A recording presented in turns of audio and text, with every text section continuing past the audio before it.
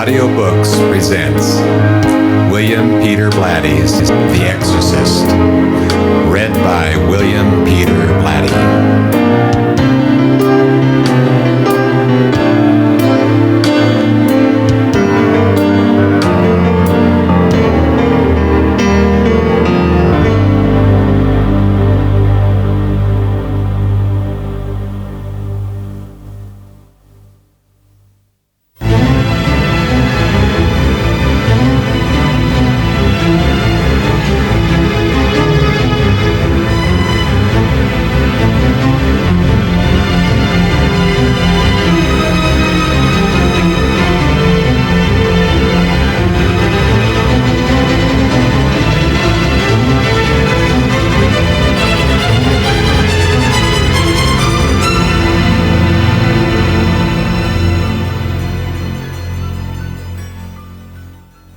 The blaze of sun wrung pops of sweat from the old man's brow, yet he cupped his hands around the glass of hot sweet tea as if to warm them.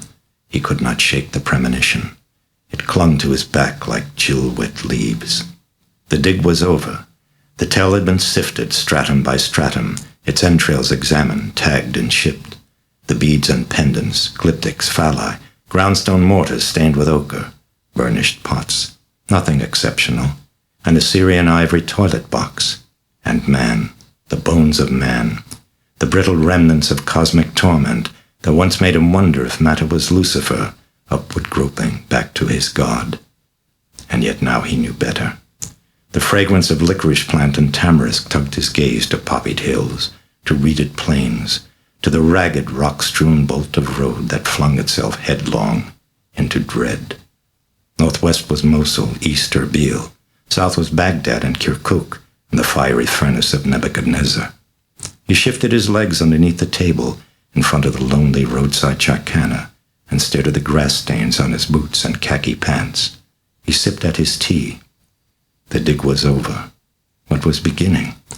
He dusted the thought like a clay-fresh find, but he could not tag it. Someone wheezed from within the charkhana, the withered proprietor shuffling toward him, kicking up dust in russet-maned shoes that he wore like slippers, groaning backs pressed under his heels. The dark of his shadow slipped over the table. "Gaman Shai Khawaja?" The Kurd stood waiting like an ancient debt. The old man in khaki looked up into eyes that were damply bleached, as if the membrane of an eggshell had been pasted over the irises. Glaucoma. Once he could not have loved this man. He slipped out his wallet and probed for a coin among its tattered, crumpled tenants. A few dinars, an Iraqi driver's license, a faded plastic calendar card that was 12 years out of date. It bore an inscription on the reverse. "What we give to the poor is what we take with us when we die." The card had been printed by the Jesuit missions. He paid for his tea and left a tip of 50 fields on a splintered table, the color of sadness. He walked to his Jeep. The gentle, rippling click of keys sliding into ignition was crisp in the silence. For a moment he waited, feeling at the stillness. Clustered on the summit of a towering mound, fractured rooftops of Erbil hovered far in the distance, poised in the clouds like a rubbled, mud-stained benediction. The leaves clutched tighter at the flesh of his back. Something was waiting. "Alama Akhawaja," rotted teeth. The Kurd was grinning, waving farewell.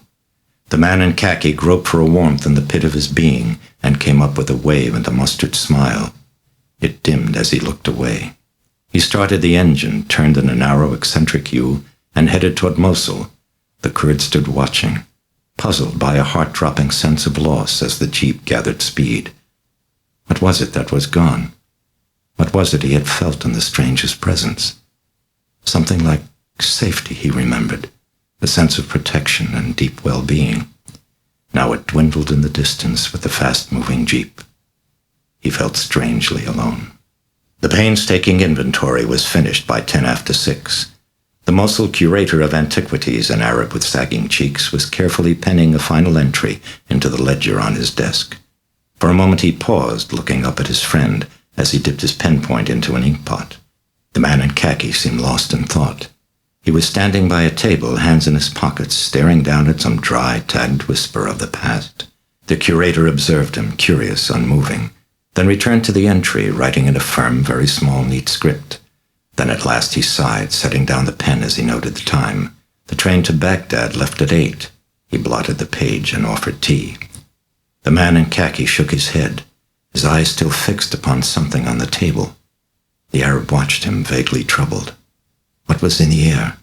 There was something in the air. He stood up and moved closer, then felt a vague prickling at the base of his neck as his friend at last moved, reaching down for an amulet and cradling it pensively in his hand. It was a greenstone head of the demon Pazuzu, personification of the southwest wind. Its dominion was sickness and disease. The head was pierced. The amulet's owner had worn it as a shield.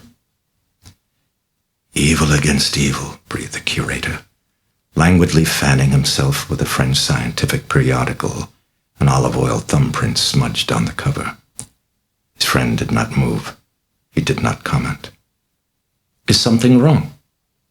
No answer. Father? The man in khaki still appeared not to hear, absorbed in the amulet, the last of his finds. After a moment he set it down, then lifted a questioning look to the Arab. Had he said something? Nothing.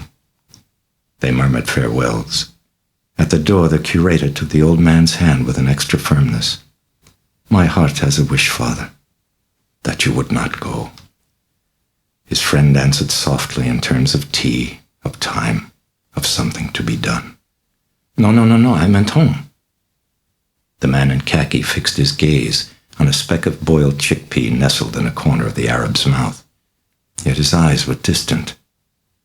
Home, he repeated. The word had the sound of an ending. The States, the Arab curator added, instantly wondering why he had. The man in khaki looked into the dark of the other's concern. He had never found it difficult to love this man. Goodbye, he whispered, then quickly turned and stepped into the gathering gloom of the streets and a journey home whose length seemed somehow undetermined. The curator called after him from the doorway, I will see you in a year. But the man in khaki never looked back. The Arab watched his dwindling form as he crossed a narrow street at an angle, almost colliding with a swiftly moving droshky. Its cab bore a corpulent old Arab woman, her face a shadow behind the black lace veil draped loosely over her like a shroud. He guessed she was rushing to some appointment. He soon lost sight of his hurrying friend. The man in khaki walked, compelled. Shrugging loose of the city, he breached the outskirts, crossing the Tigris. Nearing the ruins, he slowed his pace, for with every step the inchoate presentiment took firmer, more horrible form. Yet he had to know. He would have to prepare. A wooden plank that bridged the Hoser, a muddy stream, creaked under his weight, and then he was there. He stood on the mound where once gleamed 15-gated Nineveh, feared nest of Assyrian hordes. Now the city lay sprawled in the bloody dust of its predestination. And yet he was here. The air was still thick with him, that other who ravaged his dreams. The Kurdish watchman, rounding a corner, unslung his rifle and began to run toward him, then abruptly stopped and grinned with a wave of recognition and proceeded on his rounds. The man in khaki prowled the ruins, the temple of Nabu, the temple of Ishtar. He sifted vibrations. At the palace of Ashurbanipal he paused, then shifted a sidelong glance to a limestone statue hulking in situ. Ragged wings, talon, feet, bulbous, jutting, stubby penis, and a mouth stretched taut and feral grin. The demon Pazuzu. Abruptly he sagged. He knew. It was coming. He stared at the dust, quickening shadows. He heard dim yappings of savage dog packs prowling the fringes of the city. The orb of the sun was beginning to fall below the rim of the world. He rolled his shirt sleeves down and buttoned them as a shivering breeze sprang up. Its source was southwest. He hastened toward Mosul and his train, his heart encased in the icy conviction that soon he would face an ancient enemy. Part 1. The Beginning.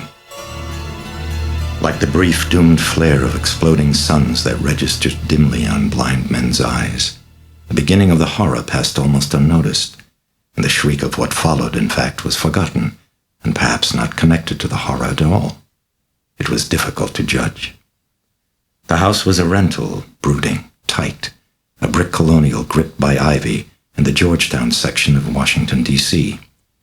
Across the street was a fringe of campus belonging to Georgetown University. To the rear, a sheer embankment plummeting steep to busy M Street and, beyond, the muddy Potomac. Early on the morning of April 1st, the house was quiet. Chris MacNeil was propped in bed, going over her lines for the next day's filming. Regan, her daughter, was sleeping down the hall, and asleep downstairs in a room off the pantry were the middle-aged housekeepers, Willie and Carl. At approximately 12:25 a.m., Chris glanced from her script with a frown of puzzlement. She heard rapping sounds.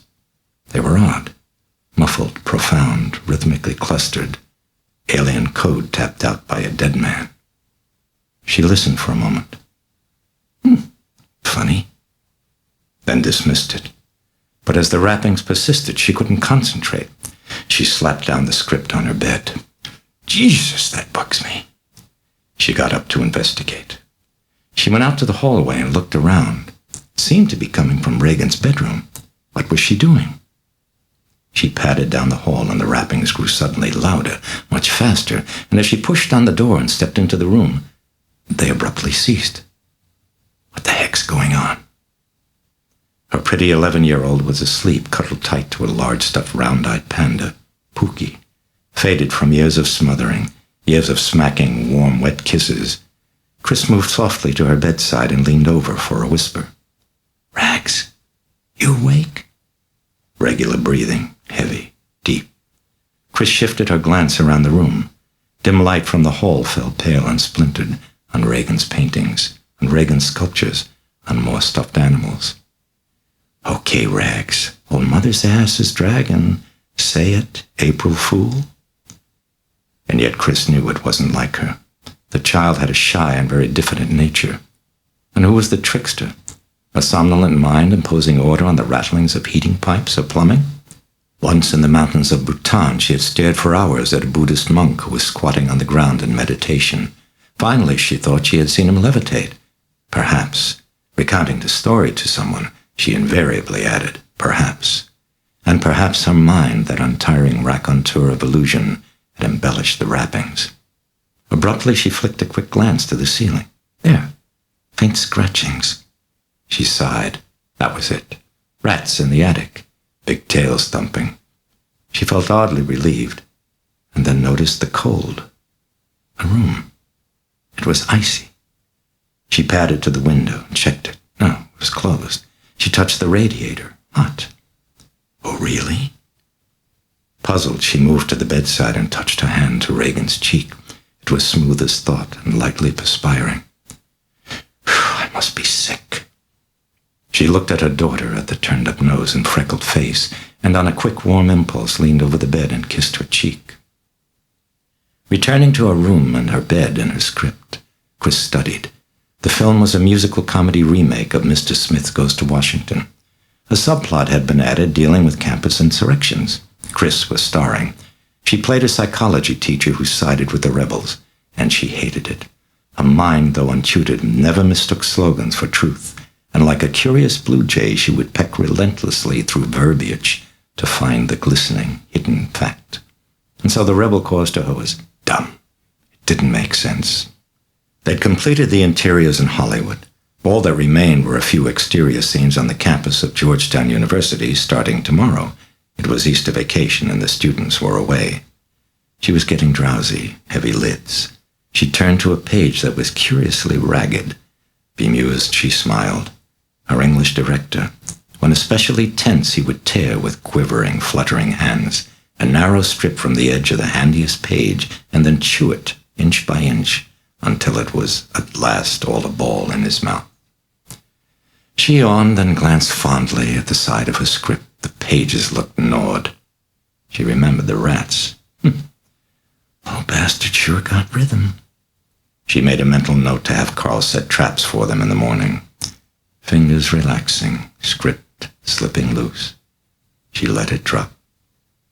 Dumb. It's just dumb. A fumbling hand groping out to the light switch. She sighed. For a time she was motionless, almost asleep, and then kicked off her covers with a lazy leg.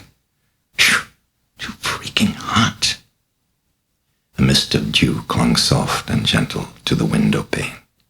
Chris slept and dreamed about death in the staggering particular. Death as if death was still never yet heard of while something was ringing. She gasping, dissolving, slipping off into void, thinking over and over, I am not going to be, I will die, I won't be, and forever and ever, oh Papa, don't let them do it, don't let me be nothing forever, and melting, unraveling, ringing, the phone. She leaped up with her heart pounding, hand to the phone, and a weight in her stomach, a call with no weight, and her telephone ringing. She answered. The assistant director. Makeup at 6, honey, he said. Yeah, right. How you feeling? If I go to the bathroom and it doesn't burn, then I figure I'm ahead. He chuckled. I'll see you. Right. Thanks. She hung up, and for a moment sat motionless, thinking of the dream. Dream? More like thought in the half-life of waking, that terrible clarity, gleam of the skull, non-being, irreversible. She couldn't imagine it. Oh, God, it can't be. She considered and at last bowed her head. But it is. She went to the bathroom, put on a robe, and padded quickly down to the kitchen, down to life and sputtering bacon. Good morning, Mrs. MacNeil. Gray drooping Willie squeezing oranges, blue sacks beneath her eyes. A trace of accent, Swiss, like Carl's. She wiped her hands on a paper towel, started moving toward the stove. Oh, no, I'll get it, Willie. Chris, ever sensitive, had seen her weary look, and as Willie now grunted and turned back to the sink, the actress poured coffee, then moved to the breakfast nook. She sat down, and warmly smiled as she looked over at her plate. A blush red rose. Regan, that angel. Many a morning when Chris was working, Regan would quietly slip out of bed, come down to the kitchen and place a flower, then grope her way crusty-eyed back to her sleep. Chris shook her head, rueful, recalling. She had almost named her Goneril. Sure, right on. Get ready for the worst. Chris chuckled at the memory. Sipped at her coffee. As her gaze caught the rose again, her expression turned briefly sad, large green eyes grieving in a waif-like face. She'd recalled another flower, a son, Jamie. He had died long ago at the age of 3. Chris was very young, and an unknown chorus girl on Broadway. She had sworn she would not give herself ever again, as she had to Jamie, as she had to his father, Howard MacNeil. She glanced quickly from the rose, and as a dream of death misted upward from the coffee, she quickly lit a cigarette. Willie brought juice, and Chris remembered the rats. Where's Carl? I am here, madam. Catting and lithe through a door off the pantry, commanding, deferential, dynamic, crouching. A fragment of Kleenex pressed tight to his chin, where he'd nicked himself shaving. Yes? Thickly muscled, he breathed by the table, glittering eyes, hawk nose, bald head. Hey, Carl, we've got rats in the attic. Better get us some traps. There are rats? I just said that, Carl. But the attic is clean. Well, okay, we've got tidy rats. No rats. Carl, I heard them last night.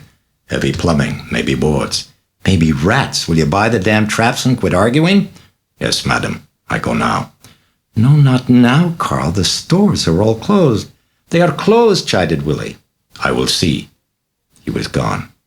Chris and Willie traded glances, and then Willie shook her head, turning back to the bacon. Chris sipped at her coffee. Strange man.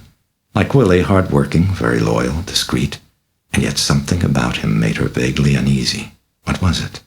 A subtle air of arrogance, defiance? No, something else. Something hard to pin down. The couple had been with her for almost 6 years, and yet Carl was a mask, a talking, breathing, untranslated hieroglyph, running her errands on stilted legs. Behind the mask, though, something moved. She could hear his mechanism ticking like a conscience. She stubbed out a cigarette, heard the front door creaking open, then shut. They are closed, muttered Willie. Chris nibbled at bacon, then returned to her room where she dressed in her costume sweater and skirt.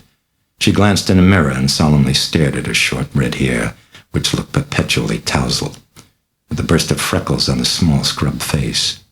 She crossed her eyes and grinned idiotically.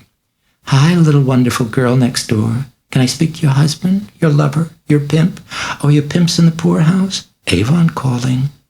She stuck out her tongue at herself, and then sagged. Oh, Christ, what a life. She picked up her wig box, slouched downstairs, and walked out to the piquant, tree-lined street. For a moment she paused outside the house and gulped at the morning. She looked to the right. Beside the house, a precipitous plunge of old stone steps fell away to M Street far below. A little beyond was the upper entry to the car barn, formerly used for the housing of streetcars, Mediterranean tiled roof, rococo turrets, antique brick. She regarded it wistfully. Front Street? Damn it, why don't I stay? By the house, start to live. From somewhere a bell began to toll. She glanced toward the sound, the tower clock on the Georgetown campus. The melancholy resonance echoed on the river, shivered, seeped through her tired heart. She walked toward her work, toward ghastly charade, toward the straw-stuffed antique imitation of dust. She entered the main front gates of the campus and her depression diminished, then grew even less as she looked at the row of trailer dressing rooms aligned along the driveway close to the southern perimeter wall. And by 8 a.m., the day's first shot, she was almost herself. She started an argument over the script. "Hey, Burke, take a look at this damn thing, will you?" "Oh, you do have a script, I see. How nice." Director Burke Dennings, taut and elfin, left eye twitching yet gleaming with mischief, surgically shaved a narrow strip from a page of her script with quivering fingers. "I do believe I'll munch." They were standing on the esplanade that fronted the administration building and were knotted in the center of actors, lights, technicians, extras, grips. Here and there a few spectators dotted the lawn, mostly Jesuit faculty members, numbers of children. The cameraman board picked up Daily Variety as Dennings put the paper in his mouth and giggled, his breath reeking faintly of the morning's first gin. "Oh, yes, I'm terribly glad you've been given a script. Now then tell me, my baby, what is it? What's wrong?" The scene in question called for the dean of the mythical college in the script to address a gathering of students in an effort to squelch a threatened sit-in. Chris would then run to the steps to the esplanade, tear the bullhorn away from the dean, and then point to the main administration building and shout, "Let's tear it down." "Well, it just doesn't make sense, Burke." "Well, it's perfectly plain." "Why the heck should they tear down the building, Burke? What for?" "Are you sending me up, my darling?" "No, I'm asking you what's for." "Because it's there, love. In the script. No, on the grounds." "But doesn't make sense, Burke. She just wouldn't do that." "She would." "No, she wouldn't." "Shall we summon the writer? I believe is in Paris." "Hiding?" "Fucking."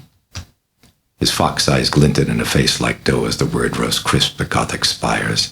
Chris fell weak to his shoulders, laughing. "Oh, Burke, you're impossible, damn it." "Yes, now then, shall we get on with it?" Chris didn't hear. She darted a furtive, embarrassed glance to a nearby Jesuit, checking to see if he'd heard the obscenity. Dark, rugged face, like a boxer's, chipped, in his 40s. Something sad about the eyes, something pained, and it warm and reassuring as they fastened on hers. He'd heard. He was smiling. He glanced at his watch and moved away. "I say, shall we get on with it?" She turned, disconnected. "Huh? Yeah, sure. Burke, come on, let's do it." The director breathed a sigh of relief. Waiting on the lawn at the base of the steps while the lights were warming, Chris looked toward Dennings as he flung an obscenity at a hapless grip and then visibly glowed. He seemed to revel in his eccentricity.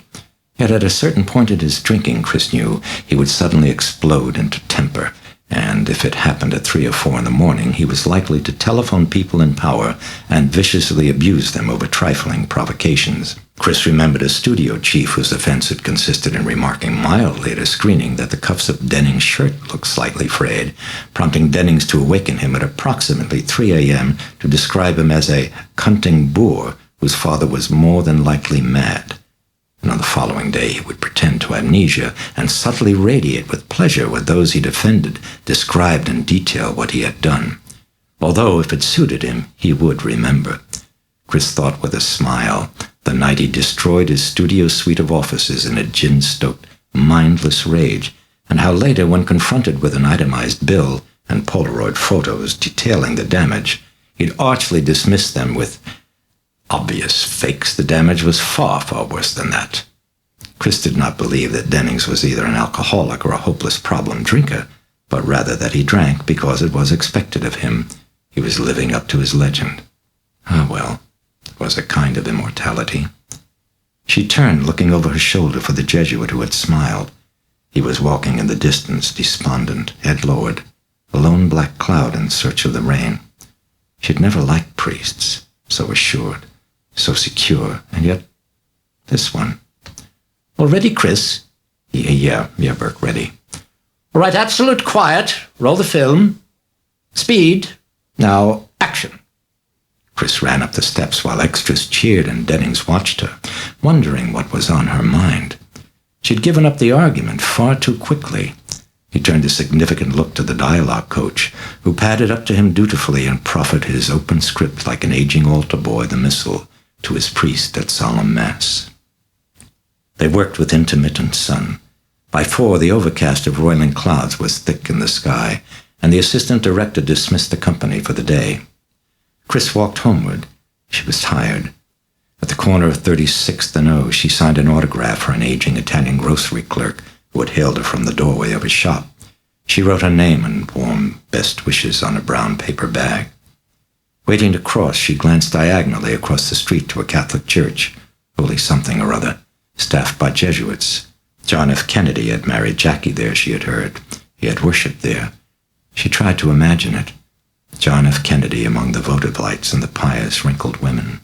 John F. Kennedy bowed in prayer. "I believe." A detente with the Russians. "I believe. I believe." Apollo 4 among the rattlings of the beads. "I believe." The resurrection and the life ever after. Yeah, that's it. That part. That's the grabber. She watched as a beer truck lumbered by with a clink of quivering, warm, wet promises. She crossed.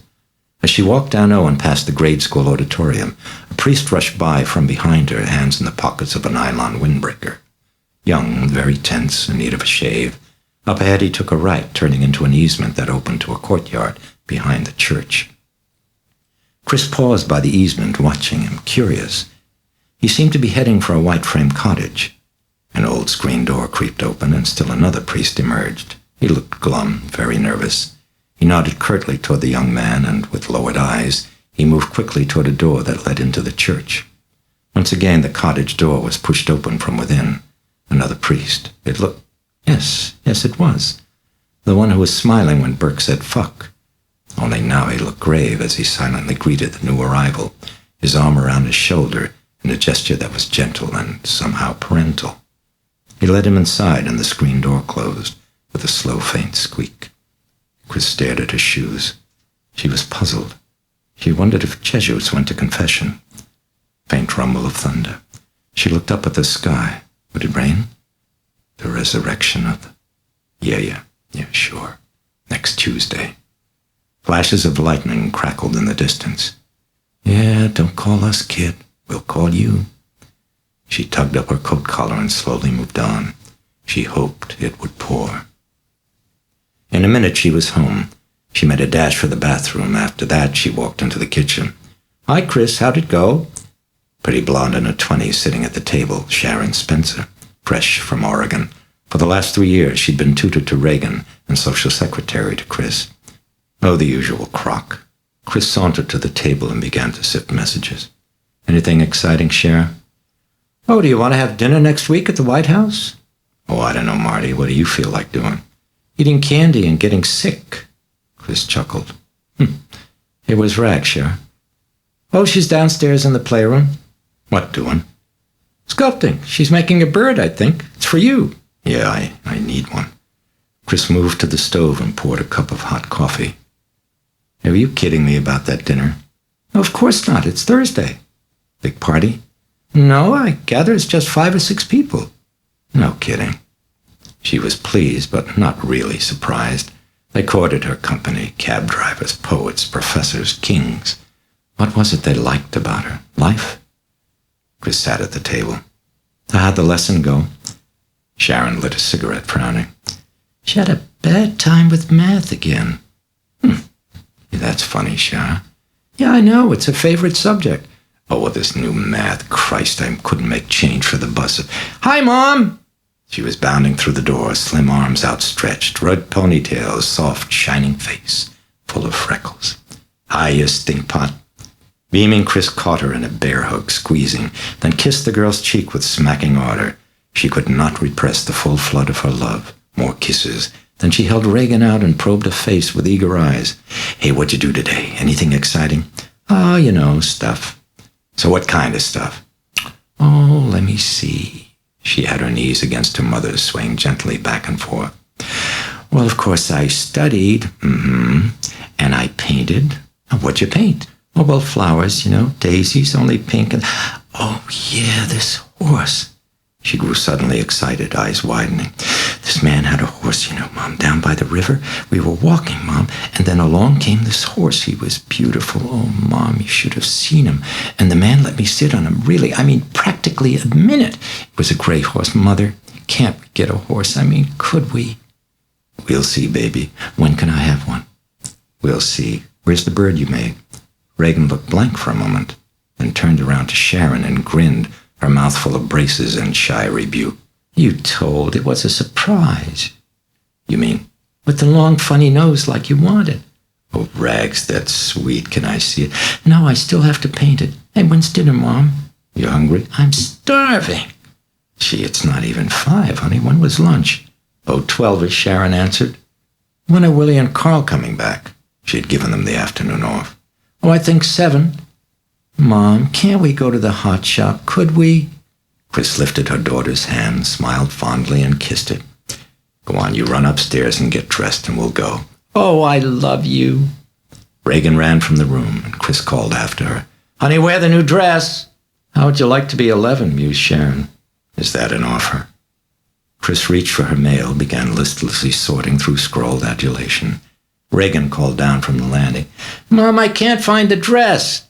It's in the closet, honey. I looked. I'll be up in a second.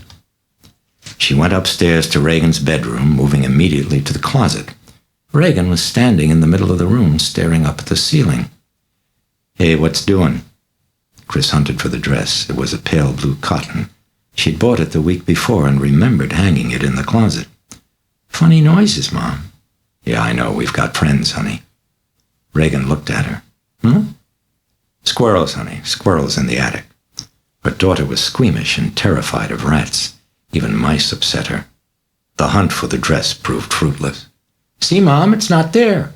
Yeah, I see, honey. Well, maybe Willie picked it up at the cleaning. Well, it's gone. Yeah, well, put on the navy. It's pretty. They were back from dinner before 7. Willie and Carl had already returned. Regan made a dash for the basement playroom, eager to finish the sculpture for her mother. Chris headed for the kitchen to pick up the script. She found Willie brewing coffee. Oh, Willie, have you seen that dress that I got for Rags last week? The blue cotton? Yes, I see it in her closet this morning. Oh, where'd you put it, Willie?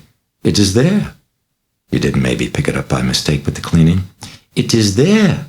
With the cleaning? In the closet. No, it isn't, Willie. I looked. Carl walked in and went to the sink for a glass of water. Good evening, madam. Did you set those traps? Asked Chris. No rats. Did you set the traps? I set them, of course, but the attic is clean. Chris took a long, luxurious bath, and when she went to her closet in her bedroom for her robe, she discovered Regan's missing dress. It lay crumpled in a heap on the floor of the closet. Chris picked it up. What's it doing in here? The tags were still on it. For a moment, Chris thought back, and then she remembered that the day that she'd purchased the dress, she had also bought 2 or 3 items for herself. She must have put them all together. Chris carried the dress into Regan's bedroom, put it on a hanger, and slipped it on the rack. She glanced at Regan's wardrobe. Nice clothes. Yeah, Rags. Look here, not there at the daddy who never writes. As she turned from the closet, she stubbed her toe against the base of a bureau. Oh, God, that smarts. As she lifted her foot and massaged her toe, she noticed that the bureau was out of position by about 3 feet. No wonder I bumped it. Willie must have vacuumed. Chris walked to the entry hall of the house, pulled open the door to the basement staircase, and started downstairs. Hiya, Stinky. What you doing down there? You got that bird? Oh, yeah, come and see, Mom. Come on down, it's all finished. The playroom was paneled and brightly decorated. Easels, paintings, phonograph, tables for games, and a table for sculpting. Green and white bunting left over from a party for the previous tenant's teenage son. Hey, that's great, honey. Chris smiled as her daughter handed her the figure. It was not quite dry and looked something like a worry bird painted orange, except for the beak, which was laterally striped in green and white. A tuft of feathers was glued to the head. Do you like it, Mom? Oh, honey, I do. I really do. You got a name for it? Well, what's a good one? I don't know. Regan shrugged. Let me see. Chris tapped fingertips to teeth. I don't know. What do you think? What do you think about dumb bird, huh? Just dumb bird. Regan was snickering, hand to her mouth to conceal the braces, nodding. Dumb bird by a landslide. I'll leave it here to dry, and then I'll put him in my room, okay? Chris was setting down the bird when she noticed the Ouija board, close, on the table. She'd forgotten she'd had it. Are you playing with the Ouija board, honey? Mm-hmm. You know how? Oh, well, sure. Here, I'll show you. She was moving to sit by the board. Well, I think you need two people, honey. No, you don't, Mom. I do it all the time. Chris was pulling up a chair. Well, let's both play, okay? Well, okay. She had her fingertips positioned on the white planchette, and as Chris reached out to position hers, the planchette made a swift, sudden move to the position on the board marked no. Chris smiled at her slyly. Mother, I'd rather do it myself. Is that it? You don't want me to play? Well, no, I do. Captain Howdy said no. Excuse me, Captain who? Captain Howdy. Honey, who's Captain Howdy? Oh, you know, I make the questions and he does the answers. Uh-huh. Oh, he's nice, Mom. Chris tried not to frown as she felt a dim and sudden concern. The child had loved her father deeply, yet never had reacted visibly to her parents' divorce. And Chris didn't like it. Maybe she cried in her room, she didn't know. But Chris was fearful she was repressing, and that her emotions might one day erupt in some harmful form. A fantasy playmate. Didn't sound healthy. Why Howdy? Or Howard? Or father? Pretty close. So, how come you couldn't even come up with a name for a dumb bird, and then you hit me with something like Captain Howdy? Honey, why do you call him Captain Howdy? 'Cause that's his name, of course. Regan snickered. Says who? Well, him. Oh, of course. Of course. And what else does he say to you, honey? Stuff. Oh, what stuff? Regan shrugged. You know, just stuff. Well, for instance. Oh, I'll show you. I'll ask him some questions. Yeah, honey, you do that. Her fingertips on the planchette, Regan stared at the board with eyes drawn tight in concentration. Captain Howdy, don't you think my mom is pretty? A second. 5. 10. 20. Captain Howdy. More seconds. Chris was surprised. She had expected her daughter to slide the planchette to the section marked yes. What now, she wondered? An unconscious hostility? Oh, no, that was crazy. Captain Howdy, that's really not very polite. Honey, maybe he's sleeping. Do you think? I think you should be sleeping. Already? Come on, babe, up to bed. Chris stood up. He's a poop, muttered Regan, then followed her mother to the stairs. Chris tucked her into bed and then sat at the bedside. Honey, Sunday's no work. Do you want to do something? What, Mom? Well, I don't know. Something. You want to go see the sights? The cherry blossoms, maybe? Hey, that's right. They're out early, sweetheart. You want to go see them? Oh, yeah, Mom. And tomorrow night a movie. How's that? Oh, I love you. Regan gave her a hug, and Chris hugged her back with an extra fervor. Oh, Rags, honey, I love you. You can bring Mr. Dennings if you like. Mr. Dennings? Well, I mean, it's okay. Chris chuckled. No, it is not okay, honey. Why would I want to bring Mr. Dennings? Would you like him? Oh, well, sure I like him, honey. Don't you? She made no answer. Baby, what's going on? You're going to marry him, Mommy, aren't you? Chris exploded into a laugh. Oh, my baby, of course not. What on earth are you talking about, Mr. Dennings? And where did you get that idea? But you like him. I like pizzas, sweetheart, but I wouldn't ever marry one. Honey, he's a friend, just a crazy old friend. You don't like him like Daddy? Honey, I love your daddy. I'll always love your daddy. Mr. Dennings comes by here a lot because he's lonely. That's all. He's a friend. Well, I heard... You heard what? Heard from who? Whirling slivers of doubt in the eyes, hesitation. Then a shrug of dismissal. Oh, I don't know. I just thought. Well, it's silly, so forget it. Okay. Now go to bed, honey. Can I read? I'm not sleepy. Yeah, sure. You read your new book, hon, until you get tired. Thanks, Mommy. Good night, hon. Good night. Chris blew her a kiss from the door and then closed it. She walked down the stairs. Kids, where do they get their ideas? Back to the study, the script, Chris read. Halfway through, she saw Regan coming toward her. Hi, honey, what's wrong? There's these real funny noises, Mom. In your room? It's like knocking. I can't go to sleep. Honey, sleep in my bedroom and I'll see what it is. Chris led her to the bedroom and tucked her in. Can I watch TV for a while till I sleep? Where's your book, honey? I can't find it. Can I watch? Yeah, sure, okay. Chris tuned in a channel on the bedroom portable.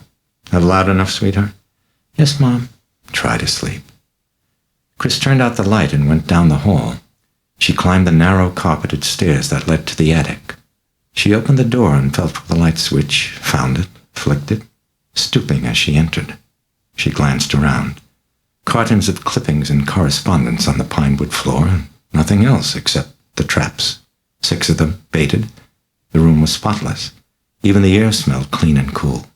The attic was unheated, no pipes, no radiator, no little holes in the roof.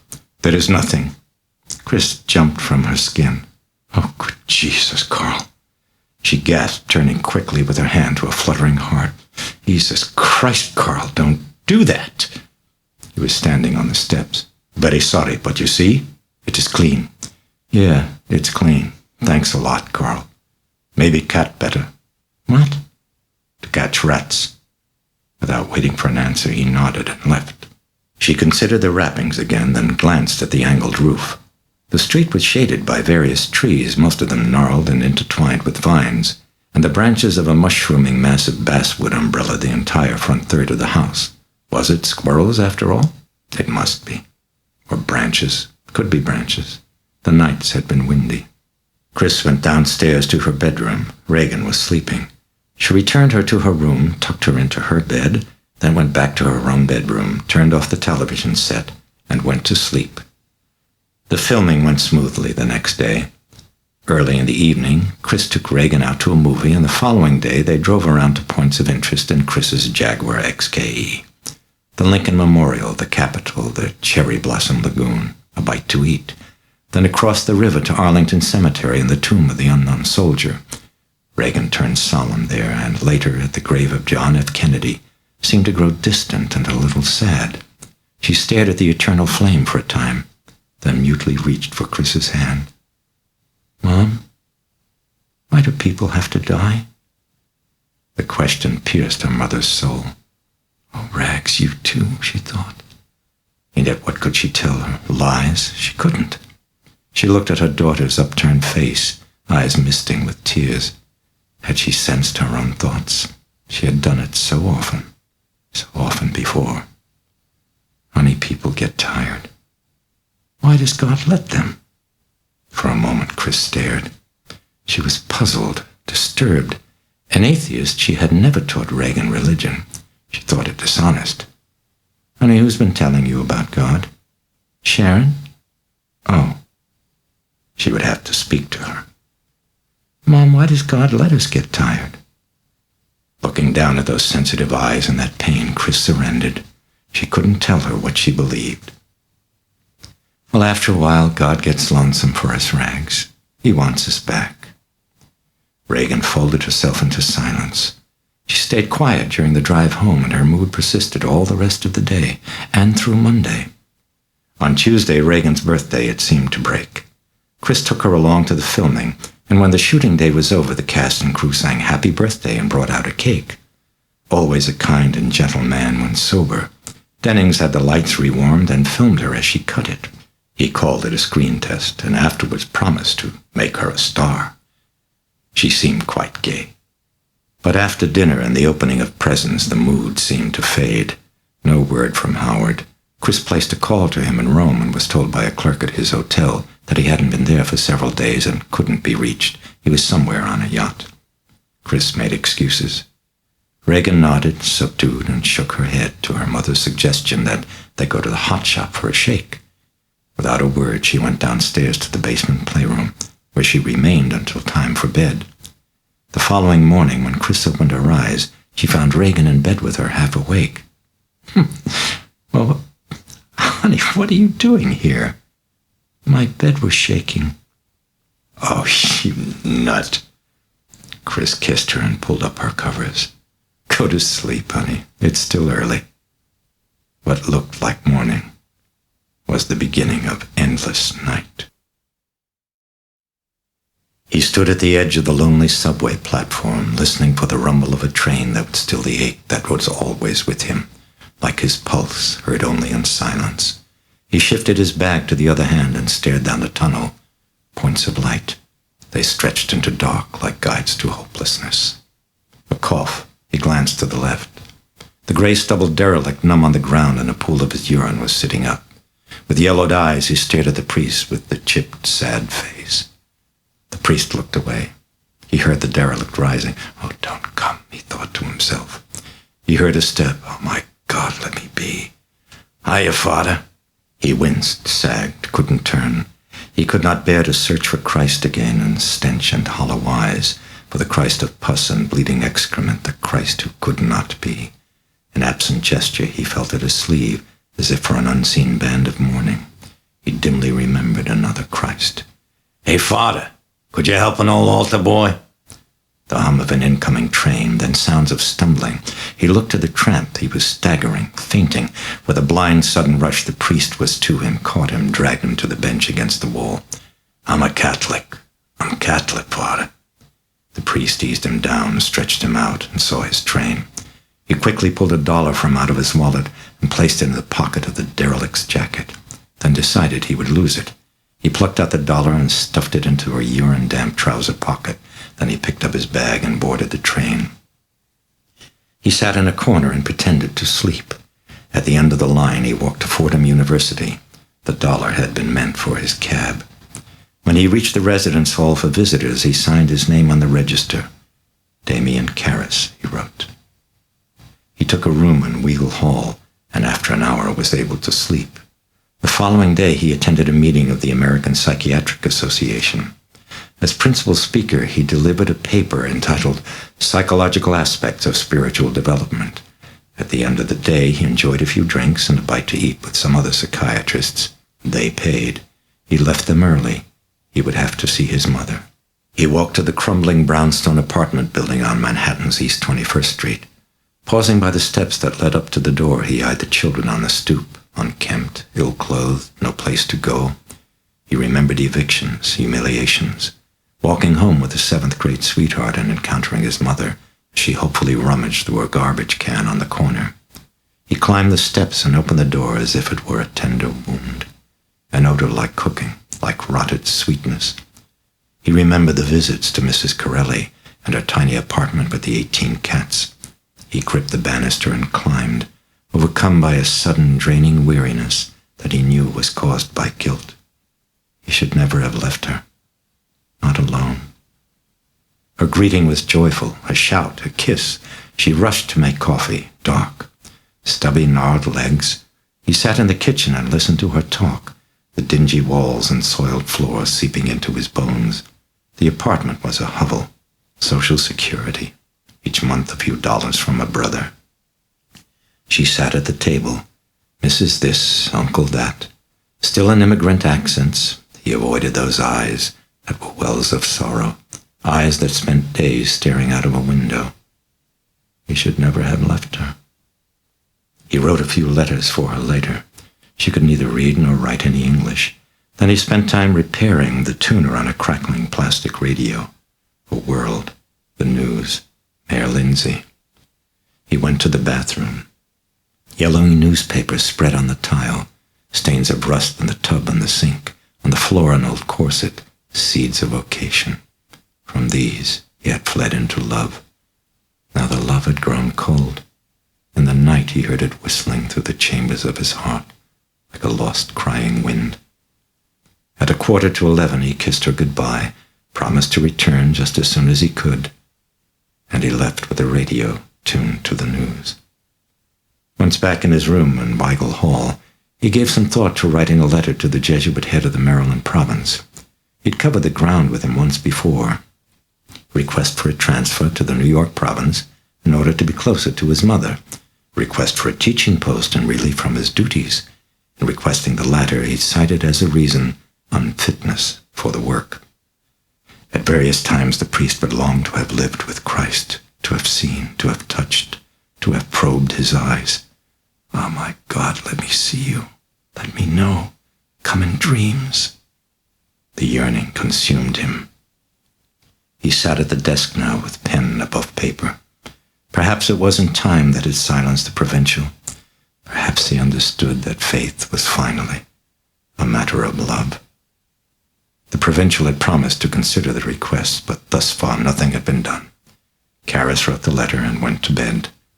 He sluggishly awakened at 5 a.m. and went to the chapel in Weigel Hall, secured a host, then returned to his room and said Mass. When the Mass was over, he polished the chalice and carefully placed it in his bag. He rushed for the 7:10 train back to Washington, carrying pain in a black valise. Early on the morning of April 11th, Chris made a telephone call to our doctor in Los Angeles and asked him for a referral to a local psychiatrist for Regan. "Oh, what's wrong?" asked the doctor. Chris explained. Beginning on the day after Regan's birthday and following Howard's failure to call, she had noticed a sudden and dramatic change in her daughter's behavior and disposition. Insomnia, quarrelsome, fits of temper, kicked things, threw things, screamed, wouldn't eat. In addition, her energy seemed abnormal. She was constantly moving, touching, turning, tapping, running and jumping about, doing poorly with schoolwork, fantasy playmate, eccentric attention-getting tactics. "Such as what?" the physician inquired. She started with the rappings. Since the night she'd investigated the attic, she'd heard them again on 2 occasions. In both of these instances, she'd noticed, Regan was present in the room, and the rappings would cease at the moment Chris entered. Secondly, she told him, Regan would lose things in the room, a dress, her toothbrush, books, her shoes. She complained about somebody moving her furniture. Finally, on the morning following the dinner at the White House, Chris saw Carl in Regan's bedroom pulling a bureau back into place from a spot that was halfway across the room. When Chris had inquired what he was doing, he said, "Something is funny," and refused to elaborate any further. But shortly thereafter, Chris had found Regan in the kitchen complaining that someone had moved all her furniture during the night when she was sleeping. This was the incident, Chris explained, that had finally crystallized her suspicions. It was clearly her daughter who was doing it all. "Oh, you mean somnambulism? She's doing it in her sleep?" "No, Mark, she's doing it when she's awake to get attention." Chris mentioned the matter of the shaking bed, which had happened twice more, and was always followed by Regan's insistence that she sleep with her mother. "Well, that could be physical," the internist ventured.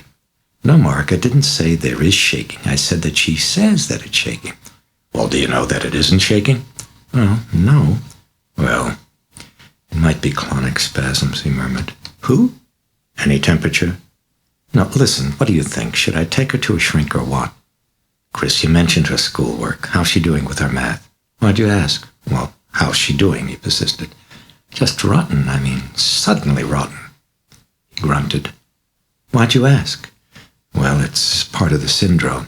"Of what?" "Nothing serious, Chris. I'd rather not guess about it over the phone.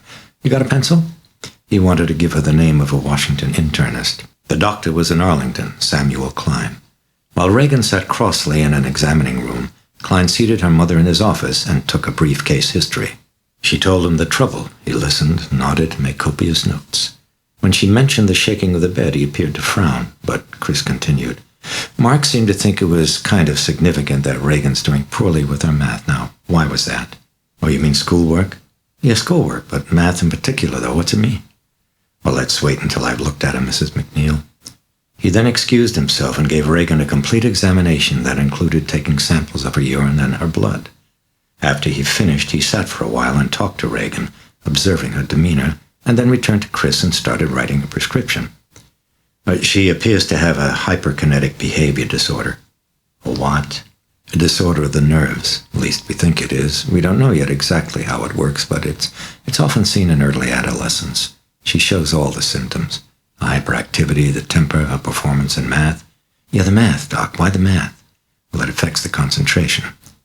He ripped the prescription from the small blue pad and handed it over. Now this is for Ritalin. What? Methylphenidate. Oh, yeah. 10 milligrams twice a day. I'd recommend one at 8 a.m. and the other at 2 in the afternoon. She was eyeing the prescription. What is it, Doc? Is it a tranquilizer? No, it's a stimulant. A stimulant? She's hiring a kite right now. Her condition isn't quite what it seems, explained Klein. It's a form of overcompensation, an overreaction to depression. Depression? Klein nodded. Depression. Chris was thoughtful. Well, you mentioned her father, said Klein. Chris looked up. Do you think I should take her to see a psychiatrist? Oh, no. I'd wait and see what happens with the Ritalin. I think that's the answer. Just wait 2 or 3 weeks. So you think it's all nerves? I suspect so. And those lies she's been telling, this'll stop it? His answer puzzled her. He asked her if she'd ever known Regan to swear or use obscenities. No, never. Well, you see, that's quite similar to things like her lying. Uncharacteristic from what you tell me, but in certain disorders of the nerves, they can... Wait a minute, Chris interrupted. Where do you ever get the notion she uses obscenities? I mean, is that what you were saying? Or did I misunderstand you? For a moment he eyed her rather curiously, then cautiously ventured. Yes, I'd say that she uses obscenities. Weren't you aware of it? I'm still not aware of it. What are you talking about? Well, she let loose quite a string while I was examining her, Mrs. MacNeil. You're kidding me. Like what? He looked evasive. Well, I'd say her vocabulary is rather extensive. Well, what, for instance? I mean, would you give me an example? He shrugged. Come on, Doc, you mean shit or fuck? He relaxed. Yes, she used those words, he said. And what else did she say, specifically?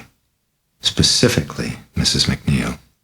She advised me to keep my goddamn fingers away from her cunt. She used those words?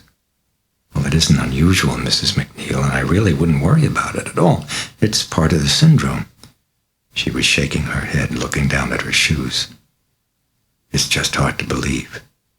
Try the Ritalin, he advised her, and we'll see what develops. I'd like to take a look at her again in 2 weeks. Let's see, let's make it Wednesday the 27th. That okay? That'd be convenient? Yeah, sure.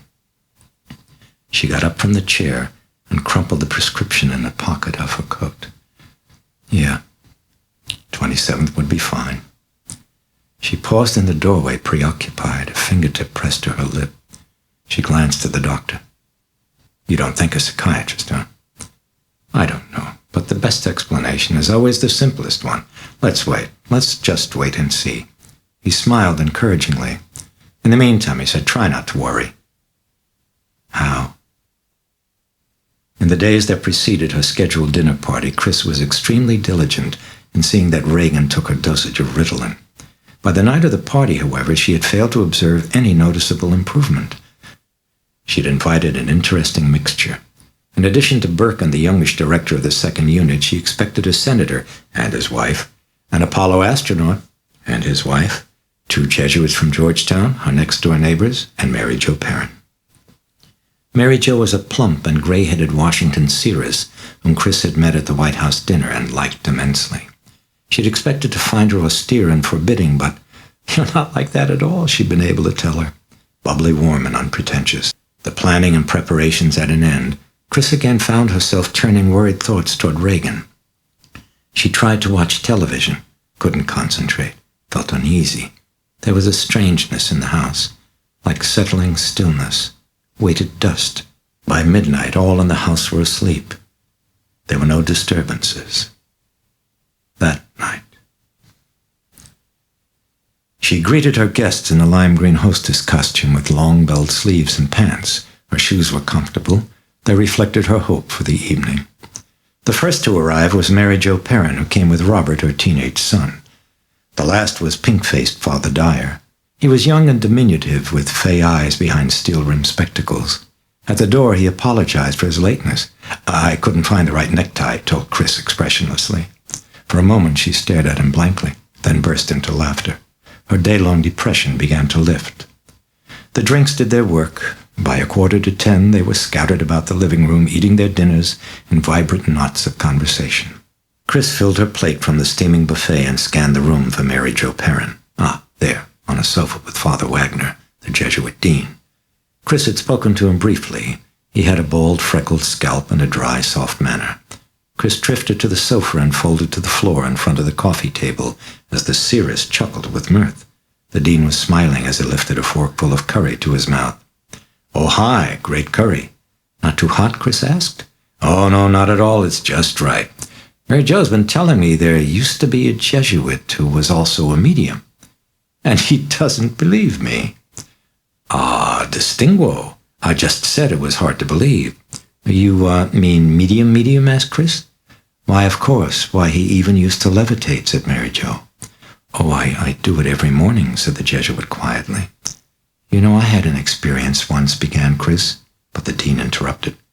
"Are you making this a matter of confession?" Chris smiled.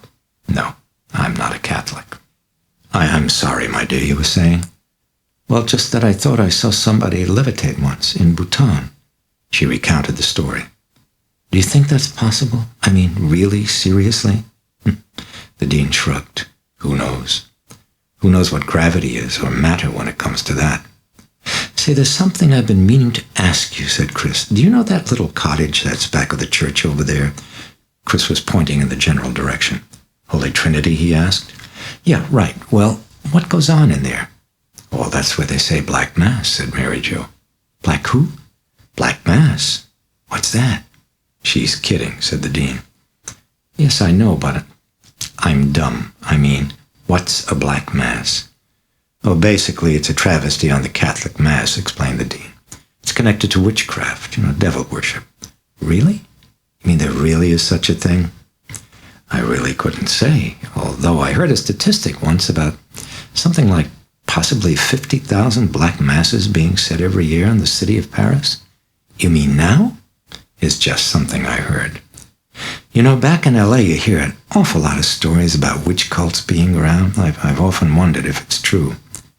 "Well, as I said, I wouldn't know, but I'll tell you who might. Joe Dyer." "Where's Joe?" The dean looked around. "Oh, over there."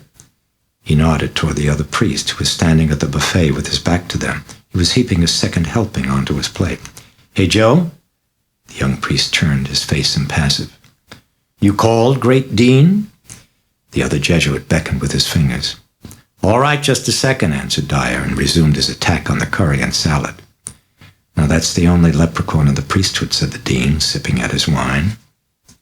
"They had a couple of cases of desecration in Holy Trinity last week, and Joe said something about one of them reminding him of some things they used to do at Black Mass, so I expect he knows something about the subject." "What happened at the church?" asked Mary Jo Perrin. "Oh, it's really too disgusting. Come on, we're all through with our dinners." No, please, it's just too much." Come on." "Well, it really is sick." He described the desecrations. In the first of the incidents, the elderly sacristan of the church had discovered a mound of human excrement on the altar cloth directly before the tabernacle. "Oh, that really is sick." Mrs. Perrin grimaced. "Well, the other's even worse," said the dean.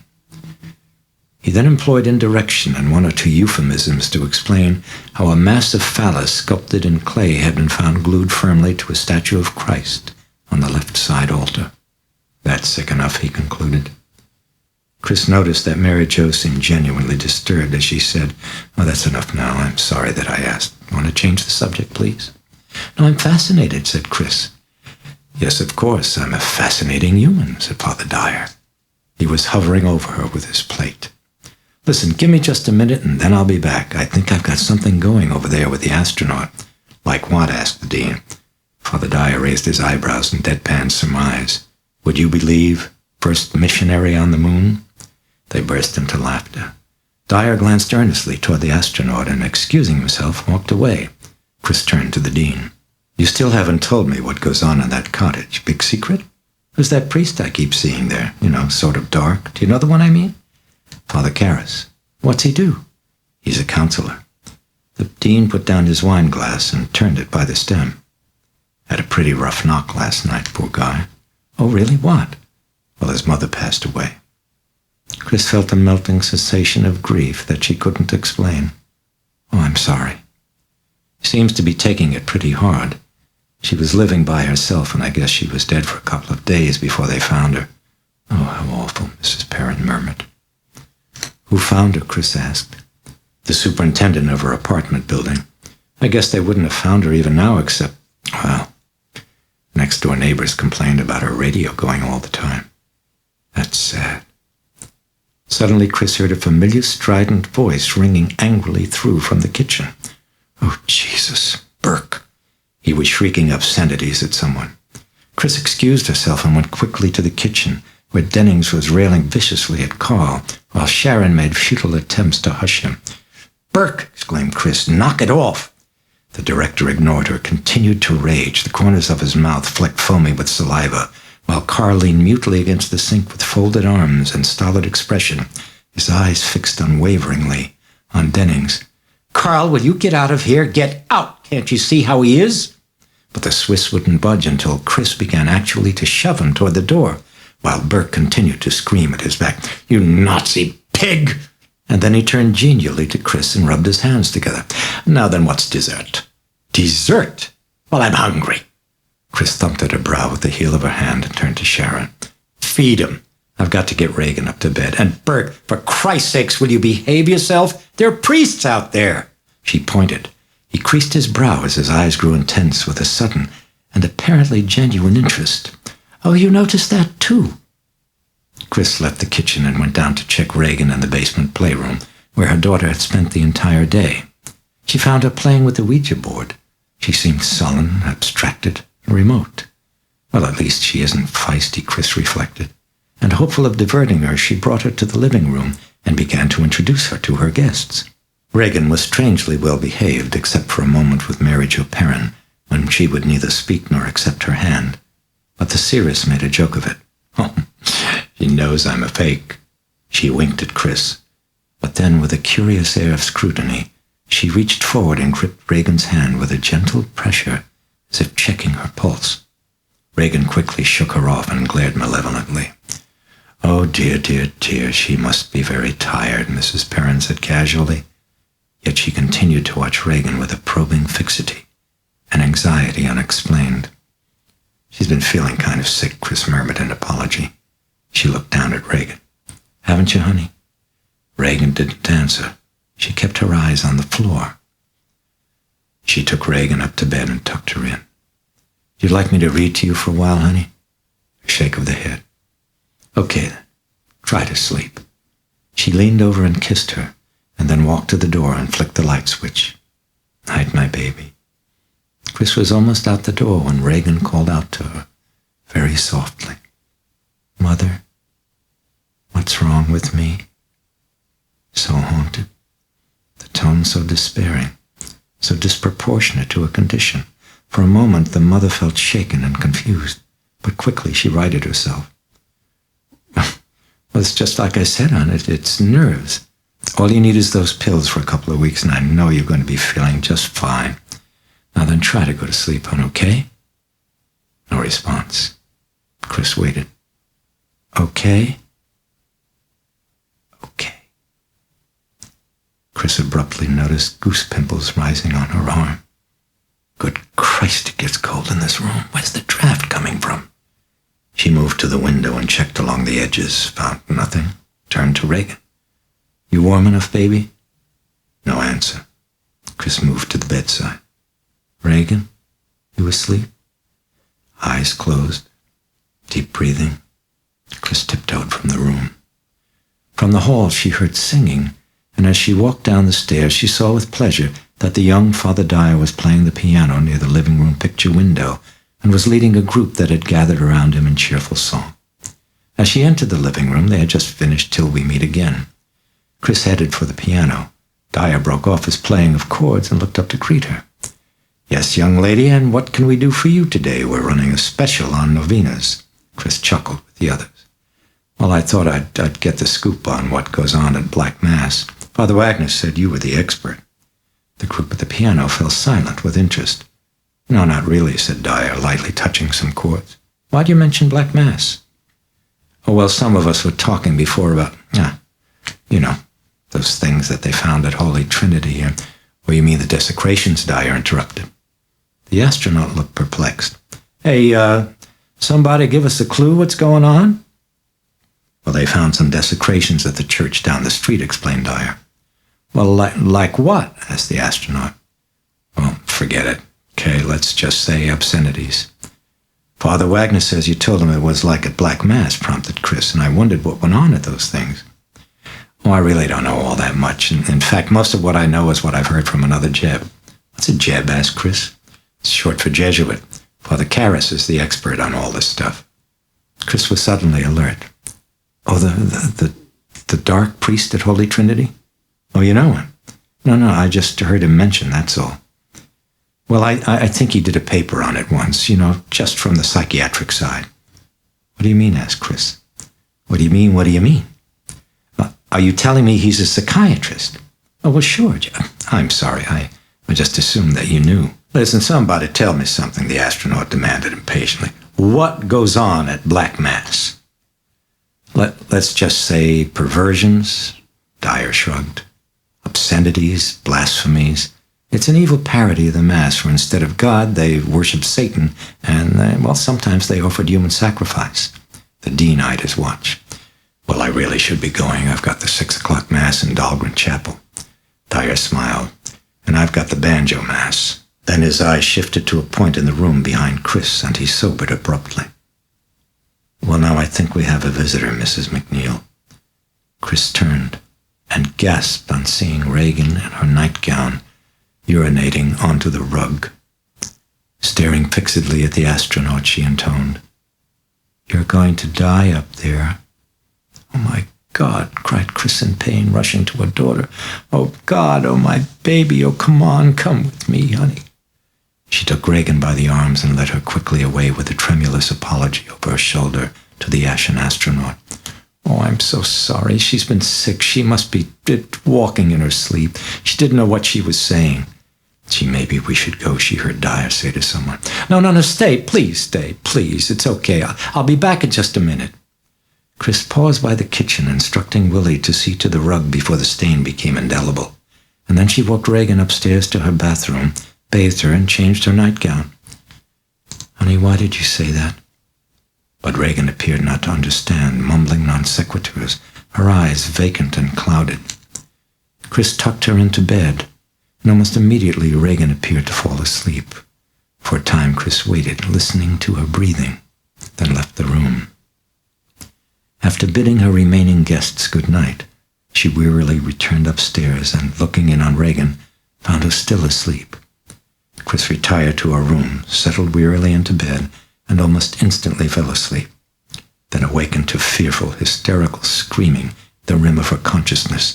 "Mother, come here, I'm afraid." "Yes, I'm coming, all right, hon, I'm coming." Chris raced down the hall to Regan's bedroom, whimpering, crying, sounds like bed springs. "Oh, my baby, what's wrong?" She reached out and flicked on the lights. "Good Christ almighty!" Regan lay taut on her back, face stained with tears and contorted with terror as she gripped at the sides of her narrow bed.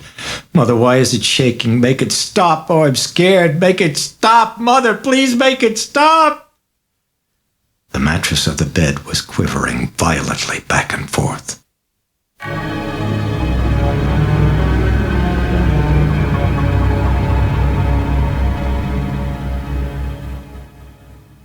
Part 2, The Edge. They brought her to an ending in a crowded cemetery where the gravestones cried for breath. The Mass had been lonely as her life. Her brothers from Brooklyn, the grocer on the corner who'd extended her credit. Watching them lower her into the dark of a world without windows, Damien Karras sobbed with a grief he had long misplaced, choked back the memories, wiped at the wetness of stinging regrets. He wondered why love had waited for this distance, waited for the moment when he need not touch, when the limits of contact and human surrender had dwindled to the size of a printed mascot tucked in his wallet. In memoriam. He knew this grief was old. He arrived at Georgetown in time for dinner but had no appetite. He paced inside his cottage. Jesuit friends came by with condolences, stayed briefly, promised prayers. Shortly after 10, Joe Dyer appeared with a bottle of scotch. He displayed it proudly. "Hey, give us Regal." "Where'd you get the money for it? Out of the poor box?" "Don't be an asshole. That would be breaking my vow of poverty." "Where'd you get it then?" "I stole it." Karras smiled and shook his head as he fetched a glass and a pewter coffee mug. He rinsed them out in his tiny bathroom sink. "I believe you." "Greater faith have I never seen," said Dyer. Karras felt a stab of familiar pain. He shook it off and returned to Dyer, who was sitting on his cot breaking open the seal. He sat beside him. "Would you like to absolve me now or later?" said Dyer. "Just pour and we'll absolve each other." Dyer poured deep into glass and cup. "College presidents shouldn't drink. It sets a bad example. I figure I relieved him of a terrible temptation." Karras swallowed scotch, but not the story. He knew the president's ways too well. A man of tact and sensitivity, he always gave through indirection. Dyer had come, he knew, as a friend, but also as the president's personal emissary. So when Dyer made a passing comment about Karras possibly needing a rest, the Jesuit psychiatrist took it as hopeful omen of the future and felt a momentary flood of relief. Dyer was good for him, made him laugh, talked about the party and Chris MacNeil, purveyed new anecdotes about the Jesuit prefect of discipline. He drank very little, but continually replenished Karras's glass, and when he thought he was numb enough for sleep, he got up from the cot and made Karras stretch out while he sat at the desk and continued to talk until Karras's eyes were closed and his comments were mumbled grunts.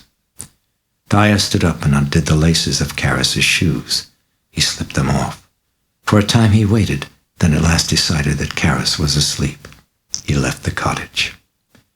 In the middle of the night, Karras awakened in tears. He had dreamed of his mother. Standing at a window high in Manhattan, he'd seen her emerging from a subway kiosk across the street. She stood at the curb with a brown paper shopping bag, searching for him. He waved. She didn't see him. She wandered the street, buses, trucks, unfriendly crowds. She was growing frightened. She returned to the subway and began to descend. Karras grew frantic, ran to the street and began to weep as he called her name, as he could not find her, as he pictured her helpless and bewildered in the maze of tunnels beneath the ground.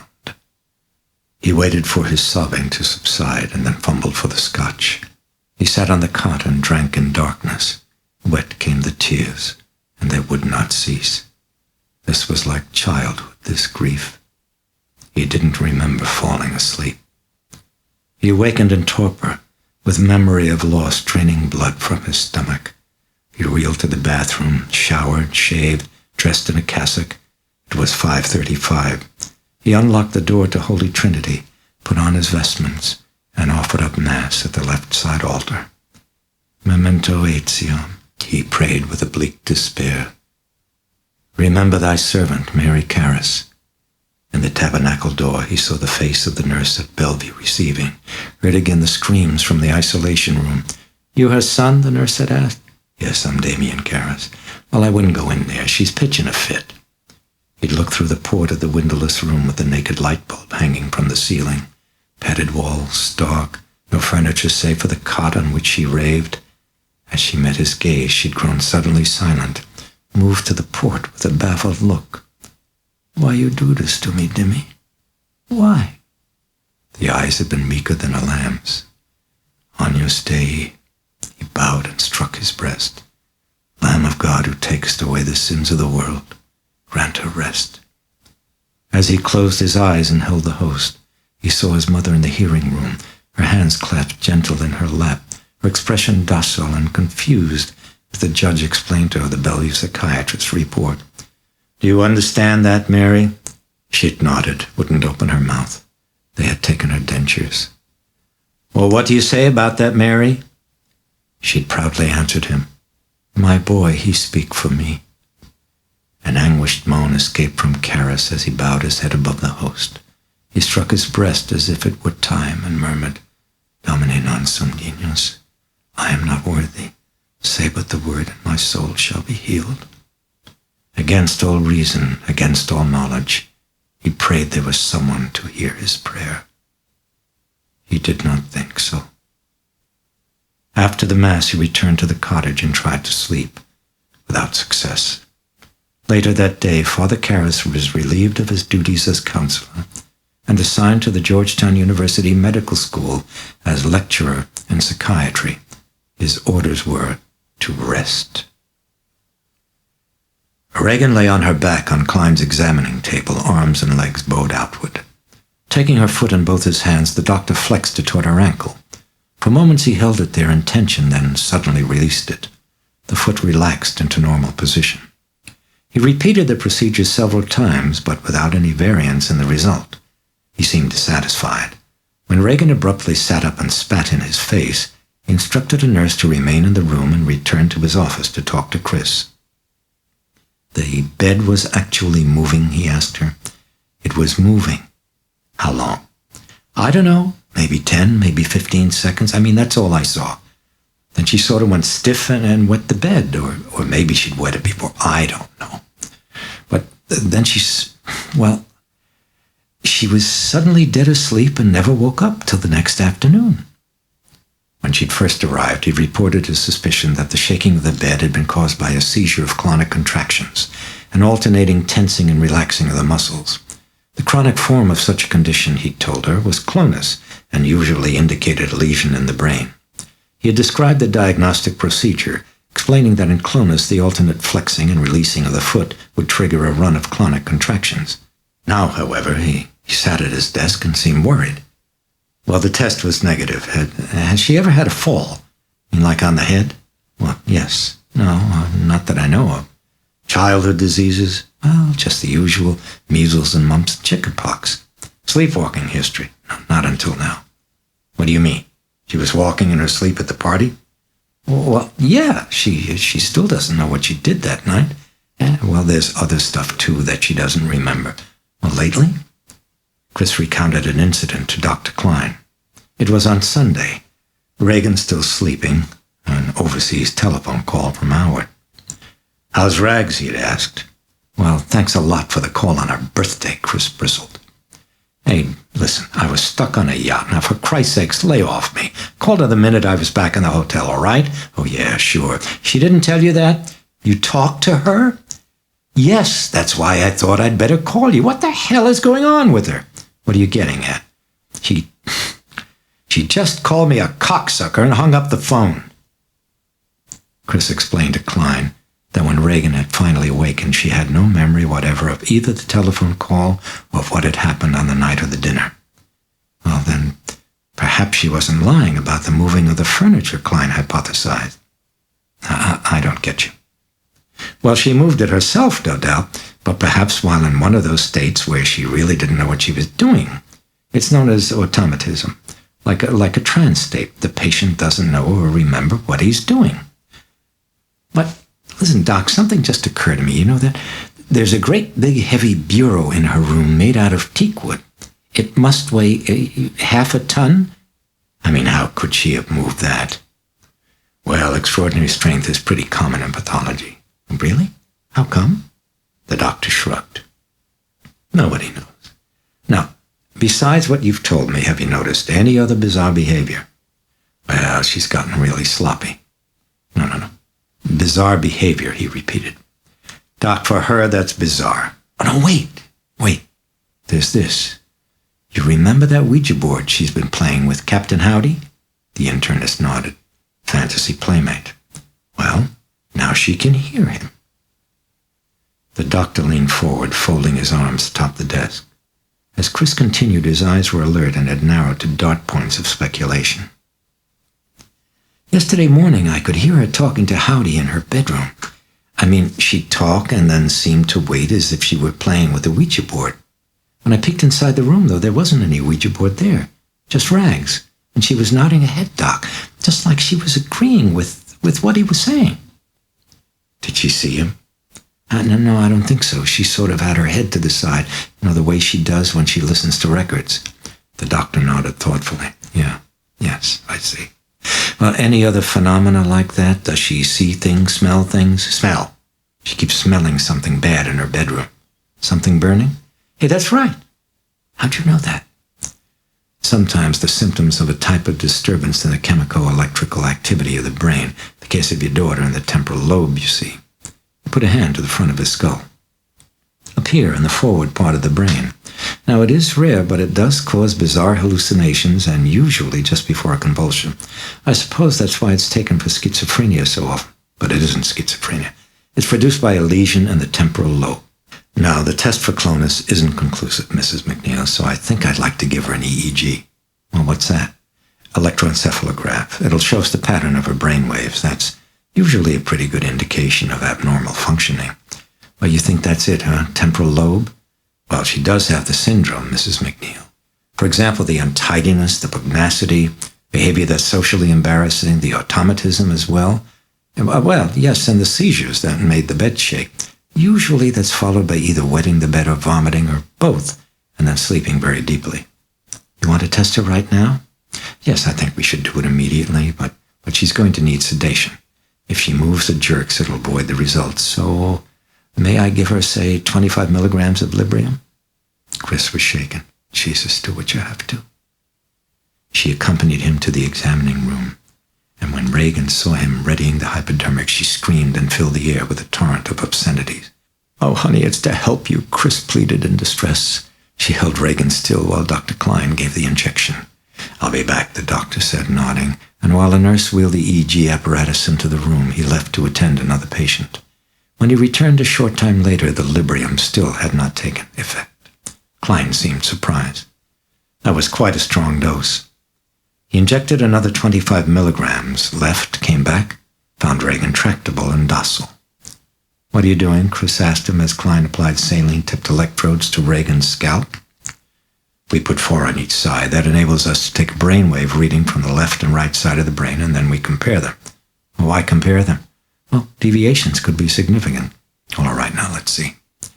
He had turned the machine on. He pointed to the waves on the fluorescent screen. Now, that's both sides together. What I'm looking for now are spiky waves, especially waves of very high amplitude coming at 4 to 8 per second. That's temporal lobe. He studied the pattern of the brainwave carefully, but discovered no dysrhythmia. No spikes, no flattened domes. And when he switched to comparison readings, the results were also negative. Klein frowned. He couldn't understand it. He repeated the procedure and found no change. He brought in a nurse to attend to Regan and returned to his office with her mother. So what's the story? Chris inquired. The doctor sat pensively on the edge of his desk. Well, the EEG would have proved that she had it, but the lack of dysrhythmia doesn't prove to me conclusively that she doesn't. It might be hysteria, but the pattern before and after her convulsion was much too striking. Look, I'd like to have some x-rays taken of her skull. There's a radiologist here in the building, and perhaps I can get him to take you right away. Do you want me to call him? Oh, God, yes, go ahead. Let's do it. Klein called and set it up. They would take her immediately, they told him. He hung up the phone and began writing a prescription. Room 21 on the second floor, then I'll probably call you tomorrow or maybe Thursday. I'd like a neurologist in on this. In the meantime, I'm taking her off the Ritalin. Let's try her in Librium for a while. And I'd like to stay close to her, Mrs. MacNeil, in these walking trance states, if that's what it is. It's always possible for her to hurt herself. Is your bedroom close to hers? Yeah, it is. That's fine. Ground floor? No, second. Big windows in her bedroom? Well, one, sure. What's the deal? Well, I try to keep it closed, may even put a lock on it. In a trance state, she might go through it. Chris propped her face on her hand and leaned thoughtfully forward. I thought of something else just now. What was that? Well, like after a fit, you were saying she'd right away fall dead asleep, like on Saturday night. Didn't you say that? Well, yes, Klein nodded, that's right. Well, then how come those other times she said that her bed was shaking She was always wide awake. Well, you didn't tell me that. Well, it's so. She looked just fine. She'd just come to my room and then asked to get in bed with me. Bedwetting, vomiting? Chris shook her head. She was fine. Klein frowned and gently chewed on his lip for a moment. Well, let's look at those x-rays. Feeling drained and numb, Chris shepherded Regan to the radiologist, stayed at her side while the x-rays were taken, and took her home. She'd been strangely mute since the second injection, and Chris made an effort now to engage her. Want to play some Monopoly, honey, or something? Regan shook her head and then stared at her mother with unfocused eyes that seemed to be retracted into infinite remoteness. I'm feeling sleepy, she said. Then turning, she climbed up the stairs to her bedroom. Must be the Librium, Chris reflected as she watched her. Then at last she sighed and went into the kitchen. She poured some coffee and sat down at the breakfast nook table with Sharon. How'd it go, Chris? Oh, Christ. Chris fluttered the prescription slip onto the table. Better call and get that filled. She explained what the doctor had told her. If I'm busy or out, keep a real good eye on her, would you, Shar? God, that reminds me. She got up from the table and went up to Regan's bedroom, found her under the covers and apparently asleep. Chris moved to the window and tightened the latch. She stared below. The window, facing out from the side of the house, directly overlooked the precipitous public staircase that plunged to M Street far below. Why, I better call a locksmith right away. Chris returned to the kitchen and added the chore to the list from which Sharon sat working. I talked to Howard, by the way, did I tell you? Oh, when? Did you tell him what's happening with Rags? Yeah, I told him. Told him he ought to come and see her. Well, is he coming? I don't know. I don't think so, Chris answered.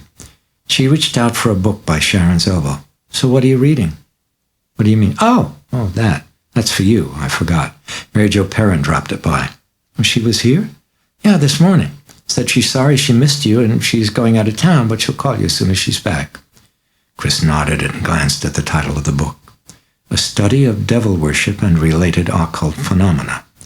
She opened it and found a penned note from Mary Jo Perrin.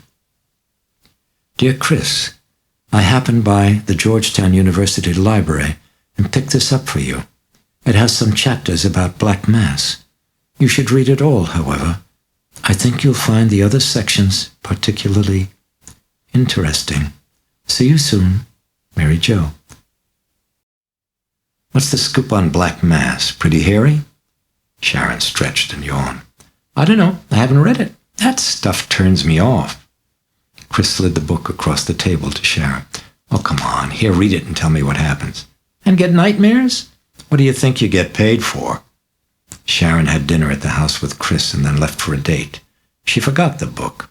Chris saw it on the table and thought about reading it, but finally she felt too weary. She left it on the table and walked upstairs. She looked in on Regan, who still seemed to be asleep under the covers and apparently sleeping through. She checked the window again.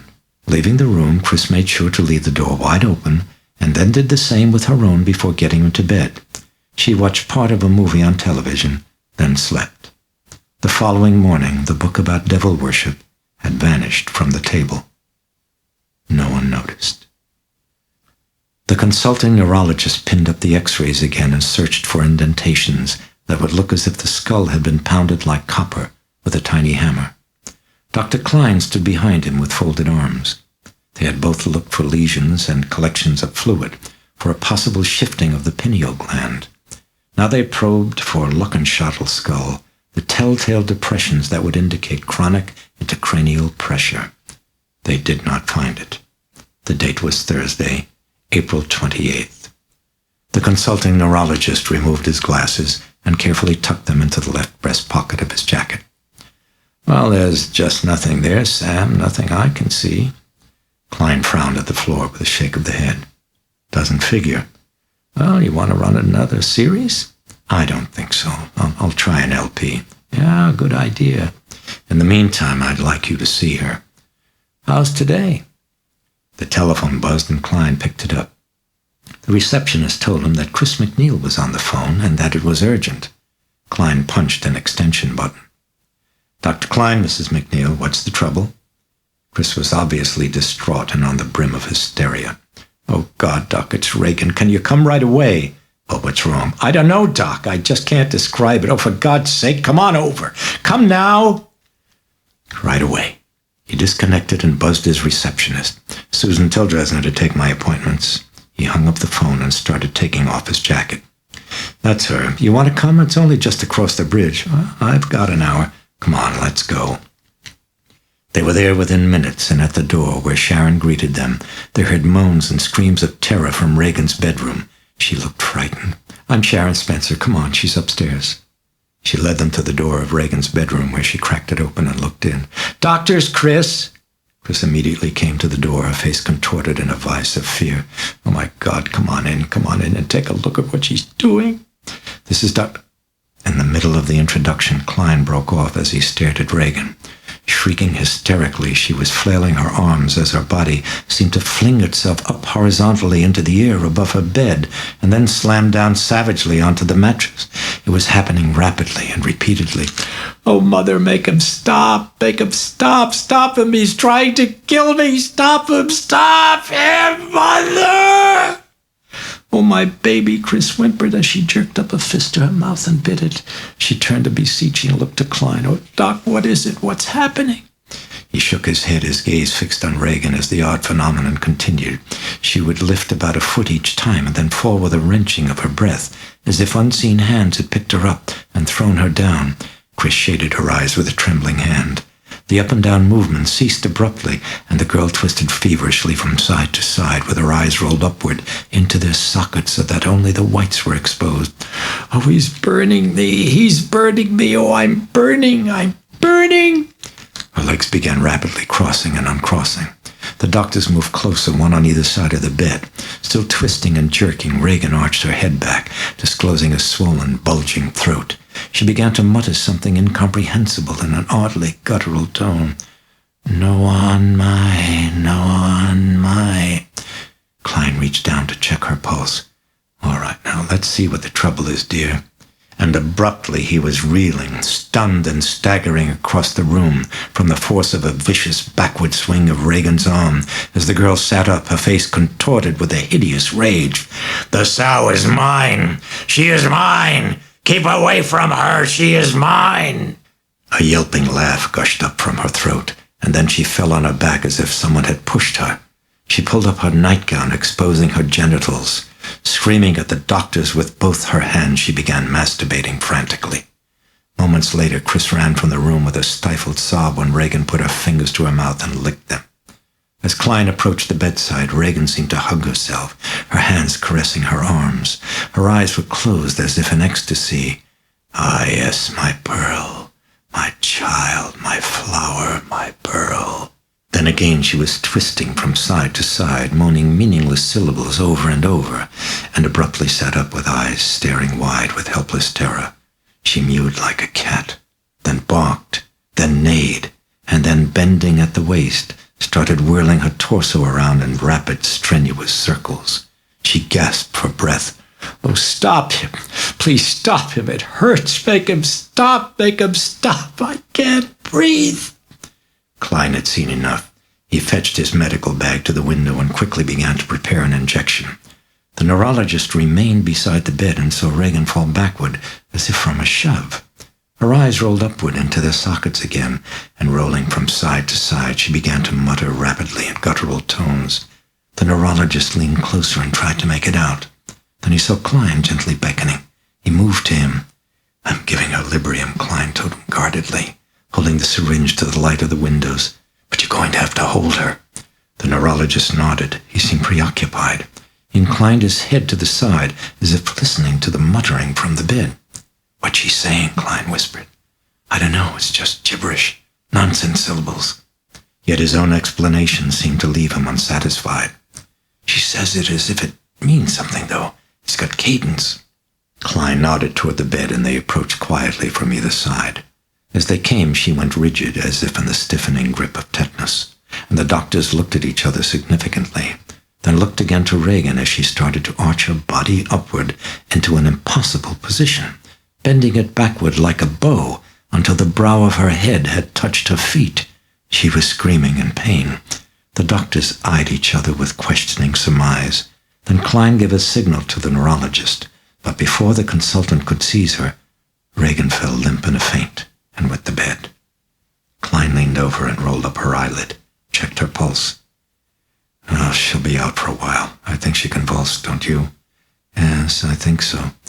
"Well, let's take some insurance." Deftly, Klein administered the injection. "Well, what do you think?" Klein asked the consultant as he pressed a circle of sterile tape against the puncture.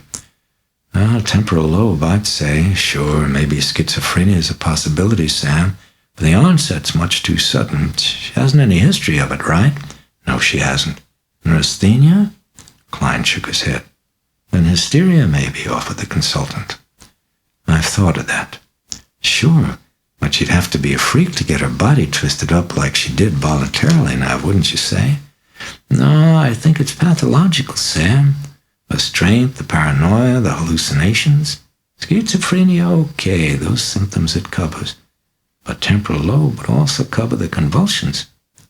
There's one thing that bothers me, though."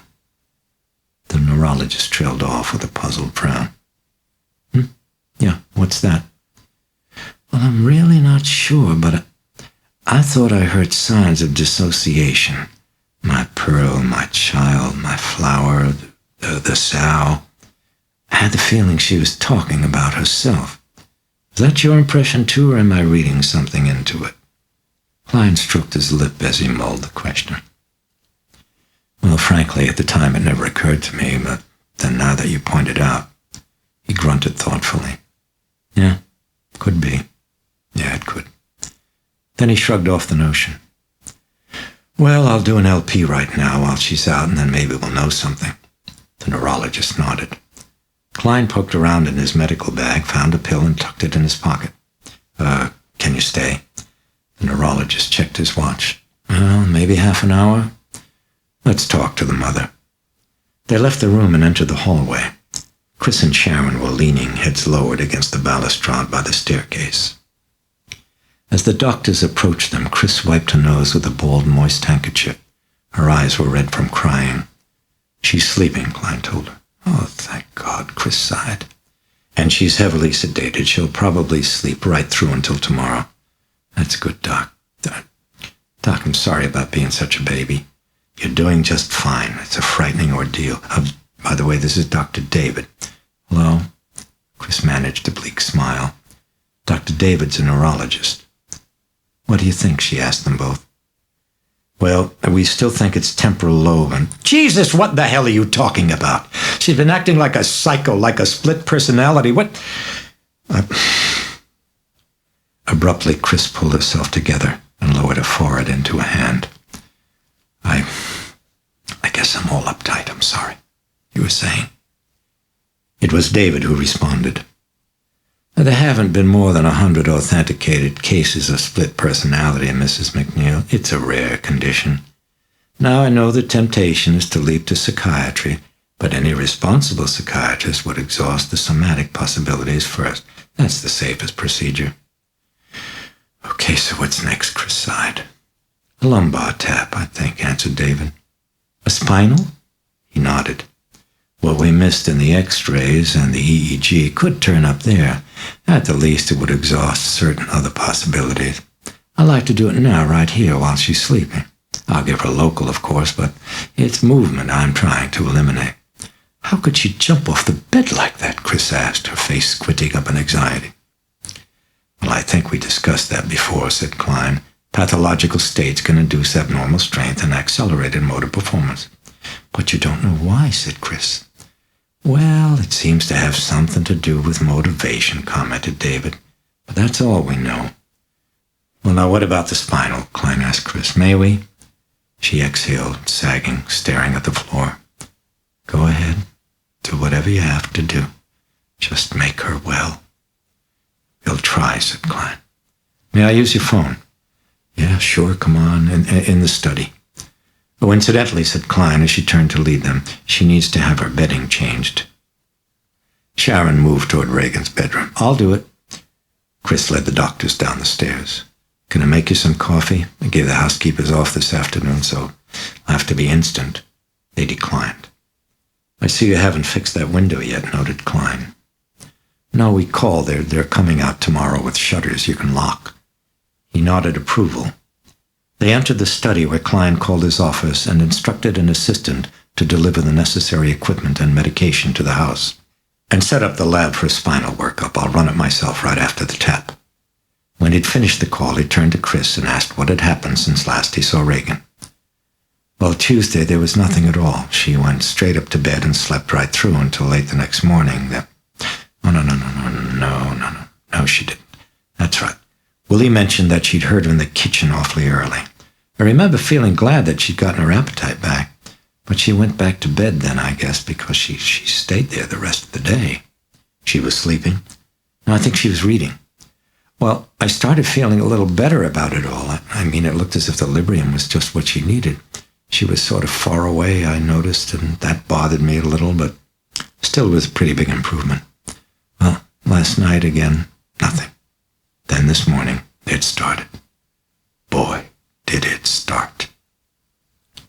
She'd been sitting in the kitchen, Chris told the doctors, when Regan ran screaming down the stairs into her mother, cowering defensively behind her chair as she clutched Chris's arms and explained in a terrified voice that Captain Howdy was chasing her, had been pinching her, punching her, shoving her, mouthing obscenities, threatening to kill her. "There he is!" she shrieked at last, pointing to the kitchen door. Then she'd fallen to the floor, her body jerking in spasms as she gasped and wept that Howdy was kicking her. Then suddenly, Chris recounted, Regan had stood in the middle of the kitchen with arms extended and had begun to spin rapidly, like a top, continuing the movements for several minutes until she had fallen to the floor in exhaustion. And then all of a sudden I saw there was this hate in her eyes, this hate.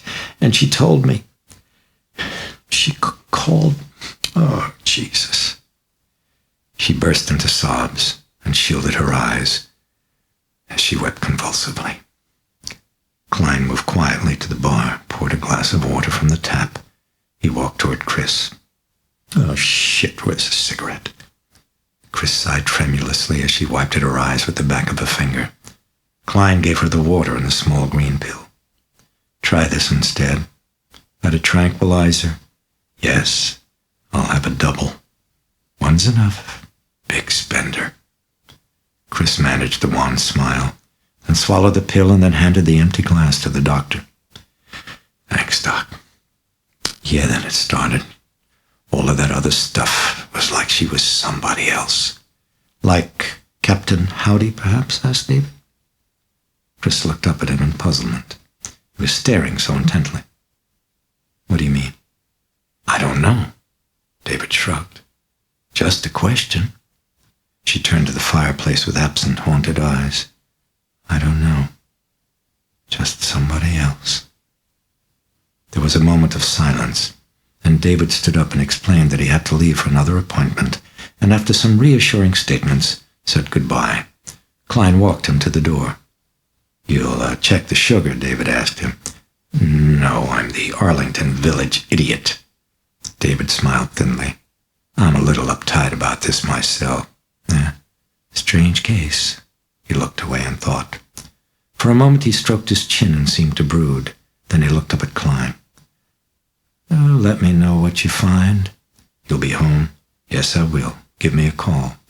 He waved a goodbye and left.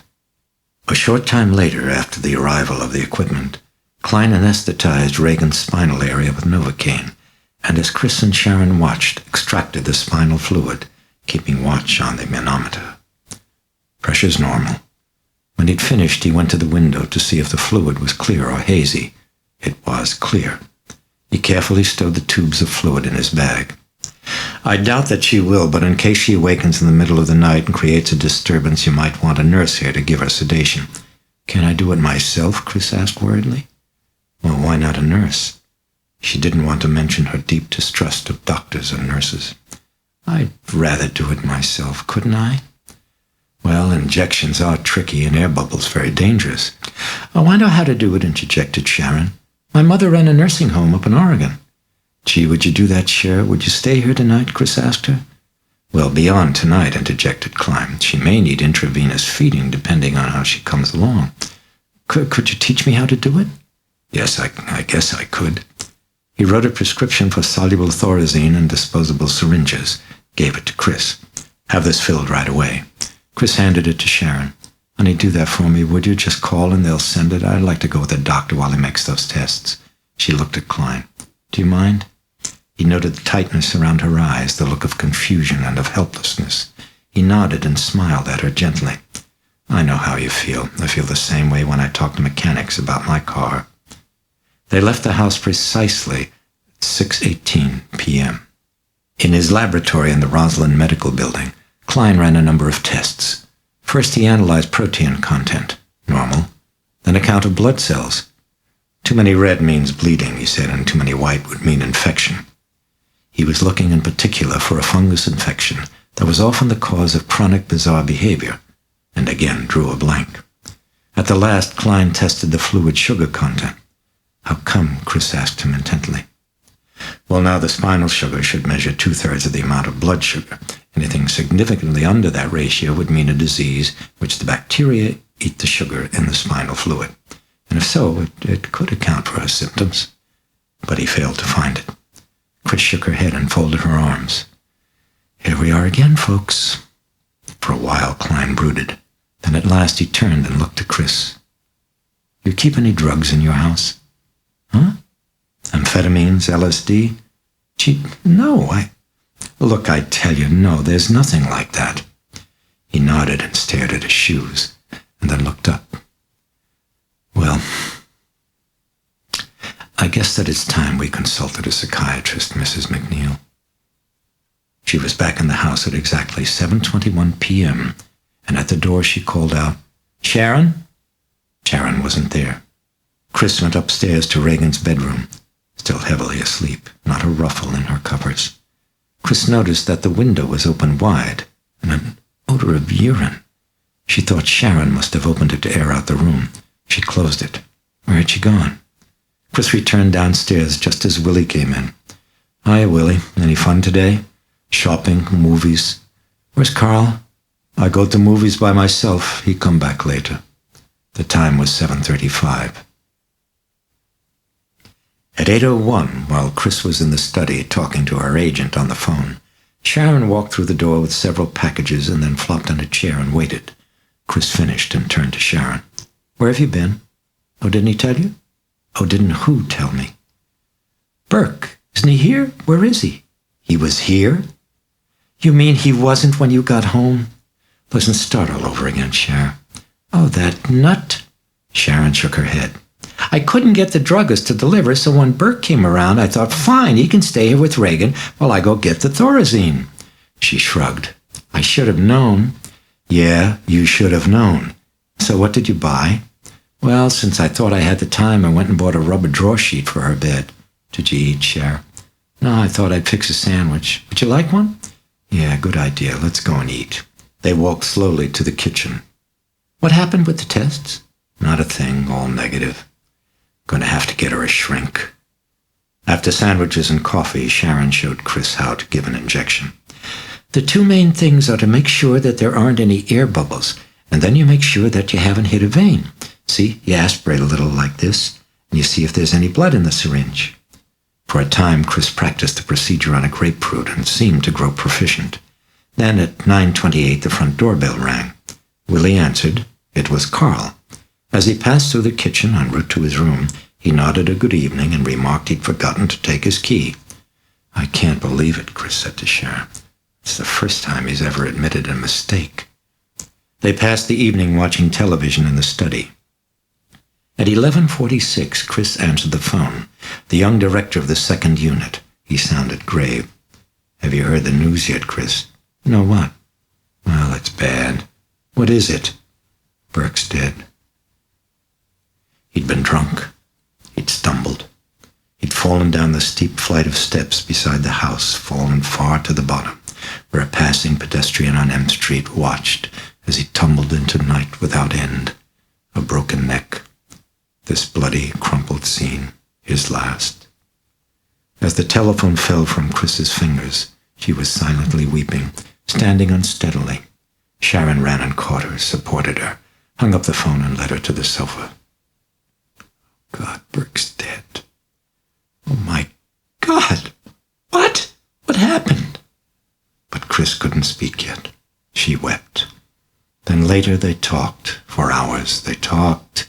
Chris drank, reminisced about Dennings, now laughed, now cried. Oh my God, poor Burke. Poor Burke. Her dream of death kept coming back to her. At a little past 5 a.m, Chris was standing moodily behind the bar, her elbows propped, head lowered, eyes sad. She was waiting for Sharon to return from the kitchen with a tray of ice. She heard her coming. I still can't believe it, Sharon was sighing as she entered the study. Chris looked up and froze. Gliding spider-like, rapidly, close behind Sharon, her body arched backward in a bow with her head almost touching her feet, was Regan, her tongue flicking quickly in and out of her mouth while she hissed sibilantly like a serpent. Sharon? Sharon stopped. So did Regan. Sharon turned and saw nothing, and then screamed as she felt Regan's tongue snaking out at her ankle. Chris whitened. Call that doctor and get him out of bed. Get him now. Wherever Sharon moved, Regan would follow. Friday, April 29th. While Chris waited in the hall outside the bedroom, Dr. Klein and a noted neuropsychiatrist were examining Regan. The doctors observed for half an hour, flinging, whirling, tearing at the hair. She occasionally grimaced and pressed her hands against her ears as if blotting out sudden deafening noise. She bellowed obscenity, screamed in pain. Then at last she flung herself face downward onto the bed and tucked her legs up under her stomach. She moaned incoherently. The psychiatrist motioned Klein away from the bed. Let's get her tranquilized, he whispered. Maybe I can talk to her. The internist nodded and prepared an injection of 50 milligrams of thorazine. When the doctors approached the bed, however, Regan seemed to sense them and quickly turned over, and as the neuropsychiatrist attempted to hold her, she began to shriek in malevolent fury, bit him, fought him, held him off. It was only when Carl was called in to assist that they managed to keep her sufficiently rigid for Klein to administer the injection. The dosage proved inadequate. Another 50 milligrams was injected, and they waited. Regan grew tractable and dreamy, then stared at the doctors in seeming bewilderment. Mom? I want my mom. At a nod from the neuropsychiatrist, Klein left the room to go and get Chris. Your mother will be here in just a second, dear.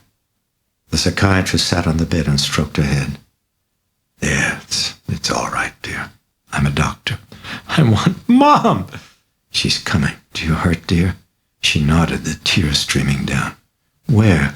Just every place. I feel all achy. Oh, my baby. Mom! Chris ran to the bed and hugged her, kissed her, comforted and soothed. Then Chris herself began to weep. Oh, Franks, you're back. It's really you. Oh, Mommy hurt me. Make him stop hurting me, please, okay? Chris looked puzzled for a moment and glanced to the doctors with a pleading question in her eyes. She's heavily sedated, the psychiatrist said gently. You mean... He cut her off. We'll see. Then he turned to Regan. Can you tell me what's wrong, dear? I don't know. I don't know why he does it to me. He was always my friend before. Who is that? Captain Howdy. It's like somebody else is inside me, making me do things. Captain Howdy? I don't know. A person? She nodded. Who? I don't know. Well, all right then. Let's try something, Regan, all right? A game. Have you ever seen movies where someone gets hypnotized? He reached in his pocket for a shining bauble attached to a silvery length of chain. She nodded. Well, I'm a hypnotist. Oh, yes. I hypnotize people all the time. That's, of course, if they let me. Now, I think if I hypnotize you, Regan, it will help you get well. Yeah? And that person inside you will come right out. Now, would you like to be hypnotized? See, your mother's right here. She's right here beside you. Regan looked questioningly to Chris. Go ahead, honey. Do it. Try it. Regan turned to the psychiatrist and nodded. Okay, but only a little. The psychiatrist smiled and glanced abruptly to the sound of pottery breaking behind him. A delicate vase had fallen to the floor from the top of a bureau where Dr. Klein was now resting his forearm. Klein looked at his arm and then down at the shards with an air of puzzlement, then stooped to pick them up. Chris stopped him. Oh, never mind, Doc. Willie'll get it. Would you close those shutters for me, Sam? The psychiatrist asked him. And pull the drapes, okay, while you're at it. When the room was dark, the psychiatrist gripped the chain in his fingertips and began to swing the bauble back and forth with an easy movement. He shone a penlight on it, and it glowed. He began to intone the hypnotic ritual. Now watch this, Regan. Keep watching, and soon you'll feel your eyelids growing heavier and heavier. Within a very short time, she seemed to be in trance. Extremely suggestible. Are you comfortable, Regan? Yes. How old are you, Regan? 12. Is there someone inside you? Sometimes. When? Different times. It's a person. Yes. Who is it? I don't know. Captain Howdy? I don't know. A man? I don't know. But he's there. Yes, sometimes. Now? I don't know. If I ask him to tell me, would you let him answer? No. Why not? I'm afraid. What? I don't know. If he talks to me, Regan, I think he will leave you. Do you want him to leave you? Yes. Let him speak, then. Would you let him speak? Yes. I am speaking to the person inside of Regan now. If you are there, you too are hypnotized and must answer all my questions. For a moment he paused to allow the suggestion to enter our bloodstream. Then he repeated it. If you are there, then you are hypnotized and must answer all my questions. Come forward and answer me now. Are you there? Silence. Then something curious happened. Regan's breath turned suddenly foul. It was thick like a current. The psychiatrist smelled it from 2 feet away. He shone the penlight on Regan's face. Chris stifled a gasp. Her daughter's features were contorting into a malevolent mask, lips pulling tautly into opposite directions, tumefied tongue lolling wolfish from her mouth. Oh my God, breathed Chris. Are you the person in Regan? The psychiatrist asked. She nodded. Who are you? No one, my, That's your name? She nodded. You're a man? Say. Did you answer? Say. That's yes, nod your head. She nodded. Are you speaking in a foreign language? Say. Where do you come from? Dog. You say that you come from a dog? Dog morph morkian. The psychiatrist thought for a moment, then attempted another approach. When I ask you questions now, you will answer by moving your head, a nod for yes and a shake for no. Do you understand that? Regan nodded. Did your answers have meaning? Yes. Are you someone whom Regan has known? No. That she knows of? No. Are you someone she's invented? No. You're real? Yes. Part of Regan? No. Were you ever a part of Regan? No. Do you like her? No. Dislike her? Yes. Do you hate her? Yes. Over something she's done? Yes. Do you blame her for her parents' divorce? No. Has it something to do with her parents? No. With a friend? No. But you hate her? Yes. Are you punishing Regan? Yes. You wish to harm her? Yes. To kill her? Yes. If she died, wouldn't you die too? No. The answer seemed to disquiet him, and he lowered his eyes in thought. The bed springs squeaked as he shifted his weight. In the smothering stillness, Regan's breathing rasped as from a rotted, putrid bellows.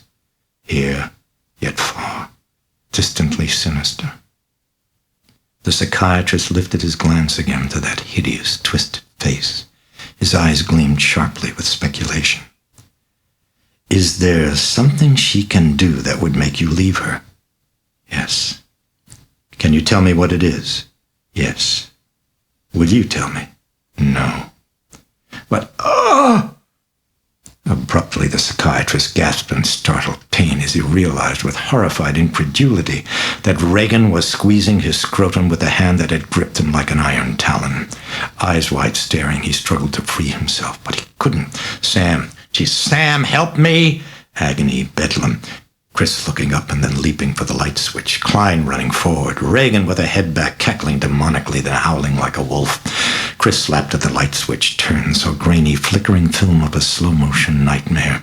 Regan and the doctors writhing on the bed in a tangle of shifting arms and legs, in a melee of grimaces, gasps, and curses, and the howling and the yelping and the hideous laughter, with Regan oinking, Regan neighing, then the film racing faster and the bedstead shaking, violently quivering from side to side, as Chris watched helplessly while her daughter's eyes rolled upward into their sockets, and she wrenched up a keening shriek of terror, torn raw and bloody from the base of her spine. Regan crumpled and fell unconscious. Something unspeakable left the room. For a breathless moment, no one moved. Then, slowly and carefully, the doctors untangled themselves and stood up. They stared at Regan. After a time, the expressionless Klein took Regan's pulse, and satisfied, he slowly pulled up her blanket and nodded to the others. They left the room and went down to the study. For a time, no one spoke. Chris was on the sofa. Klein and the psychiatrist sat near her in facing chairs. The psychiatrist was pensive, pinching at his lip as he stared at the coffee table, and then he sighed and looked up at Chris. She turned a burned-out gaze to his. What the hell is going on? Did you, recognize the language she was speaking? Chris shook her head. Have you any religion? No. Your daughter? No. And now the psychiatrist asked her a lengthy series of questions relating to Regan's psychological history. When at last he had finished, he seemed disturbed. So what's the bottom line? Chris asked. At the moment, a blank. She needs an intensive examination by a team of experts, 2 or 3 weeks of really concentrated study in a clinical atmosphere. Say the Abridged clinic in Dayton. Chris looked away. Is that a problem, Mrs. MacNeil? No? Oh, no. No problem. The psychiatrist telephoned the Abridged clinic from Chris's study. They agreed to take Regan the following day. The doctors left. Chris swallowed pain with remembrance of Dennings, with remembrance of death and the worm and the void and unspeakable loneliness and stillness, darkness underneath the sod, with nothing moving, no motion. Briefly, she wept.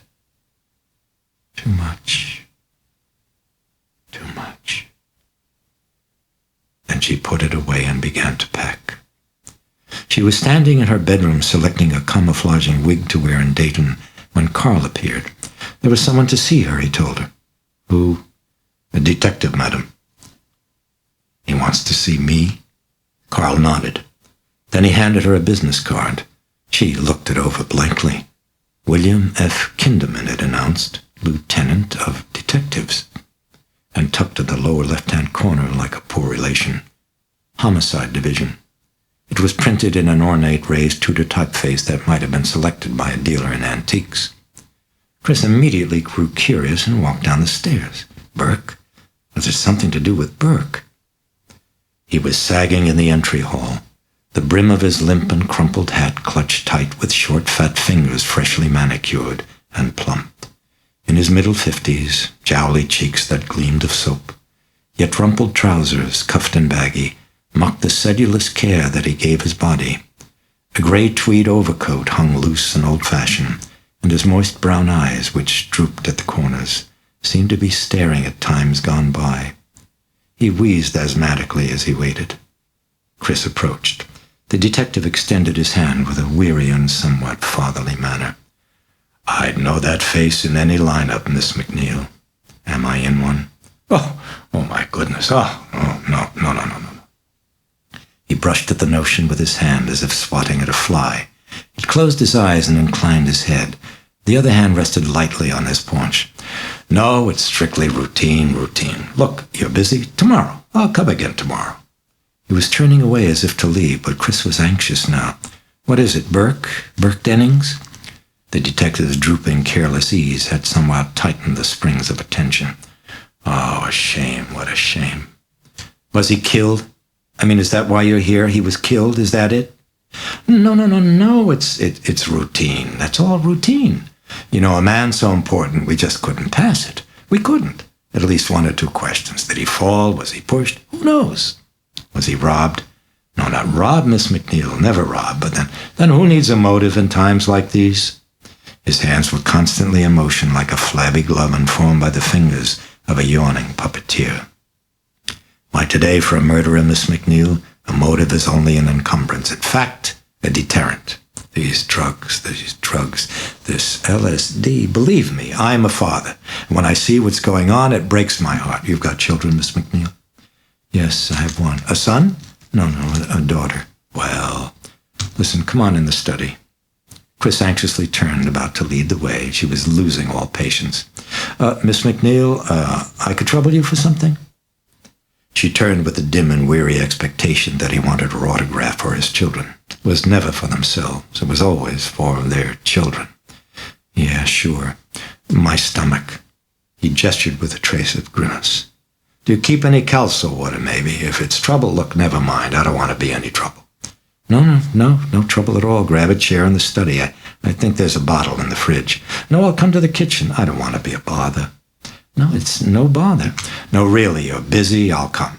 You've got children? No, that's right. Yes, a daughter, you told me. That's right, just the one. Yes, just the one. And how old? Well, she just turned 12. Ah, then you don't have to worry. No, not yet. Later on, though, watch out. When you see all the sickness day in and day out, unbelievable, incredible, crazy. You know, I looked at my wife just a couple of days ago, weeks ago, I don't know, I forget. I said, Mary, the entire world is having a massive nervous breakdown. The whole world. He gestured globally as he waddled after her to the kitchen. This is really so embarrassing. I meet a famous motion picture star and I ask for some calso water. Ah, boy. Chris had found the bottle and now was looking for an opener. Like some ice in it? No, plain is fine. You know that film you made called Angel? I saw that film 6 times. If you were looking for the killer, Lieutenant, arrest the producer and the cutter. Oh, no, it was excellent, really. I loved it. Sit down, please. She was nodding at the table and handing him the calso. You better drink it. It tends to get flat. Yes, of course, thank you. He lifted the glass as if in toast and drained its contents, his little finger arching demurely away from the others. Ah, good, that's good. He put aside the glass, his eye falling lightly on Regan's sculpture of the bird. It was now the centerpiece of the table, its beak floating mockingly and at length above the salt and pepper shakers. Kinderman smiled. Yeah, it's quaint, nice. The artist? My daughter. Oh, very, very nice. Look, I hate to be... Yes, I know, I'm a nuisance. Okay. Well, look, just a question or two, and we're done. In fact, only one question, and then I'll be going. He was glancing at his wristwatch as if he were anxious to get away to some appointment. Since poor Mr. Dennings had completed his filming in this area, we wondered if he might have been visiting someone on the night of the accident. Now, other than yourself, of course, did he have any friends in this area? Oh, well, no, he was here that night. Oh? He was here at the time of the accident? Well, when did it happen? 7:05. Yes, I think so. Look, just for the sake of the record, can you tell me approximately what time he left the house? He was pawing a truth like a weary bachelor pinching vegetables at market. How did he ever make lieutenant, Chris wondered. I don't know, she said. I didn't see him. I don't understand. Well, he came and left while I was out. I was over at a doctor's office in Roslyn. Ah, I see. Okay. Of course. But then how do you know he was here? Oh, well, Sharon said. Sharon Spencer. She's my secretary. She was here when Burke dropped by. He came to see her? No, he came to see me. Yes, of course. Excuse me for interrupting. My daughter was sick and Sharon left him here when she went to pick up some prescriptions. By the time I got home, though, Burke was gone. And what time was that, please? 7:15 or so. I don't know, 7:30. And what time had you left? I don't know, maybe 6:15-ish. And what time had Miss Spencer left? I don't know. And between the time Miss Spencer left and the time you returned, who was here in the house with Mr. Dennings besides your daughter? Well, no one. No one? He left her alone? She nodded and reached for a cigarette. Kinderman lit it. So then only your daughter would know when Dennings left the house. It was really an accident? Oh, of course, it's routine, Miss MacNeil, it's routine. Mr. Dennings wasn't robbed, and he had no enemies, none that we know of, that is, in the district. Just a minute more, and we're done, I promise you. Now, your daughter, she would know when Mr. Dennings left? Oh, no, she wouldn't. She was heavily sedated. Oh, dear me, it's a shame, a shame.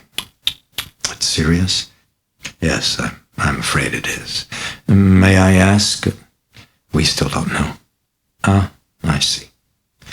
Well, I should be going. When I'm back in the office, no doubt I'll remember something I should have asked with me. That always happens. Oh, well, I could call you.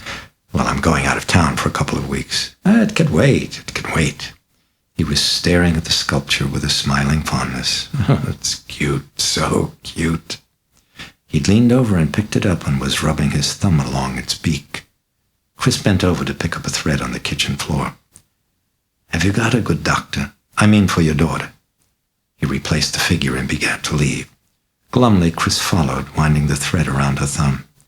Well, I've sure got enough of them. Anyway, I'm checking her into a clinic that's supposed to be great at doing what you do, only with viruses. Let's hope they're a great deal better, Mrs. MacNeil. It's out of town, this clinic? Yes, it is. They had reached the front door of the house. He put a hand on the doorknob. Well, I would say that it's been a pleasure, but under the circumstances... He bowed his head and shook it. I'm sorry. Really, I'm terribly sorry. Chris folded her arms and looked down at the rug. She nodded briefly. Kinderman opened the door and stepped outside, putting on his hat. Well, good luck with your daughter. Thanks. Good luck with the world. He nodded with a gentle warmth and sadness, then waddled away. Chris closed the door. When he'd entered the passenger side of the squad car, Kinderman turned and looked back at the house. He thought he saw movement at Regan's window, a quick little lithe figure flashing to the side and out of view. He wasn't sure. He'd seen it peripherally as he turned, but he noted that the shutters were open. Odd. For a moment he waited, but no one appeared. With a puzzled frown, the detective turned and opened the glove compartment, extracting a small brown envelope and a penknife. Unclasping the smallest of the blades of the knife, he held his thumb inside the envelope and surgically scraped paint from Regan's sculpture from under his fingernail. When he had finished and was sealing the envelope, he nodded to the detective sergeant behind the wheel. They pulled away. As they drove down Prospect Street, Kinderman pocketed the envelope. He cautioned the sergeant, glancing at the traffic building up ahead. Take it easy. This is business, not pleasure. He rubbed at his eyes with weary fingers. Ah, my God, what a life, what a life. Later that evening, while Dr. Klein was injecting Regan with 50 milligrams of sparine to assure tranquility on the journey to Dayton, Lieutenant Kinderman stood brooding in his office, palms pressed flat atop his desk as he pored over fragments of baffling data. The narrow beam of an ancient desk lamp flared on a clutter of scattered reports. There was no other light. He believed that it helped him narrow the focus of concentration. Kinderman's breathing labored heavy in the darkness as his glance flitted here, now there. Then he took a deep breath and shut his eyes. Mental clearance sale, he instructed himself, as he did whenever he wished to tidy his brain for a fresh point of view. Absolutely everything must go. When he opened his eyes, he examined the pathologist's report on Dennings.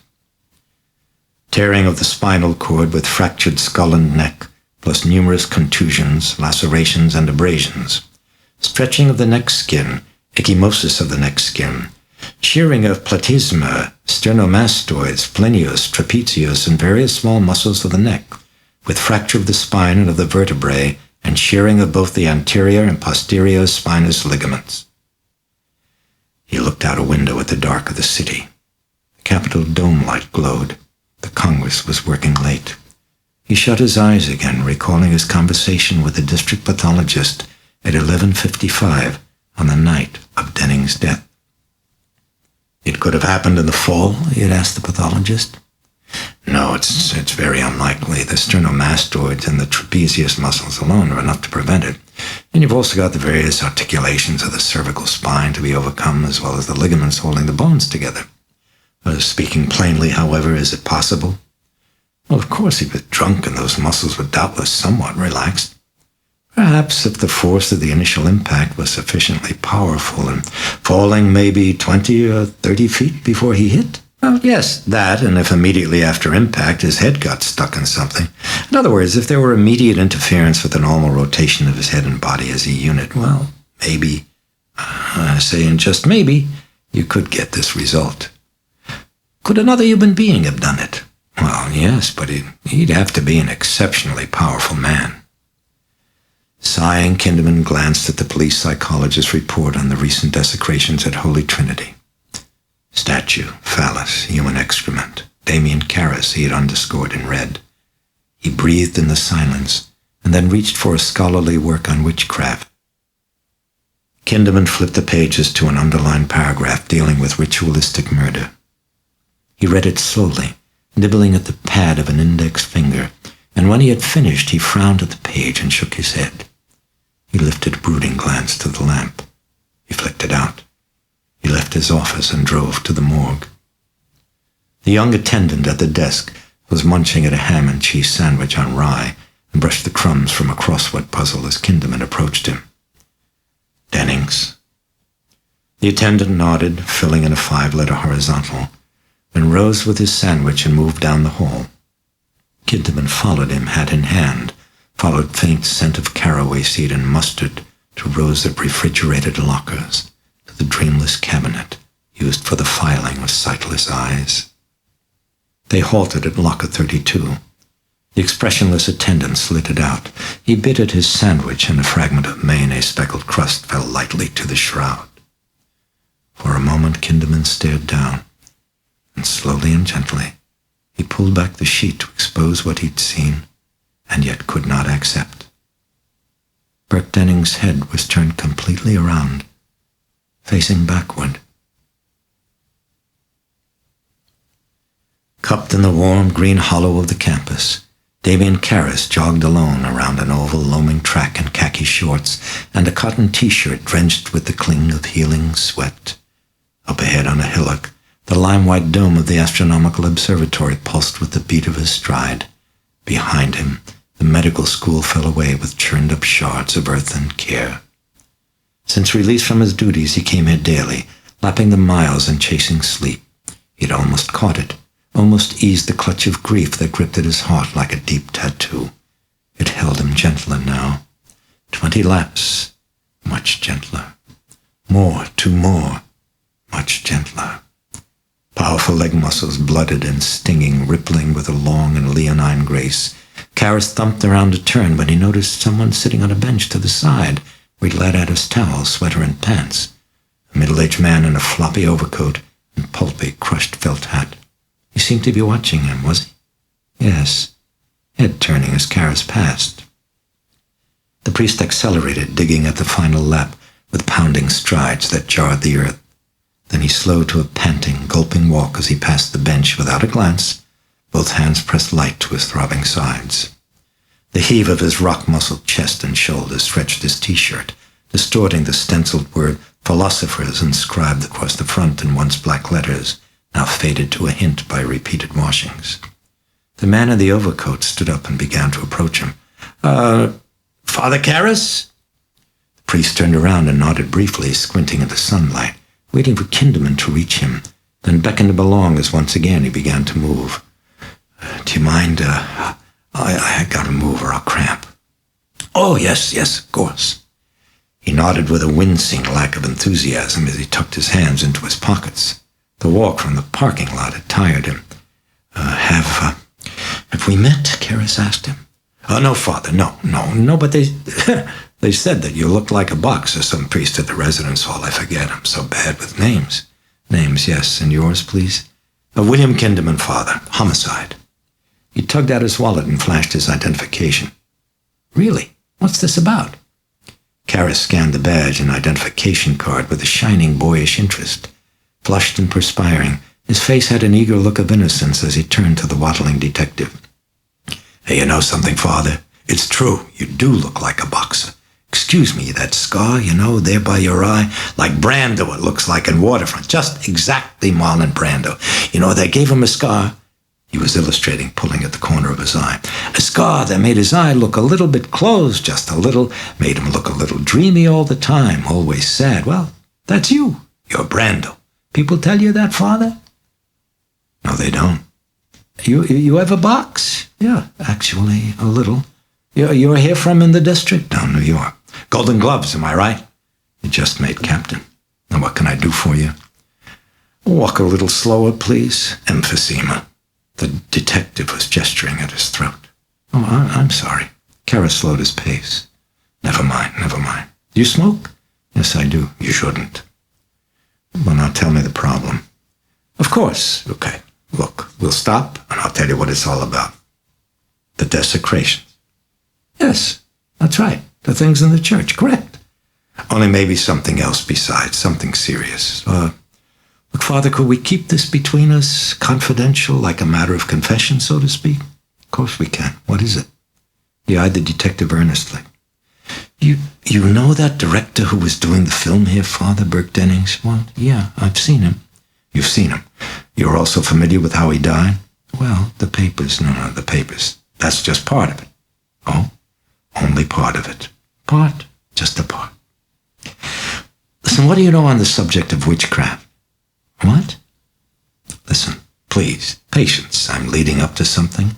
Now, witchcraft, please. You're familiar? Yes, a little. From the witching end, not the hunting, Father. Yes, well, I once did a paper on it, the psychiatric end. Oh, really? Wonderful, great. Hey, that's a bonus, a plus. You could help me a lot more than I thought. Listen, I'll come to the point. The desecrations. They remind you of anything to do with witchcraft? Oh, maybe some rituals used in Black Mass. A plus, Father. And now Dennings, you read how he died? Well, in a fall. Well, I'll tell you, and please, confidential. Yes, of course. The detective looked suddenly pained as he realized that Karras had no intention of stopping at the bench. Do you mind, Father? What? Could we stop, maybe sit? Oh yeah, sure. They began to move back toward the bench. Kinderman settled his aching bulk on the bench with a sigh of content. Better, that's better. Middle age, what a life. Burke Dennings. Burke Dennings. Yes. The detective was nodding down at his shoes. Then he glanced up at Karras. The priest was wiping the back of his neck. Burke Dennings, good father, was found at the bottom of that long flight of steps at exactly 5 minutes after 7, with his head turned completely around and backward. Karras stopped wiping and held the lieutenant's steady gaze. Didn't happen in the fall? In the fall, sure, it's possible, but unlikely. And so, well, what comes to mind in the context of witchcraft?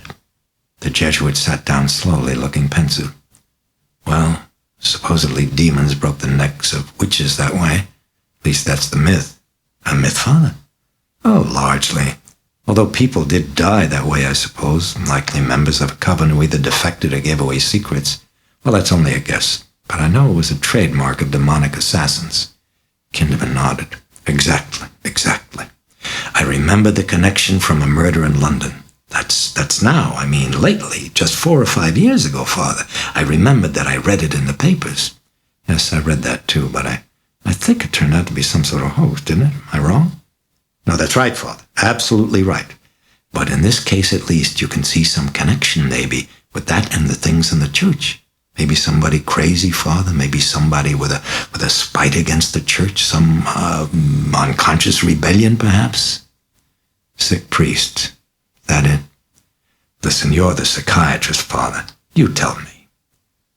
Well, of course, the desecrations are clearly pathological.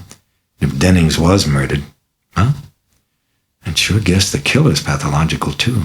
And perhaps had some knowledge of witchcraft? Yeah, that could be. Could be. So, who fits the bill?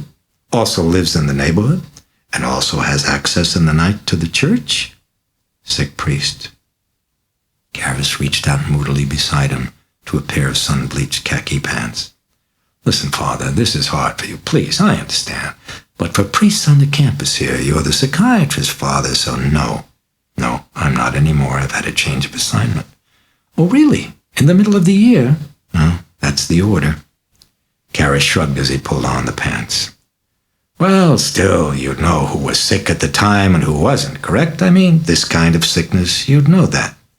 No, not necessarily, Lieutenant, not at all. It'd only be an accident, in fact, if I did.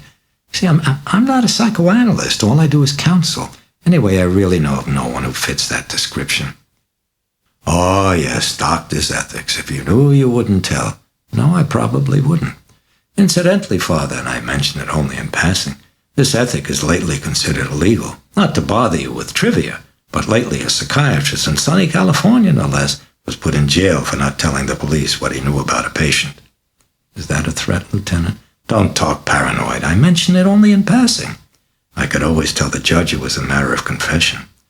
The Jesuit grinned wryly as he stood to tuck his shirt in. Then he put a foot on the bench, leaning over, an arm resting heavily on his knee. Look, I'm really not covering up anything. Honestly, if I knew of a priest like the one you're looking for, the least I would do is tell you that there was such a man without giving you his name.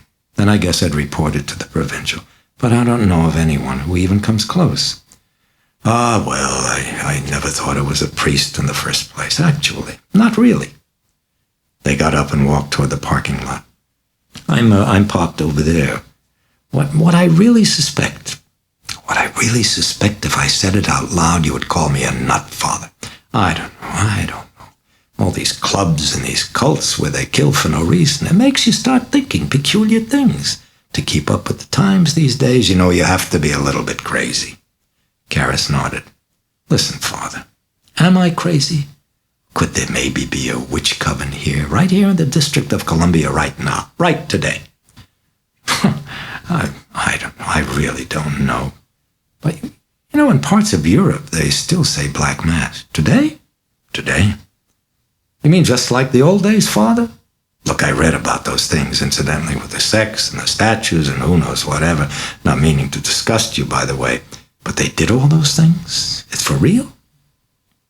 Well, I think this might interest you as a policeman. The records of the Paris police still carry the case of a couple of monks from a nearby monastery that was...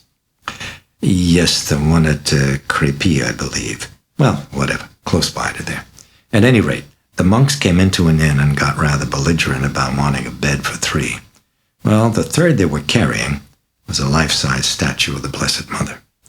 Oh, boy, that's shocking. That's really shocking, Father. Yes, but it's true. And a fair indication that maybe what you've been reading about is based on fact.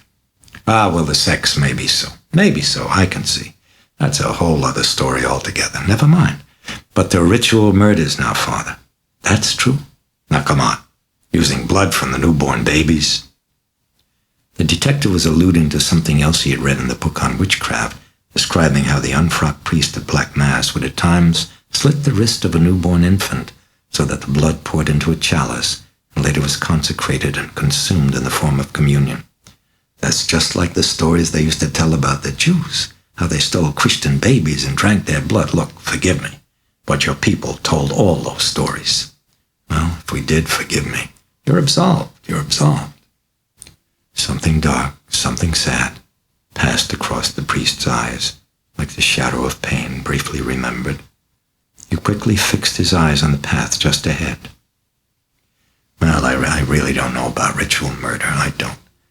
But a midwife in Switzerland once confessed to the murder of 30 or 40 babies for use at Black Mass. I don't know. Maybe she was tortured. Maybe she was crazy. I don't know. But she certainly told a convincing story. She said she'd hide a long, thin needle up her sleeve so that when she was delivering the baby, she'd slip out the needle, stick it through the crown of the baby's head. Isn't this awful? And then hide the needle again. No marks. The baby looks stillborn. You've heard of the prejudice European Catholics used to have against midwives? That's how it started, Lieutenant. Ah, that's frightening. This century hasn't got the lock on insanity. Anyway, one thing that sometimes we tend to forget is that people psychotic enough to confess to such things might conceivably be psychotic enough to have done them. For example, the myths about werewolves? Yes, fine, they're ridiculous. No one can turn himself into a wolf. But what if a man was so disturbed that he not only thought he were a werewolf, but he also acted like one? Ah, that's not so wonderful, Father. What is this, theory now? Fact. Well, maybe fact. There's this William Stump, for example, or Peter, I can't remember. Anyway, a German in the 16th century who thought he was a werewolf. He murdered maybe 20 or 30 young children. You mean he confessed it? Oh, yes, but I think the confession was valid. How so? Well, when they caught him, he was eating the brains of his 2 young daughters-in-law. They had come to the parking lot, priest and detective. They walked now in silence. When they came to the squad car, Kinderman absently reached out toward the handle of the door.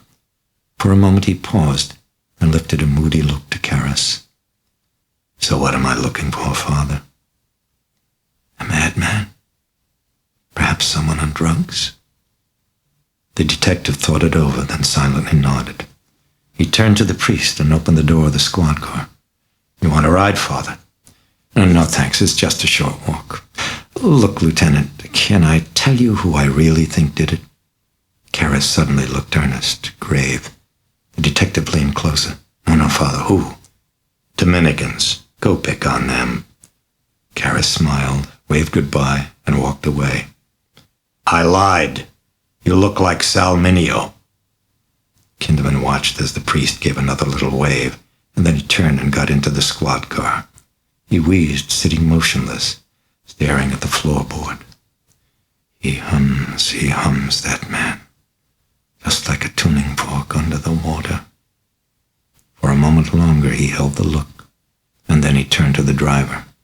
All right, back to headquarters. Come on, hurry up, break laws. They pulled away. Karis's new room was simply furnished, a single bed, a comfortable chair, a desk, and bookshelves built into the wall. On the desk was an early photo of his mother, and in silent rebuke on the wall by his bed hung a metal crucifix. The narrow room was world enough for him. He cared little for possessions, only that those he had be clean. He showered, scrubbing briskly, then slipped on khaki pants and a t-shirt and ambled to dinner in the priest's refectory, where he spotted pink-cheeked Dyer sitting alone at a table in the corner. He moved to join him. Hiya, Damien. The young priest was wearing a faded Snoopy sweatshirt. Karis bowed his head as he stood by a chair and murmured a rapid grace. Then he blessed himself, sat, and greeted his friend. Well, how's the loafer? Asked Dyer as Karis spread a napkin on his lap. Who's a loafer? I'm working. 1 lecture a week? It's the quality that counts. Hey, what's dinner? Can't you smell it? Oh, shit, is it dog day? Knockwurst and sauerkraut? It's the quantity that counts. Karis shook his head and reached out for the aluminum pitcher of milk. I wouldn't do that, said Dyer. Without expression, he buttered a slice of whole wheat bread. See the bubbles? Saltpeter. I need it, said Karis. As Karis tipped up his glass to fill it with milk, he could hear someone joining them at the table, addressing them. Well, I finally read that book, said the newcomer brightly. Karis glanced up and felt aching dismay, felt the soft crushing weight, press of lead, press of bone, as he recognized the priest who had come to him recently for counseling, the one who could not make friends. Oh, and what did you think of it? He set down the pitcher as if it were the booklet for a broken novena. The young priest talked, and half an hour later, Dyer was table hopping, spiking the refectory with laughter. Karis checked his watch. You want to pick up a jacket? We can go across the street and take a look at the sunset. Soon they were leaning against the railing at the top of the steps down to M Street. End of day. Burnished rays of the setting sun flamed glory at the clouds of the western sky and shattered in rippling crimson dapples on the darkening waters of the river. Once Caris met God in this sight, long ago, like a lover forsaken, he still kept the rendezvous. Sure sight, said the younger man. Yes, it is. I try to get out here every night. The campus clock boomed out the hour. On Wednesday, May 11th, they were back in the house. They put Regan to bed and installed a lock on the shutters and stripped all of the mirrors from a bedroom and bathroom. Dr. Klein came by and Chris attended with Sharon as he drilled them in proper procedures for administering sustagen feedings to Regan during her periods of coma. He inserted the nasogastric tubing. Chris forced herself to watch and yet not see her daughter's face, to grip at the words that the doctor was saying and push away others she'd heard at the clinic. They seeped through her consciousness like fog through the branches of a willow tree.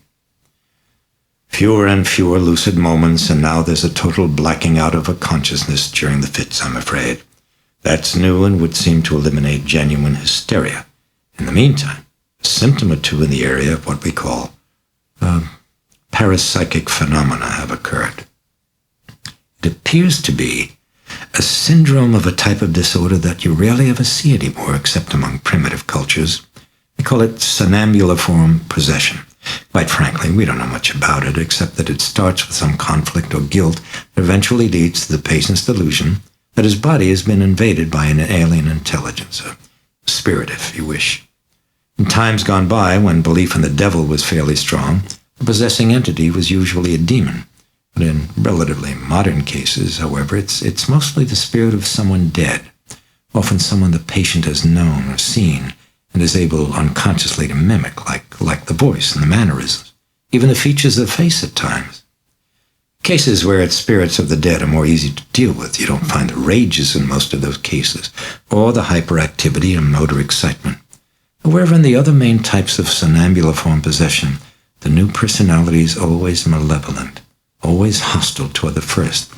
Its primary aim, in fact, is to damage, torture, and sometimes even kill it.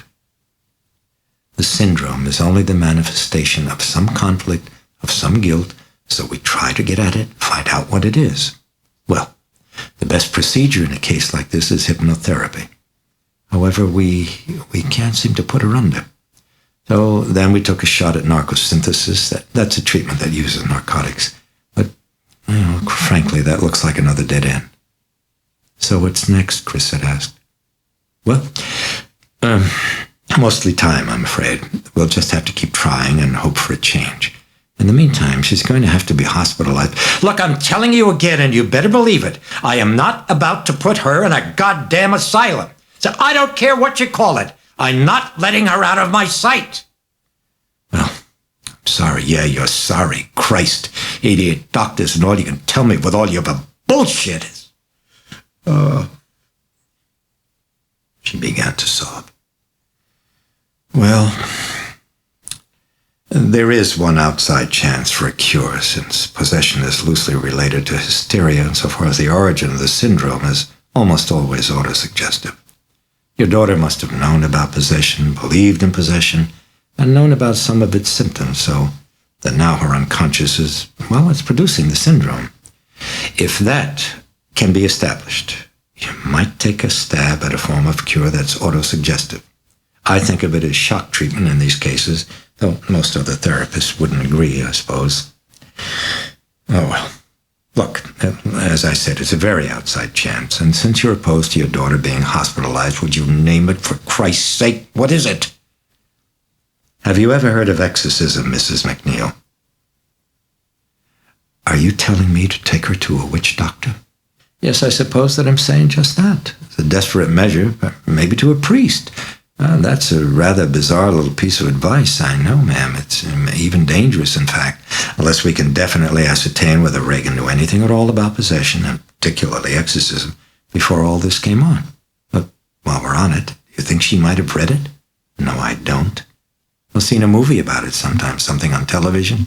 No. Well, read the Gospels, perhaps, the New Testament? Why? Well, there are quite a few accounts of possession in them, of exorcisms by Christ. The descriptions of the symptoms, in fact, are the same as in possession today. Now, if you look, it's no good. Never mind, just forget it. That's all I'd need is to have a father hear about it.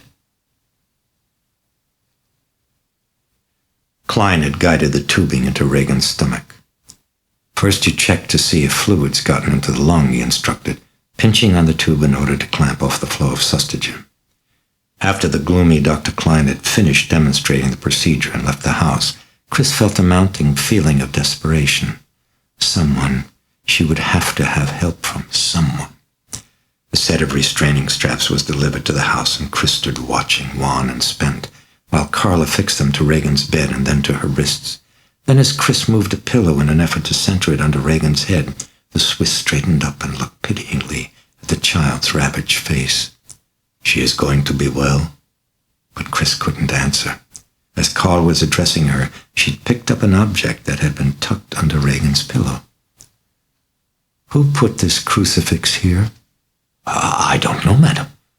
Chris found Sharon in the kitchen, setting up a typewriter on the table.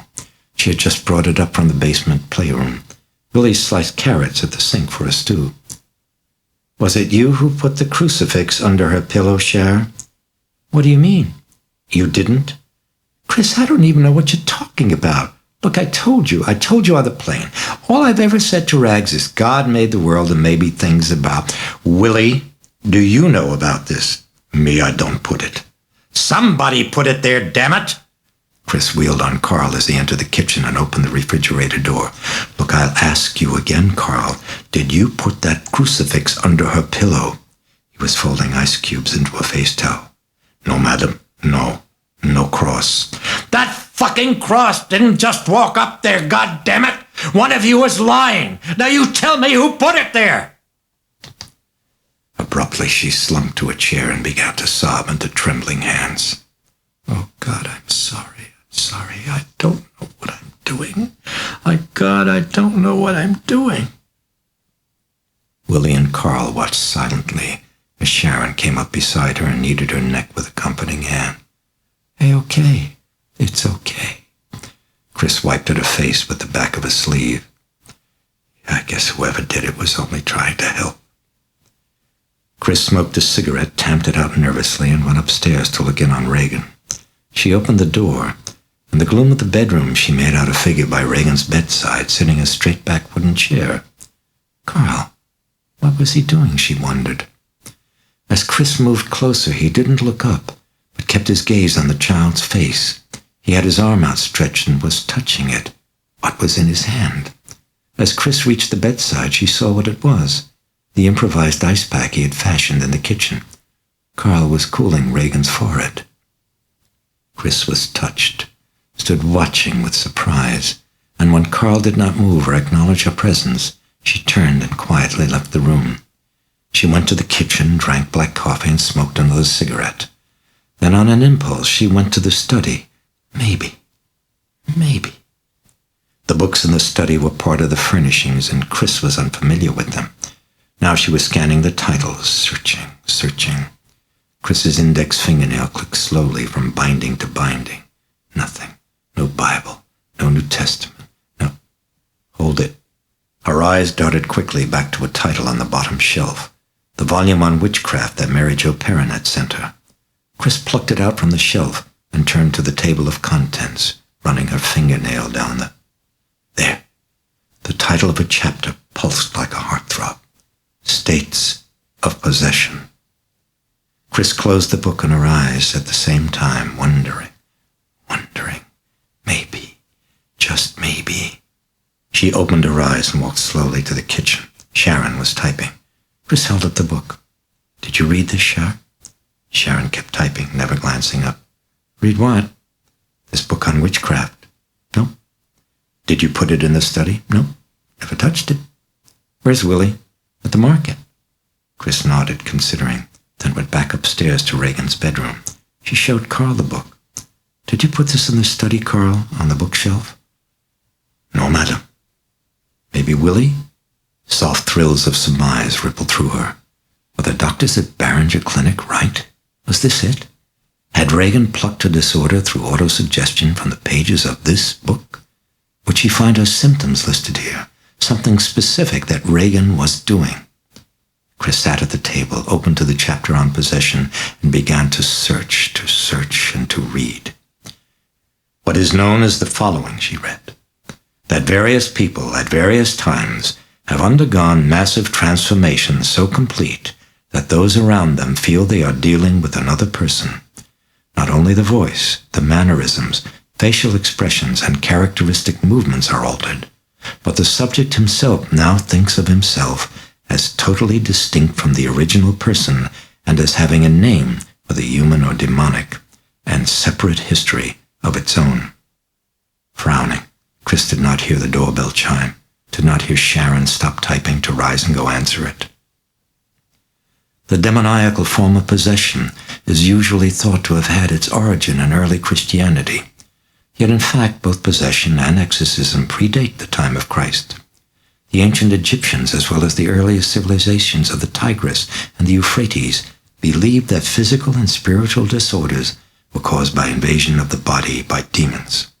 The following, for example, is the formula for exorcism against maladies of children in ancient Egypt. Go hence, thou who comest in darkness, whose nose is turned backwards, whose face is upside down. Hast thou come to kiss this child? I will not let thee. Chris? Chris kept reading, absorbed. Sharon busy. Chris, there's a homicide detective wants to see you. Oh, Christ, Sharon, No, hold it. Tell him to come in. Let him in. Sound of walking. Sound of waiting. Chris wondered what she was waiting for. She sat in expectancy that was known yet undefined, like the vivid dream one can never remember. He came in with his hat brim crumpled in his hand, wheezing and listing and deferential. So sorry, you're busy, I'm a bother. How's the world, Lieutenant? Very bad, very bad. How's your daughter? No change. He was hulking by the table now, his eyelid dripping concern. I'm so sorry, I'm terribly sorry. Look, I wouldn't even bother. Your daughter, it's a worry, God knows. When my Ruthie was down with... No, it was Sheila, I can't remember. Please sit down. Oh, yes, thank you. He gratefully settled his bulk in a chair across the table from Sharon, who had now returned to a typing of letters. I'm sorry, Lieutenant, he was saying. Well, my daughter's... never mind, you're busy. I get started, I'll tell you my life story. Maybe you could make a film of it, really. It's incredible. He glanced at the book on witchcraft. Oh, you're reading for a film, may I ask? I'm just reading. It's good? Well, I just started it. Witchcraft. His head was angled, reading the title at the top of the pages. What's doing? Yes, I'm sorry. You are busy. As I said, I wouldn't bother you, except what? He looked suddenly grave and clasped his hands on the table. Well, Mr. Dennings, Mrs. MacNeil, was it like Mr. Dennings to frequent the bars on M Street? No, I thought not. I made a little check. Was it also not his custom to travel by taxi? He wouldn't call a cab from the house when he left. Well, yes, he would. Well, then one wonders, not so, how he came to be walking on the platform at the top of the steps. And one wonders why taxicab companies do not show a record of calls from this house on that night, except for the one that picked up your Miss Spencer here at precisely 6:47. Well, I don't know, Lieutenant. Chris breathed shallowly, fixing the detective with a steady gaze. He leaned over, hands still clasped on the table. The report of the pathologist, Mrs. MacNeil, seems to show that the chance that he died accidentally is still very possible, however. Are you saying that he was murdered? I know this is painful, but go ahead. The position of Denning's head and a certain shearing of the muscles of the neck, but oh, God. Yes, it's painful, I'm sorry. I'm terribly sorry. But you see, this condition, we can skip the details. But it never could happen, you see, unless Mr. Dennings had fallen some distance before he hit the steps. For example, some 20 or 30 feet before he went rolling down to the bottom. So, a clear possibility, plainly speaking, is maybe. Well, first, let me ask you, might your daughter remember if perhaps Mr. Dennings was in her room that night? Why do you ask? Well, might your daughter remember? No, I told you before, she was heavily sedated. Yes, you told me that's true. I recall it. But perhaps she awakened, not so? No chance. She was also sedated when last we spoke? Well, yes, as a matter of fact, she was. So what? I thought I saw her at her window that day. Oh, no, you're mistaken. He shrugged. It could be. I'm not sure. Listen, why are you asking all this? Well, a clear possibility, as I was saying, is maybe the deceased was so drunk that he stumbled and fell from the window in your daughter's bedroom. Chris shook her head. Oh, no way, no chance. The first place, the window was always closed. In the second place, Burke was always drunk, but he never got sloppy. Never sloppy at all. Burke used to direct when he was smashed. Now, how could he stumble and fall out a window? Well, were you maybe expecting someone else that night? I mean, here? No. Have you friends who drop by without calling? Well, no, just Burke. Why? The detective lowered his head and shook it, frowning at the crumpled paper in his hands. Strange, so baffling. The deceased comes to visit, stays only 20 minutes without even seeing you, and leaves all alone here a very sick girl? And speaking plainly, Mrs. MacNeil, as you say, it's not likely he would fall from a window. No, besides that, a fall wouldn't do to his neck what we found, except maybe a chance in 1,000. He nodded with his head at the witchcraft book. You read in that book about ritual murder? Some prescience chilling her. Chris shook her head. Maybe not in that book. However, forgive me I mention this, only so maybe you'll think just a little bit harder. Poor Mr. Dennings was discovered with his neck wrenched around in the style of ritual murder by so-called demons, Mrs. MacNeil. Chris went white. Some lunatic killed Mr. Dennings. At first, I never told you to spare you the hurt. Besides, it could technically still be an accident. Technically. But me, I don't think so. My hunch, my opinion. I believe he was killed by a powerful man, point one, and the fracturing of his skull, point two, plus the various things I have mentioned would make it very probable, not certain, the deceased was killed and then afterward pushed from your daughter's window. But no one was here except your daughter. So how could this be? Well, it could be one way.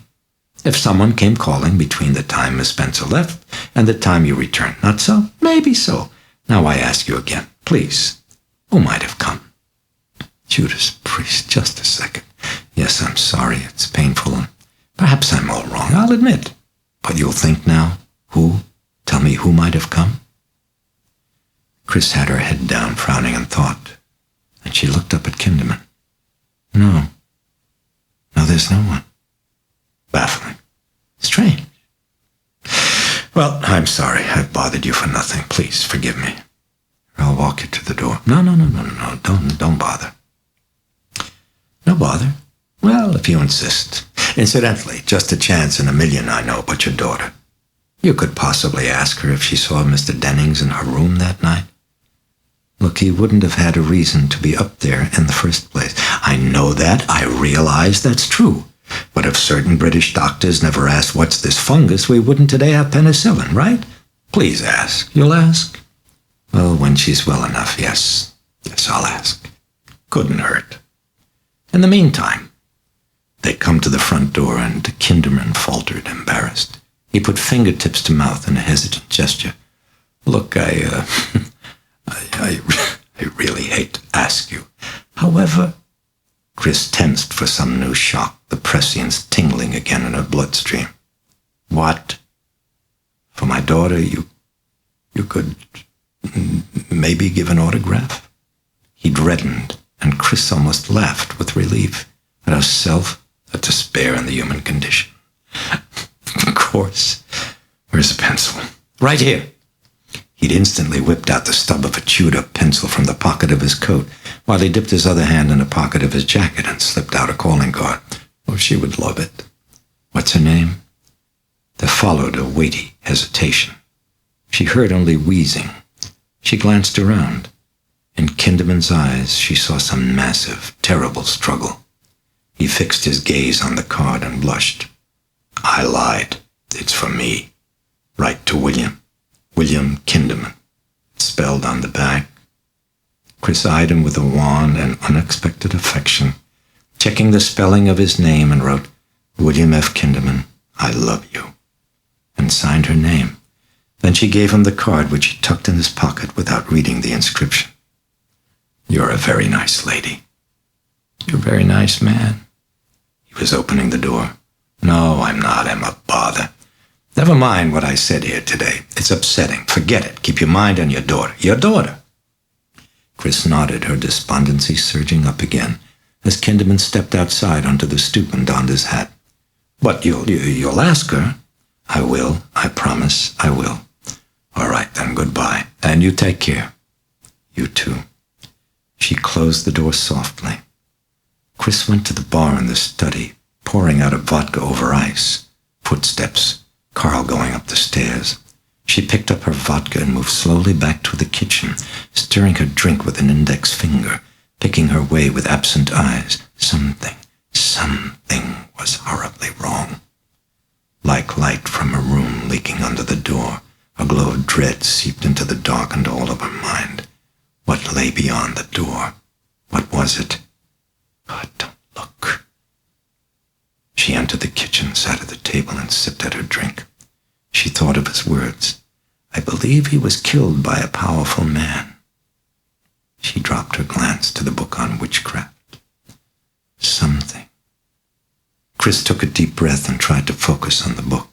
She found a place, grew impatient, started hastily flipping through pages, skimming, searching for descriptions of Regan's symptoms. Demonic possession syndrome, case of an 8-year-old girl, abnormal, 4 strong men to restrain him from... Turning a page, Chris stared and froze. Sounds. Willie coming in with groceries. Willie? Willie? Yes, madam. Willie, was it you put this book in the study? Willie glanced at the book and nodded, then turned around and began to slip items from the bags. Willie, where did you find the book? Up in bedroom. Which bedroom, Willie? Miss Regan, I find it on the bed when I am cleaning. When did you find it? Chris did not move, did not blink, did not breathe, as the headlong image of an open window in Regan's bedroom the night of Denning's accident rushed at her memory, talons extended like a bird of prey who knew her name, as she recognized a sight that was numbingly familiar as she stared at the facing page of the book. A narrow strip had been surgically shaved from the length of its edge. Chris jerked her head up at the sounds of commotion in Regan's bedroom. Rappings, rapid with a nightmarish resonance, massive like a sledgehammer pounding in a tomb. Regan screaming in anguish and terror, imploring. Carl bellowing angrily at Regan.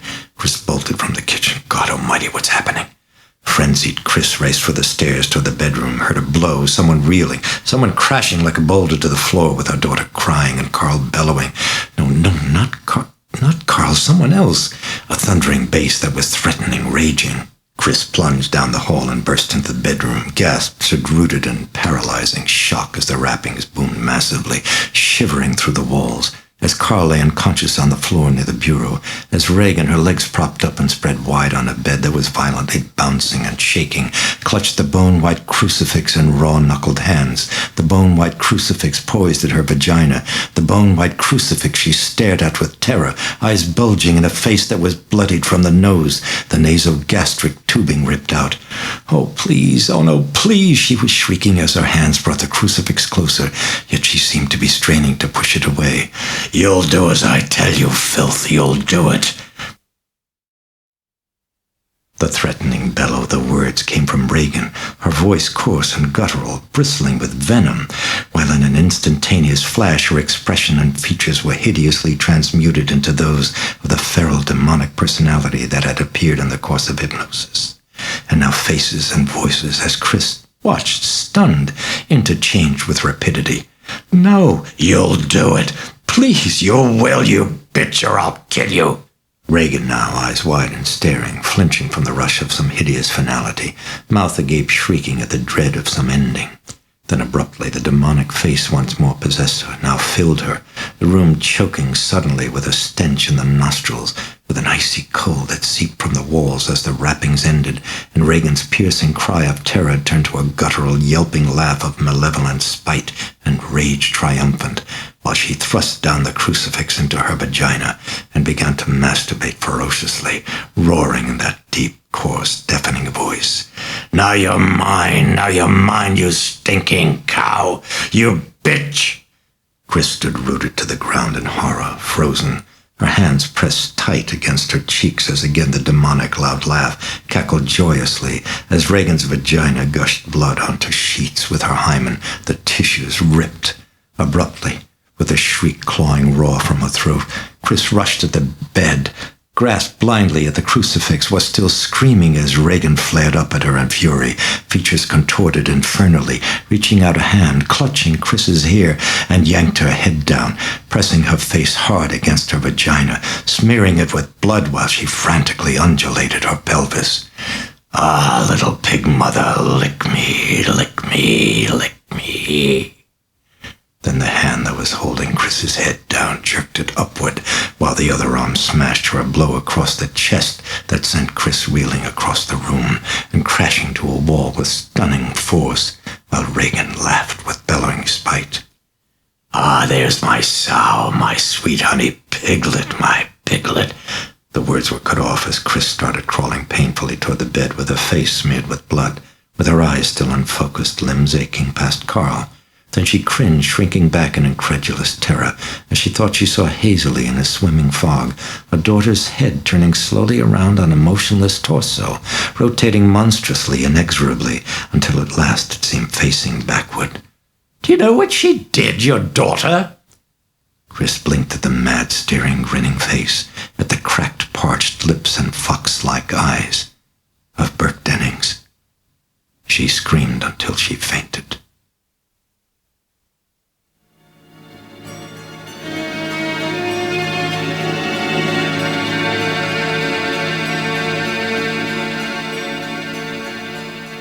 Part 3.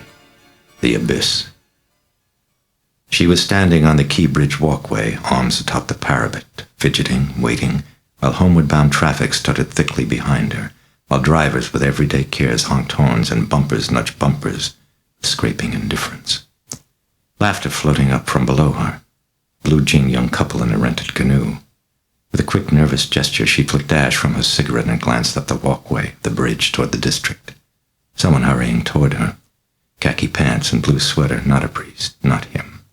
She looked down at the river again, at her helplessness swirling in the wake of the bright red canoe. She could make out the name on its side. Caprice. Footsteps. The man in the sweater coming closer, slowing down as he reached her. Peripherally, she saw him rest a forearm on the top of the parapet, and quickly she averted her head toward Virginia. "Keep moving, creeper, I swear to Christ, I'll yell for a cop." "Miss MacNeil, I'm Father Karras." She started, reddened, jerked swiftly around. Yes, there, the chipped, rugged face. "Oh, my God. Oh, jeez." She was tugging at her sunglasses, flustered, and immediately pushing them back as the sad, dark eyes probed hers. "I should have told you that I wouldn't be in uniform. I'm sorry." His voice was cradling, stripping her of burden, as his powerful hands clasped gently together. They were large and yet sensitive, veined Michelangelos. Chris felt her gaze somehow drawn to them instantly. "I thought it would be much less conspicuous. You seemed so concerned about keeping this quiet." "Well, guess I should have been concerned about not making such an ass of myself." She fumbled through her purse. "I just thought you were human." He smiled. "I knew that when I saw you one day on the campus, Father. That's why I called. You seemed human. You got a cigarette?"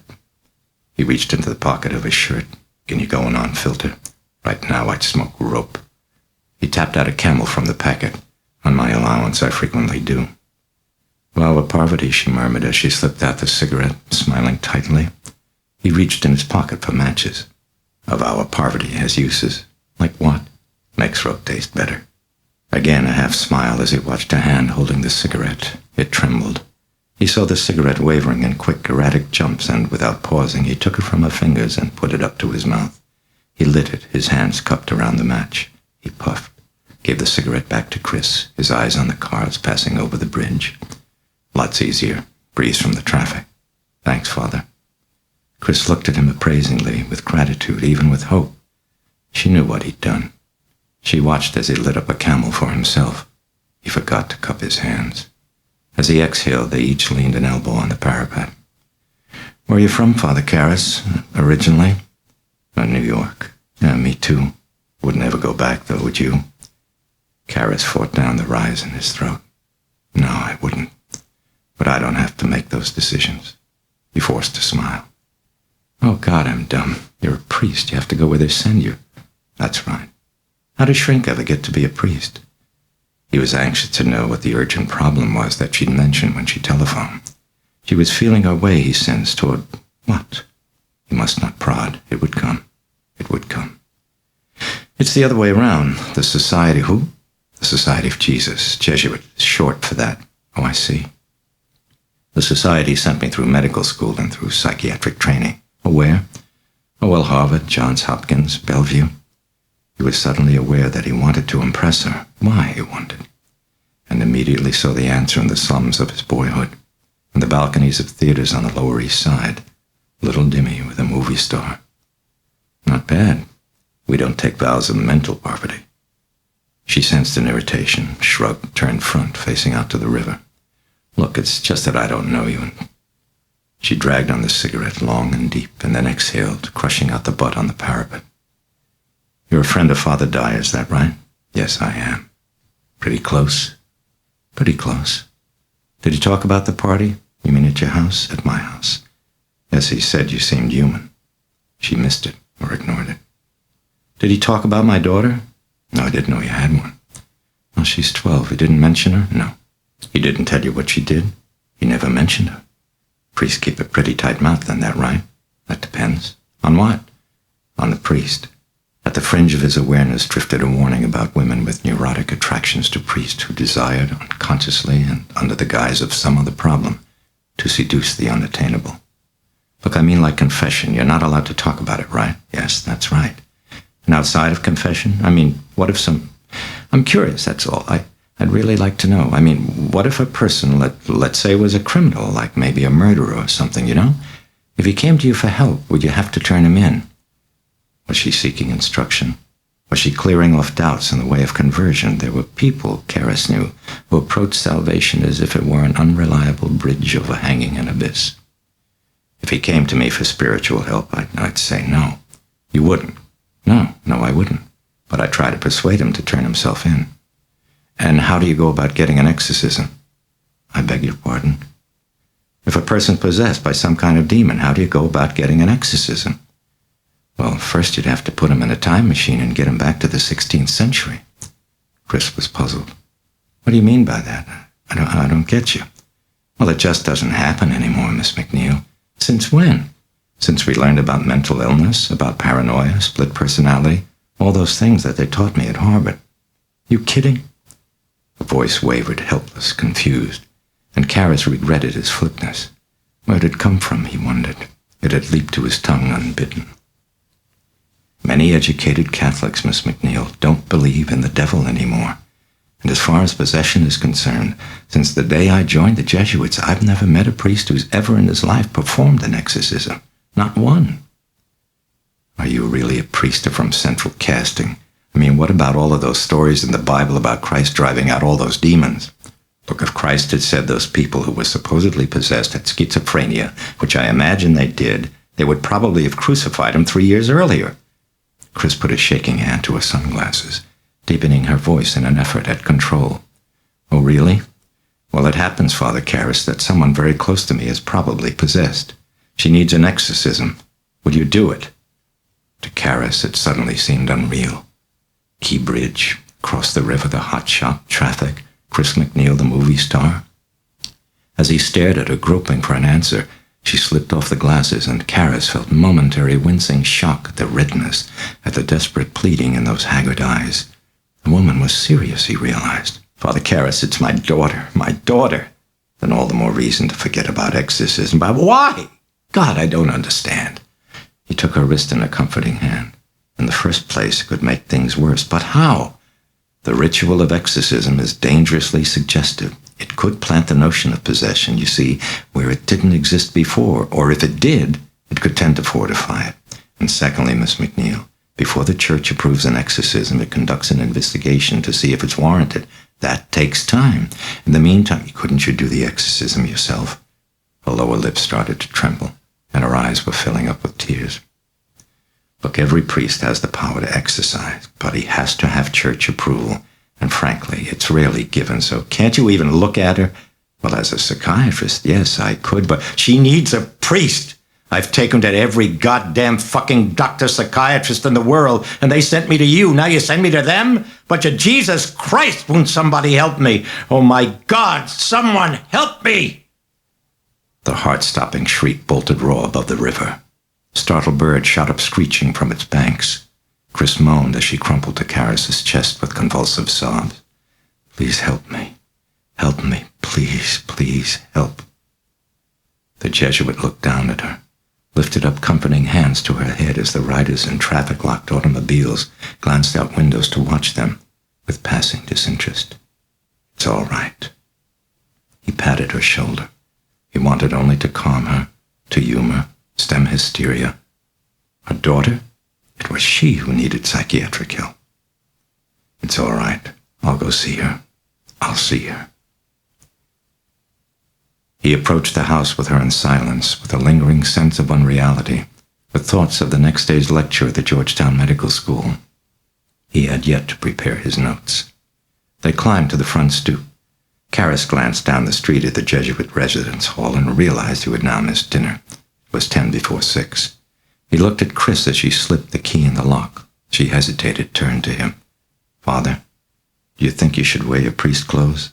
Not too dangerous. She nodded and started opening the door, and it was only then that Karis felt it, a chill, tugging warning. It scraped through his bloodstream like particles of ice. Father Karis? He looked up. Chris had entered. She was holding the door.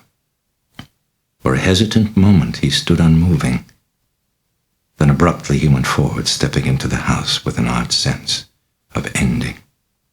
Karis heard commotion upstairs, a deep booming voice with thundering obscenities, threatening and anger and hate and frustration.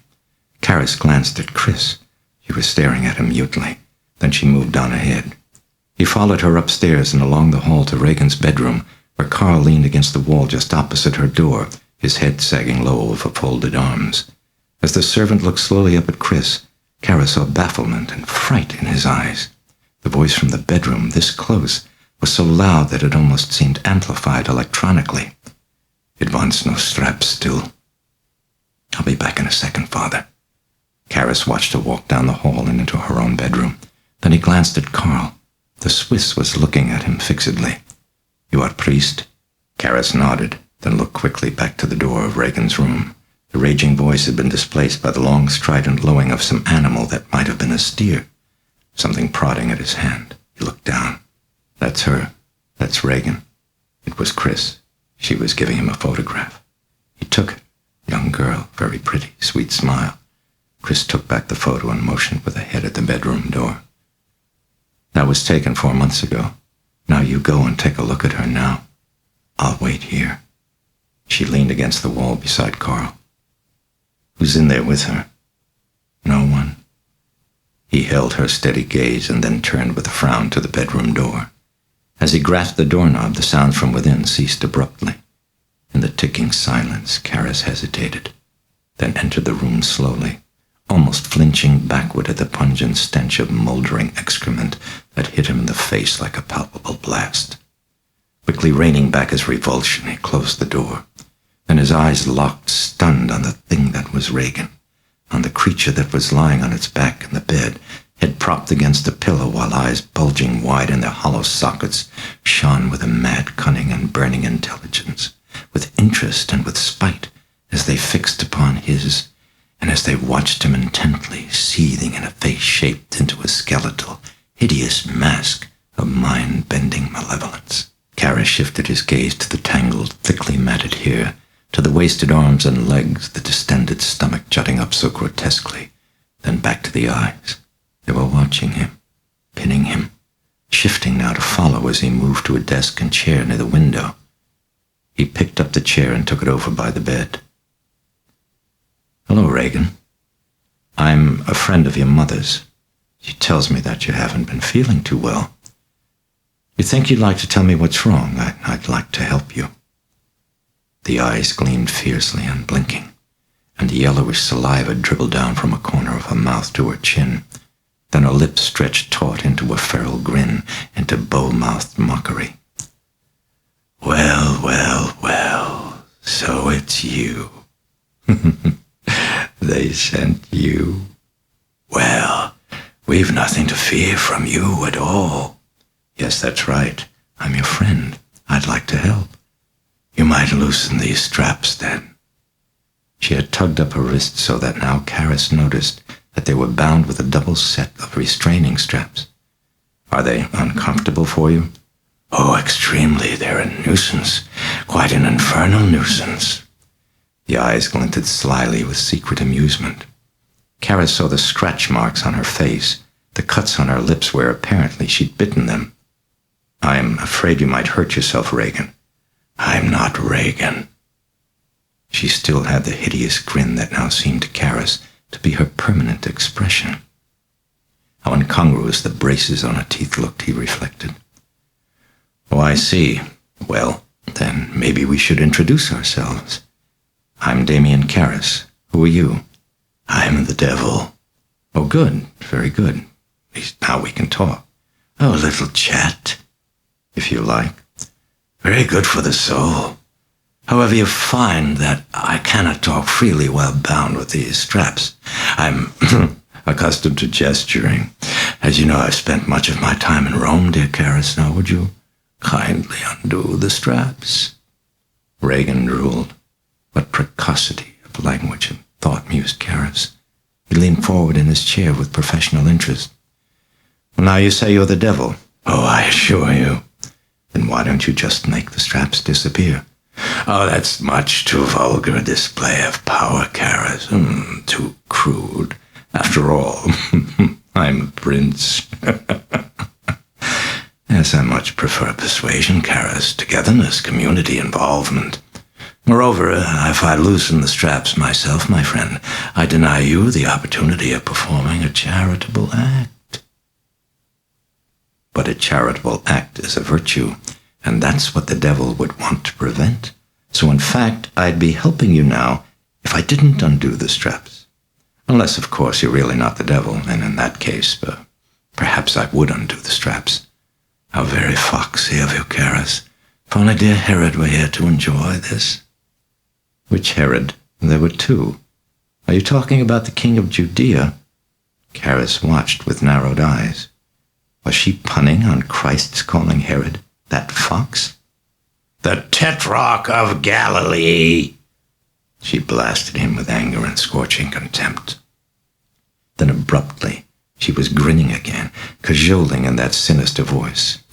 "There, you see how these damnable straps have upset me? Oh, undo them, and I'll tell you the future." Very tempting. "My fault. But then how do I know that you can read the future?" "I'm the devil." "Yes, you say so, but you won't give me proof." "You have no faith." Karis stiffened. "In what?" "In me, dear Karis. In me. All these proofs, all these signs in the sky." Something mocking and malicious danced hidden in those eyes. "Well, now, something very simple might do. For example, the devil knows everything, correct?" "No, almost everything, Karis. Almost. You see, they keep saying that I'm proud. I'm not. Now then, what are you up to, fox?" The yellowed bloodshot eyes gleamed craftily. Well, I thought we might test the extent of your knowledge. Ah, yes. The largest lake in South America is Lake Titicaca in Peru. Will that do it? No, that won't do it. I'll have to ask something only the devil would know. For example, where is Regan, do you know? She is here. Where is here? In the pig. Let me see her. Why? Why, to prove that you're telling me the truth. Do you want to top her, Karas? Loose the straps, and I'll let you go at it. Let me see her. She's a poor conversationalist, my friend. I strongly advise you to stay with me. Well, it's obvious you don't know where she is, so apparently you aren't the devil. I am! Regan bellowed with a sudden jerk forward, her face contorting with rage. Karas shivered as the massive, terrifying voice boomed, crackling off the walls of the room. I am! Well, then let me see Regan. That would prove it. I will show you. I will read your mind. Think of a number between 1 and 10. No, that wouldn't prove a thing. I would have to see Regan. Abruptly, it chuckled, leaning back against the headboard. Nothing would prove anything at all to you, Karas. Oh, how splendid indeed. In the meantime, we should try to keep you properly beguiled. After all, now, we wouldn't wish to lose you. Who is we? Oh, we are quite a little group in the Piglet. Ah, yes, quite a stunning little multitude. Later I may see about discreet introductions. In the meantime, I am suffering from a maddening itch that I cannot reach. Would you loosen one strap for a moment, Karas? No, just tell me where it itches, and I'll scratch it. Oh, sly, very sly. Show me Regan, and perhaps I'll undo one strap if abruptly. He flinched in shock as he found himself staring into eyes filled with terror, at a mouth gaping wide and a soundless shriek for help. But then quickly the Regan identity vanished in a blurringly rapid remolding of features. Would you take off these straps? In a flash, the demonic personality returned. Could you help an old altar boy, father? It threw back its head in laughter then. Karas sat stunned, felt the glacial hands at the back of his neck again, more palpable now, more firm. The Regan thing broke off its laughter and fixed him with taunting eyes. Incidentally, your mother is in here with us, Karas. Do you wish to leave a message? I'll see that she gets it. Then Karas was suddenly dodging a projectile stream of vomit, leaping out of his chair. It caught a portion of his sweater in one of his hands.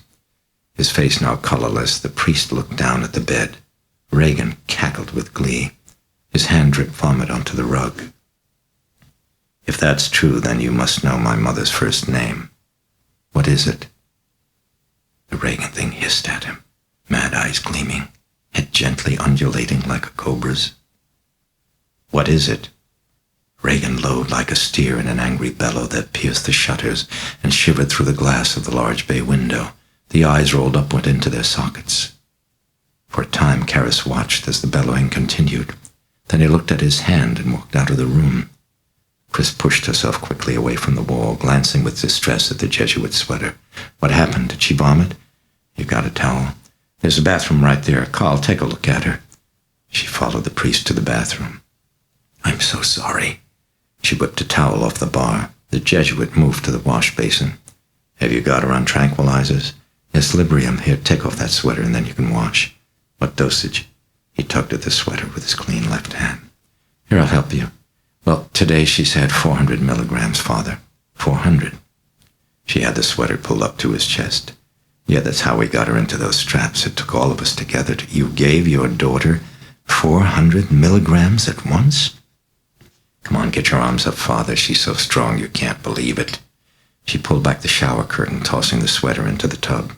I'll have Willie get it clean for you, Father. I'm sorry. Never mind, it doesn't matter. He unbuttoned the right sleeve of his starched white shirt and rolled it up, exposing a matting of fine brown hairs on a bulging, thickly muscled forearm. I'm sorry, Chris repeated quietly, slowly sitting down on the edge of the tub. Is she taking any nourishment at all? He held his hand beneath the hot water tap, to rinse away the vomit. She clutched and unclutched the towel. It was pink, the name Regan embroidered in blue. No, Father, just sustagen when she's been sleeping. But she ripped out the tubing. Ripped it out. Today. Disturbed, Kara soaked and rinsed his hands.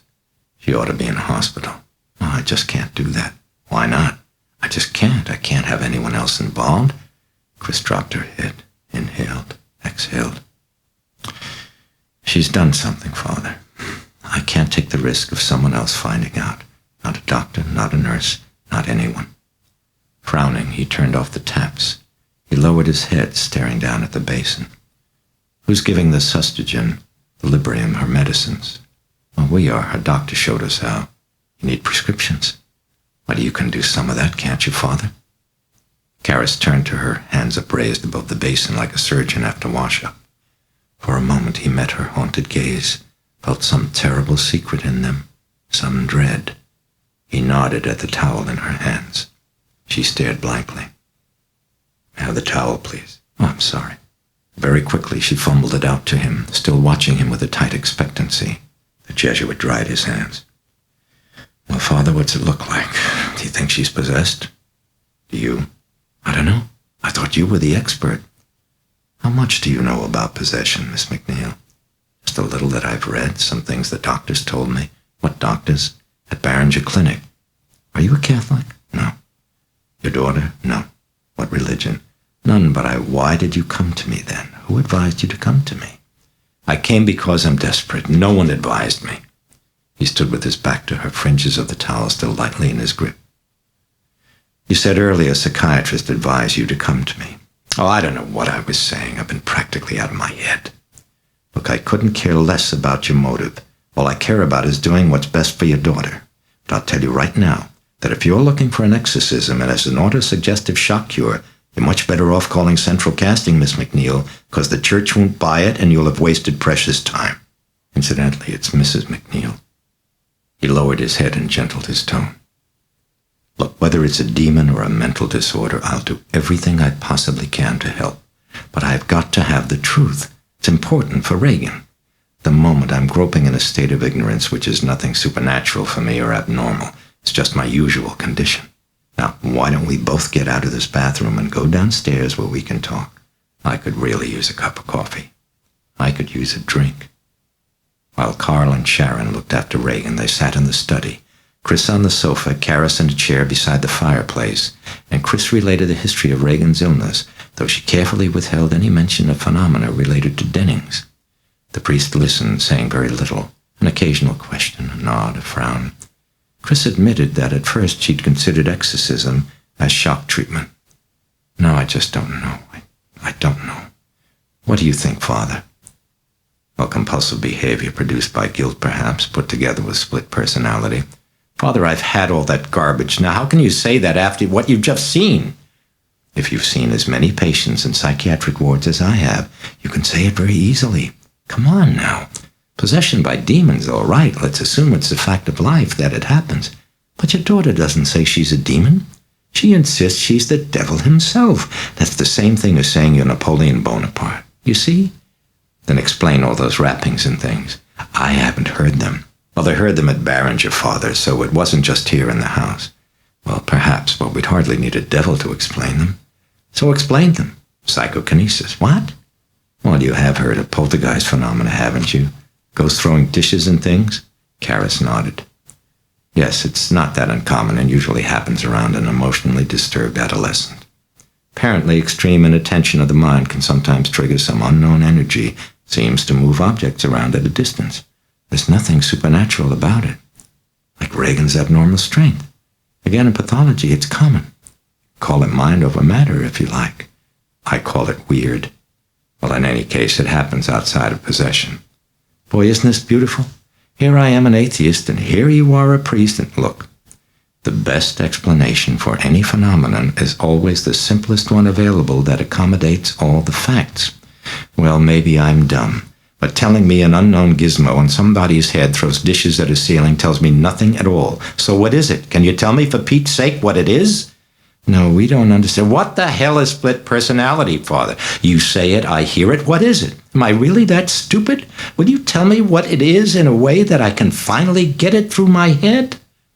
In the red-veined eyes was a plea of despairing confusion. "Look, there's no one in the world who pretends to understand it all. All we know is that it happens, and anything beyond the phenomenon itself is only the purest speculation." For long, troubled seconds, the priest was still, brooding, sunk back in his chair. "Does Regan have a low-pitched voice, normally?" No, in fact, I'd say it's very light." "Would you consider her precocious?" "No, not at all." "Do you know her IQ?" "About average."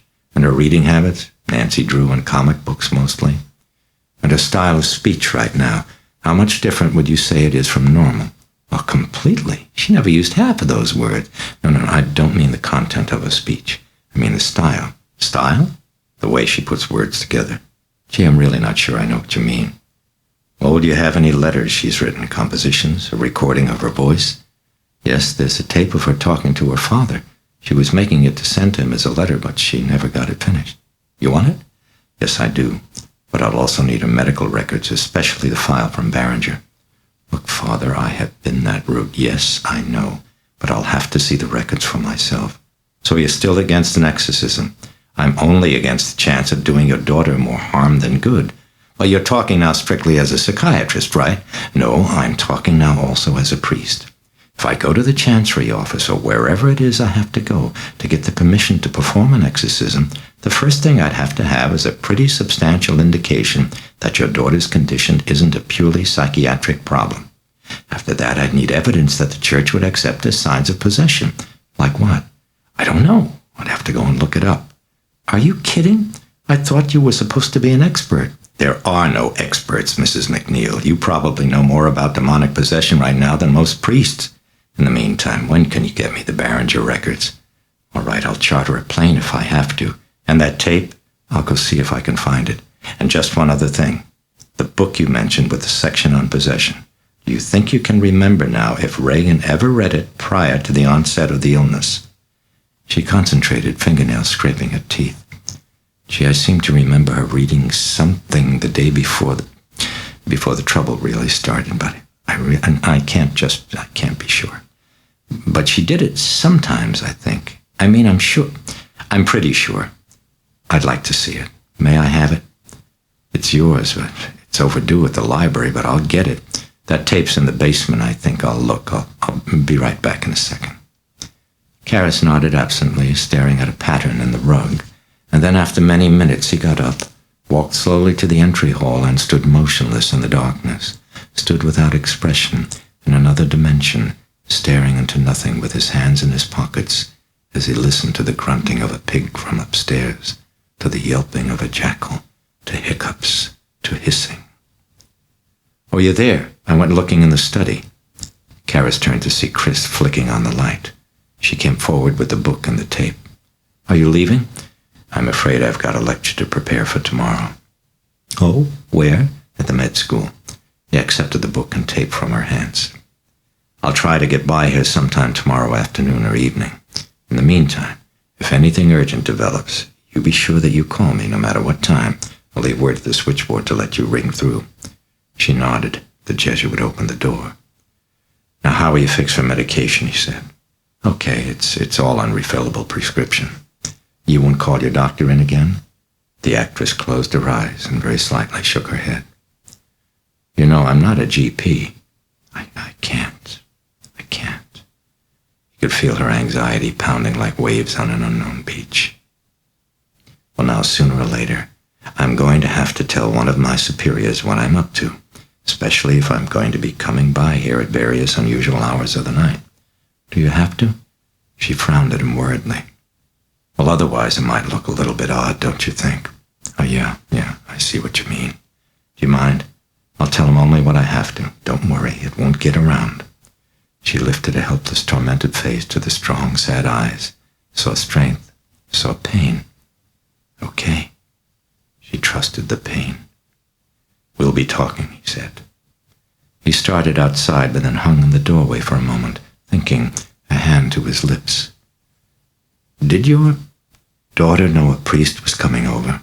"No, nobody knew but me." Did you know that my mother had died just recently?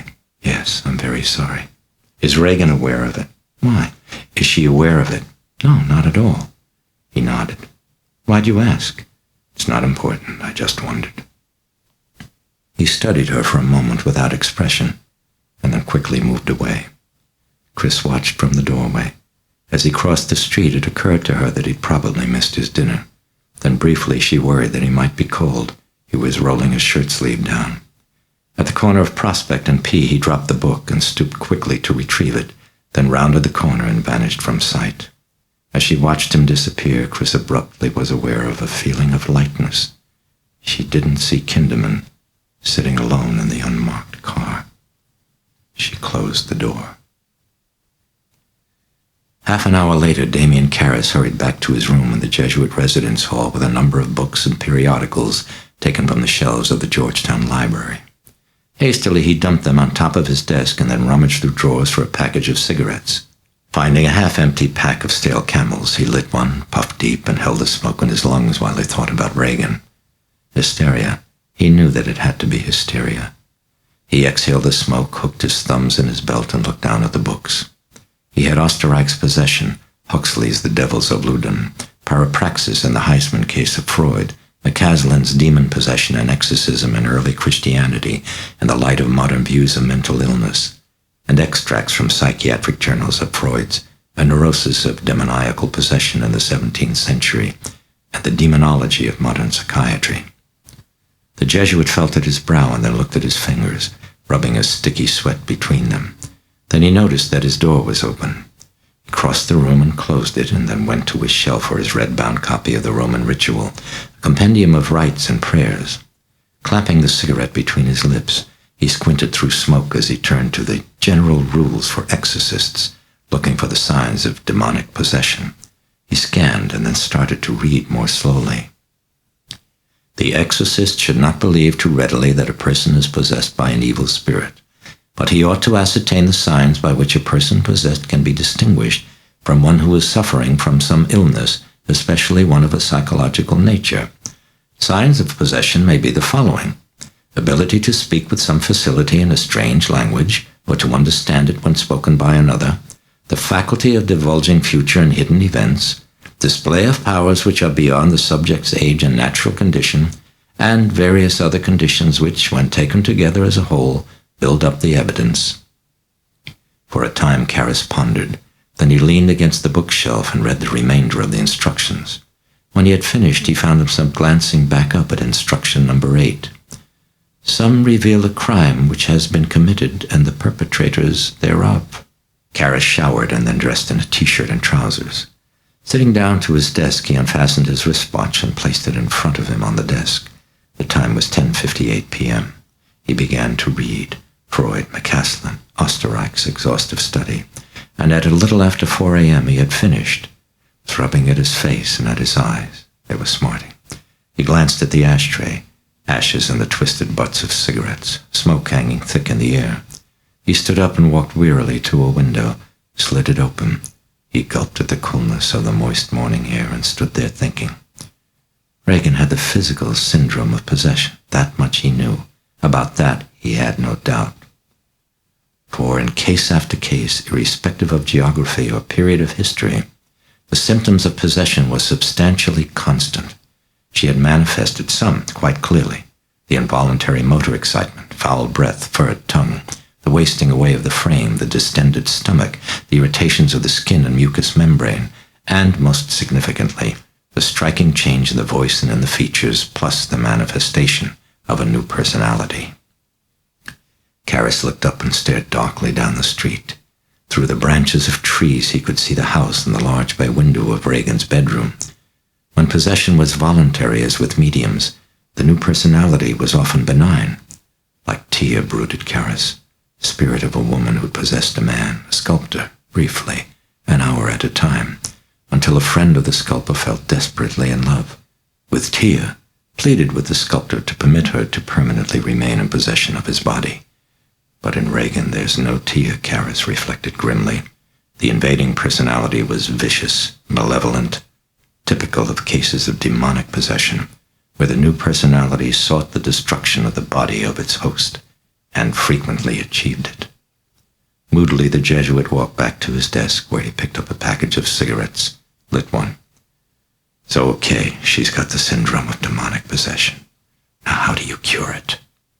He found out the match. It depended on what caused it. He sat on the edge of his desk. The Jesuit shook his head.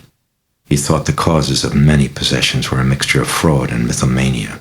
Still others, however, seemed caused by mental illness, paranoia, schizophrenia, neurasthenia, psychasthenia. And this was the reason, he knew, that the Church had for years recommended that the exorcist work with a psychiatrist or a neurologist present. Yet not all possessions had causes so clear.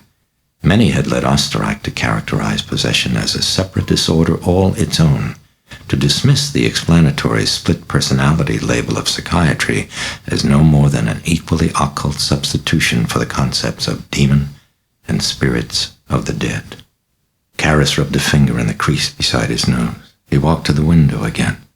What was the answer then? Genuine possession? A demon? He looked down and shook his head. No way. Paranormal happenings? Sure, why not? Too many competent observers had reported them, doctors, psychiatrists, men like Junot, but the problem was, how do you interpret the phenomena? He thought back to Osterreich, reference to a shaman of the Altai, Siberia, voluntarily possessed and examined in a clinic while performing an apparently paranormal action, levitation. Just prior, his pulse rate had spurted to 100, then afterward leaped to an amazing 200. Marked changes in temperature as well, and respiration. So his paranormal action was tied to physiology. It was caused by some bodily energy or force. But as proof of possession, the Church wanted clear and exterior phenomena that suggested... He'd forgotten the wording. He looked it up, traced a finger down the page of a book on his desk, found it.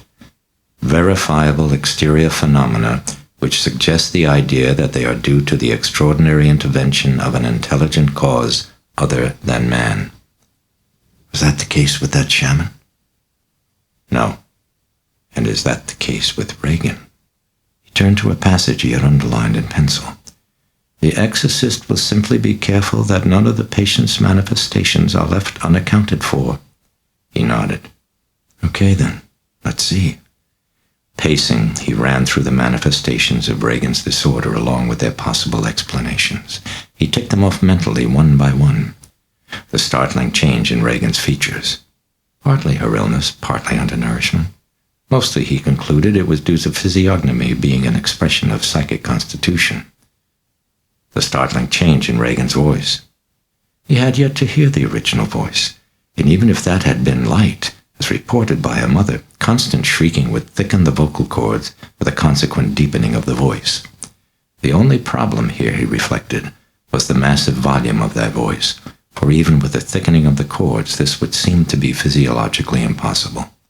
And yet, he considered, in states of anxiety or pathology, displays of paranormal strength in excess of muscular potential were known to be a commonplace. Might not vocal cords and voice box be subject to the same mysterious effect? Regan suddenly extended vocabulary and knowledge. Cryptomnesia, buried recollections of words and data she had once been exposed to, even in infancy perhaps. In somnambulists, and frequently in people at the point of death, the buried data often came to the surface with almost photographic fidelity. Regan's recognition of him as a priest. Good guess. If she had read the chapter on possession, she might have expected a visit by a priest. And according to Jung, the unconscious awareness and sensitivity of hysterical patients could at moments be 50 times greater than normal, which accounted for seemingly authentic thought reading via table tapping by mediums, for what the medium's unconscious was actually reading were the tremors and vibrations created in the table by the hands of the person whose thoughts were supposedly being read. The tremors formed a pattern of letters or numbers. Thus Regan might conceivably have read his identity merely from his manner, from the look of his hands, from the scent of sacramental wine. Regan's knowledge of the death of his mother. Good guess. He was 46. Could you help an old altar boy, Father? Textbooks in use in Catholic seminaries accepted telepathy as both a reality and a natural phenomenon. Regan's precocity of intellect. In the course of personally observing a case of multiple personality involving alleged occult phenomena, the psychiatrist Jung had concluded that in states of hysterical somnambulism, not only were unconscious perceptions of the senses heightened, but also the functioning of the intellect, for the new personalities in the case in question seemed clearly more intelligent than the first. And yet, puzzled Karras, did merely reporting the phenomenon explain it? Abruptly, he stopped pacing and hovered by his desk. He lit another cigarette, exhaled. What book had this girl read that had enabled her unconscious mind to simulate the symptoms to such perfection? And how did the unconscious of victims in China communicate the symptoms to the various unconscious minds of people possessed in Siberia, in Germany, and Africa, so that the symptoms were always the same? Incidentally, your mother is with us, Karras. He stared unseeing as smoke from his cigarette rose like whispered curls of memory. The priest leaned back, looking down at the bottom left-hand drawer of the desk. For a time he kept staring. Then slowly he leaned down, pulled open the drawer, and extracted a faded language exercise book. Adult education, his mother's. He set it on the desk and thumbed the pages with tender care. Letters of the alphabet over and over. Then simple exercises. Between the pages, an attempt at a letter. Dear Dimmy, I have been waiting. Then another beginning, incomplete. He looked away, saw her eyes at the window, waiting. The eyes became Regan's, eyes shrieking, eyes waiting. He glanced at the tape of Regan's voice. He left the room, took the tape to the language lab, found a tape recorder, sat down, clamped on earphones. For a time only tape hiss, squeaking of the mechanism. Suddenly a thumping sound of activation, noises. Hello? Then a whining feedback. Chris MacNeil, tone hushed in the background. Not so close to the microphone, honey. Hold it back. Like this? No, more. Like this? Yeah, okay, go ahead now. Just talk. Giggling, the microphone bumping a table. Then the sweet, clear voice of Regan MacNeil. Hello, Daddy? This is me. I can't tell what to say. Oh, just tell him how you are, honey. Tell him about all of the things you've been doing. Well, Daddy? Well, you see, I hope you can hear me okay. And, well, now, let's see. First we're in Washington, Daddy, you know? That's where the president lives, in this house, Daddy. I better start over. See, Daddy, Karras heard the rest only dimly from afar, through the roaring of blood in his ears like the ocean as up through his chest and his face swelled an overwhelming intuition. The thing that I saw in that room wasn't Regan. He returned to the Jesuit residence hall, found a cubicle, said Mass before the rush. As he lifted the host in consecration, it trembled in his fingers with a hope he dared not hope, that he fought with every particle fiber of his will. For this is my body. No bread. This is nothing but bread. He dared not love again and lose. That loss was too great, that pain too keen. He bowed his head and swallowed the host like lost illusion. For a moment, it stuck in the dryness of his throat. After Mass, he skipped breakfast, made notes for his lecture, met his class at the Georgetown University Medical School, threaded hoarsely through the ill-prepared talk. Karras dismissed the class early and returned to his room. Could it be? Could it possibly be? Could the only hope for Regan be the ritual of exorcism? Must he open up that locker of aches? He could not shake it, could not leave it untested. He must know. How to know? He opened his eyes.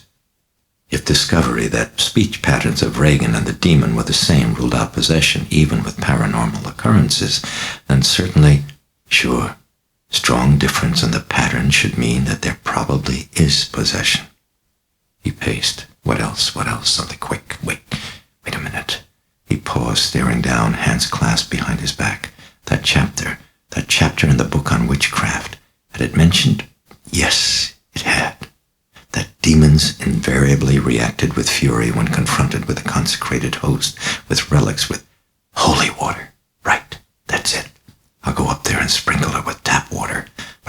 water's holy water. If she reacts the way demons are supposed to react, then I'll know she's not possessed, that the symptoms are suggestive, that she got them from the book. But if it doesn't react, it would mean genuine possession. Feverish, he rummaged for a holy water vial. Willie admitted him to the house. In the entry, he glanced toward Regan's bedroom. Shouts, obscenities, and yet not in the deep, coarse voice of the demon. Raspy, lighter, a broad British accent. Yes, the manifestation that had fleetingly appeared when he'd last seen Regan. Karis glanced down at the waiting Willie. She was staring puzzled at the Roman collar, at the priestly robes. "Where's Mrs. MacNeil, please?" Willie motioned upstairs. "Thank you." He moved to the staircase, climbed, saw Chris in the hall. She was sitting in a chair near Regan's bedroom, head lowered, her arms folded on her chest. As the Jesuit approached her, Chris heard the swishing of his robes. She glanced up and quickly stood. "Hello, Father." There were bluish sacs beneath her eyes. Karis frowned. "Did you sleep?" "Oh, a little." He was shaking his head in admonishment. "Well, I couldn't. She's been doing that all night." "Any vomiting?" "No. Come on, let's go downstairs where we can." She took hold of his sleeve as if to lead him away. He resisted the tugging insistence of her lead. "No, I'd like to see her." "Right now?" Something wrong, reflected Karis. She looked tense and afraid. "Why not now?" She glanced furtively at the door of Regan's bedroom. From within shrieked the hoarse, mad voice. "Damned Nazi!" Chris looked away, then reluctantly nodded. "Go ahead. Go on in. You've got a tape recorder, right? Could you have it brought up to the room with a blank reel of tape, please?" Her eyes searched his with quick movements, little flicks. She frowned with suspicion, and then alarm. "What for? You want a taper?" "Yes, it's Father. I can't have you—" "I need to make comparisons of patterns of speech. Now, please, you're just going to have to trust me." They turned to the door as an excoriating stream of obscenities apparently drove Carl out of Regan's bedroom. His face ashen and grim, he was carrying soiled diapers and bedding. "You get him on, Carl?" Carl glanced quickly at Karis, then at Chris. "They are on." He went quickly down the hallway toward the staircase. Chris watched him. She turned back to Karis. Okay, I'll have it sent up." Abruptly, she walked down the hall. For a moment, Karis watched her, puzzled. What was wrong? Then he noticed the sudden silence in the bedroom. It was brief, then the yelping of demonic laughter. He moved forward, felt the water vial in his pocket. He opened the door and stepped into the bedroom. The stench was more powerful than the evening before. He closed the door, stared. That horror, that thing on the bed. As he approached, it was watching with mocking eyes, full of cunning, full of hate, full of power. "Hello, Karis." The priest heard the sound of diuretic voiding into plastic pants. He spoke calmly from the foot of the bed. "Hello, devil. How are you feeling today?" "At the moment, very happy to see you. Glad. Flying your colors, I see. Very good. You don't mind a bit of stink, do you, Karis?" Another rumbling. The tongue lolled out of the mouth while the eyes appraised Karis with insolence. "No, not at all." "You're a liar." "Does that bother you?" "Mildly. But the devil likes liars." "Only good ones, dear Karis. Only good ones. Moreover, who said I'm the devil? Didn't you?" "Oh, I might have. I'm not well." "You believed me?" "Of course." "My apologies." "Are you saying that you aren't the devil?" "Just a poor struggling demon. A devil. A subtle distinction, but one not entirely lost upon our Father who is in hell. Incidentally, you won't mention my slip of the tongue to him, Karis, now, will you? When you see him, I mean." "See him? Is he here?" "In the pig? Oh, not at all. Just a poor little family of wandering souls, my friend. You don't blame us for being here, do you? After all, we have no place to go, no home." "And how long are you planning to stay?" The head jerked up from the pillow, roaring and contorted in rage. "Until the piglet dies." And then as suddenly, Regan settled back into a thick-lipped, drooling grin. Incidentally, what an excellent day for an exorcism, Karis. The book. She must have read that in the book. The sardonic eyes were staring piercingly. Oh, do begin it soon, would you? Very soon. Inconsistent. Something off here. You would like that? Oh, intensely. But wouldn't that drive you out of Regan? The demon put its head back, cackling maniacally, then broke off. It would bring us together. You and Regan? You and us, my good friend. You and us. And from deep in that throat, the muffled laughter as Karis stared. At the back of his neck he felt hands, icy cold, lightly touching, and then gone. Caused by fear, he concluded. Fear. Fear of what? Yes, you'll join our little family, Karis. You see, the trouble with signs in the sky, my dear morsel, is that once having seen them, one has no excuse. Have you noticed how few miracles one hears about lately? Not our fault, Karis. Don't blame us. We try. Karis jerked around his head at a loud, sudden banging. A bureau drawer had popped open, sliding out its entire length. He felt a quick rising thrill as he watched it abruptly bang shut. There it is. And then as suddenly the emotion dropped away like a rotted chunk of bark from a tree. Psychokinesis. Karis heard chuckling. He glanced back to Regan. How pleasant to chat with you, Karis. I feel free like a wanton. I spread my great wings. In fact, even my telling you this will serve only to increase your damnation, my doctor, my dear and inglorious physician. You did that? You made the dresser drawer move just now? The demon wasn't listening. It had glanced toward the door, toward the sound of someone rapidly approaching down the hall, and now its features turned to those of the other personality. Carl came through the door, moving swiftly with the tape recorder, setting it down by the bed with his eyes averted, and then quickly retreating from the room.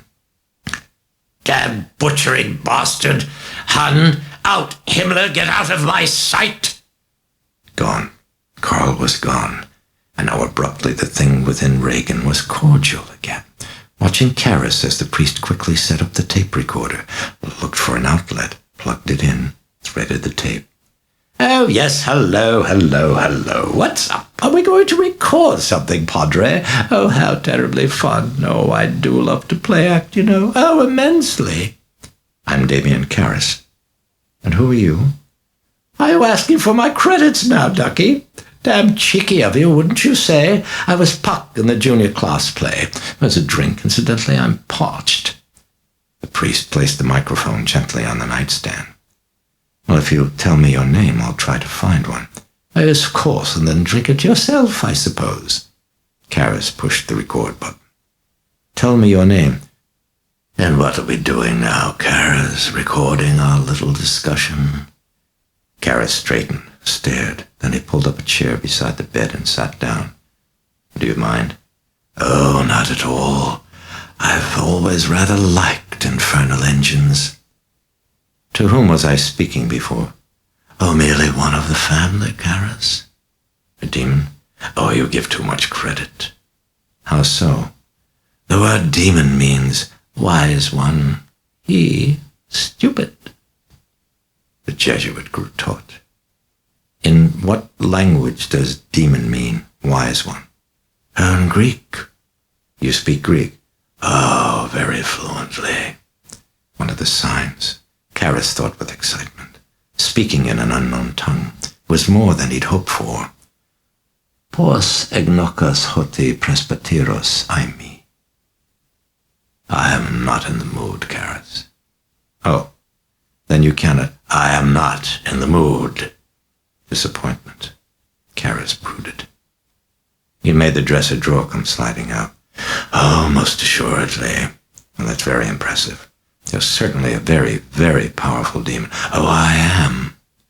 I was wondering if you would do it again. Yes, in time. Do it now, please. I would really like to see it. In time. Why not now? We must give you some reason for doubt. Some. Just enough to assure the final outcome. How novel to attack through the truth. Oh, it's such a joy. Icy hands lightly touching at his neck. Kara stared, thinking, why the fear again? Fear? Was it fear? Regan grinned. No, not fear. That was me. Hands gone now. Kara's frowned, felt new wonder, chipped it down. Telepathic. Or is she? Find out now. Can you tell me what I'm thinking right now? Are your thoughts so much too dull to entertain? Oh, then you can't read my mind. You may have it as you wish. As you wish. You're a fascinating person. Regan sneered. Oh, no, really. I'd like to know more about your background. You've never told me who you are, for example. A devil? Yes, I know, but which devil? What's your name?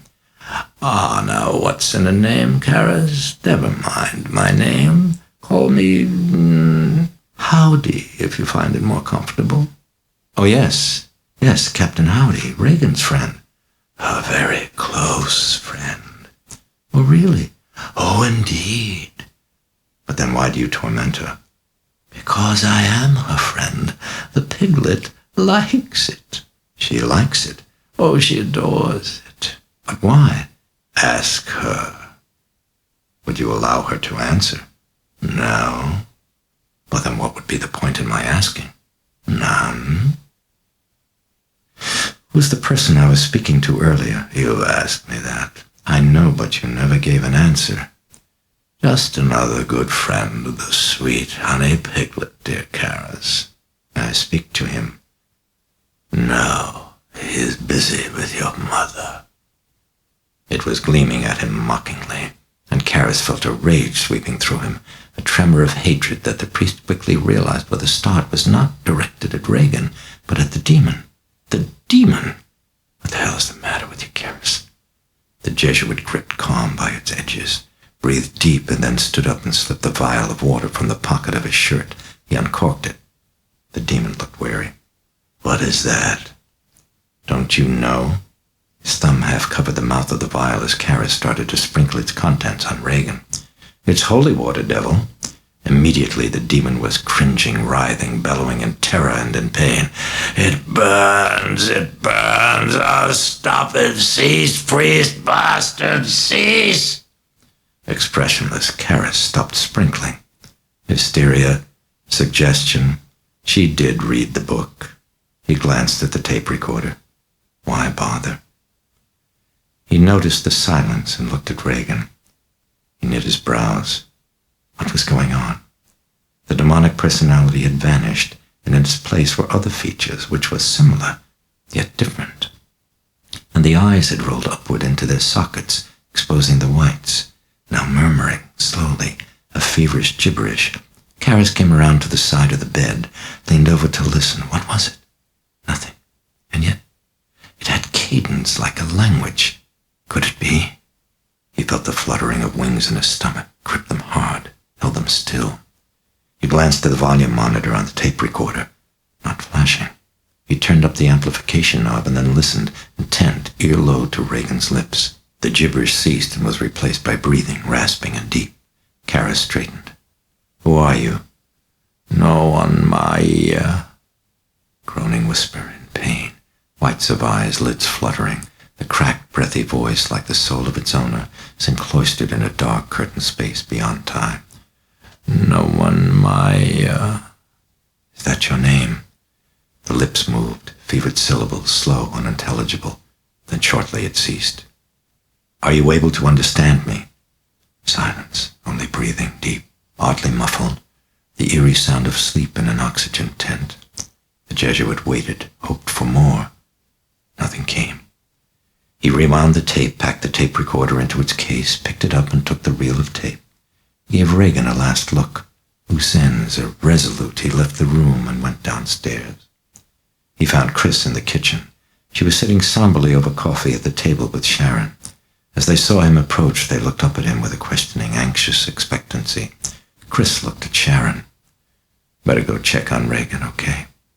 Sharon took a final sip of coffee, nodded wanly at Karras, and left. He sat down wearily at the table. Chris searched his eyes. So what's doing? There were two personalities I hadn't seen before. Well, no, one I guess I'd seen for just a moment, the one that sounds British. That anyone you know. Is that important? Yes, it's important. You saw again the special tension in her face. She looked down and nodded. Yeah, it's someone I knew. Who? Burke Dennings.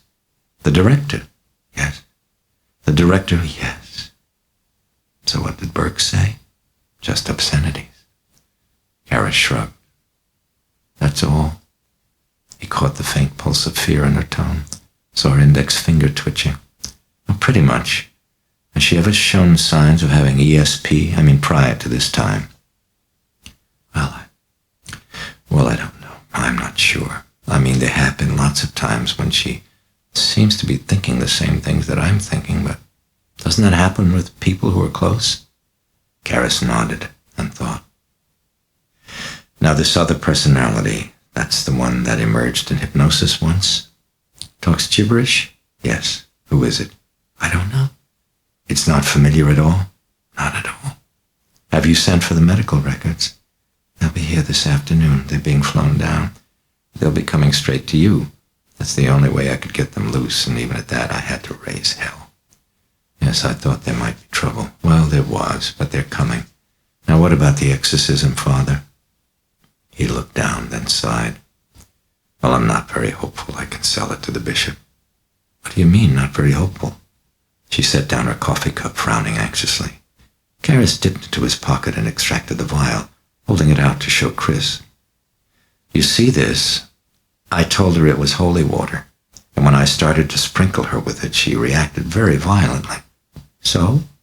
It's not holy water. It's ordinary tap water. So maybe some demons just don't know the difference. You really believe there's a demon inside her? I believe that there's something inside of Regan that's trying to kill her, Father Karras, and whether it knows piss from water doesn't seem to have very much to do with it at all, don't you think? I mean, sorry, but you asked my opinion. What's the difference between holy water and tap water anyway? Holy water's blessed. Mazel tov, Father, I'm happy for it. So what are you telling me meantime? No exorcism? Look, I've only just begun to dig into this. But the church has criteria that have to be met, and they have to be met for a very good reason.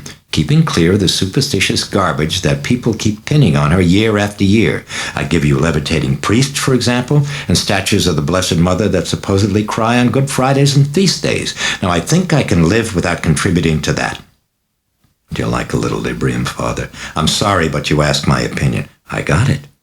Karras touched the thumbnail to his teeth.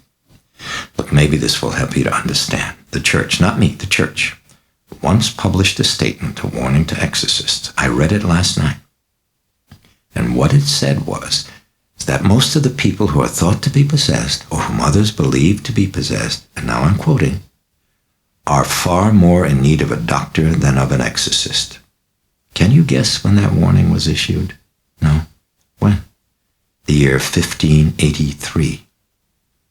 Chris stared in surprise and thought, Yeah, that sure was one hell of a year. She heard the priest rising from his chair. Let me wait and check the records from the clinic. In the meantime, I'll edit the tapes and then take them to the Institute of Languages and Linguistics. It could be this gibberish is some kind of a language. I doubt it, but maybe. And comparing the patterns of speech, well, then you'll know. If they're the same, you'll know for sure she's not possessed. And what then?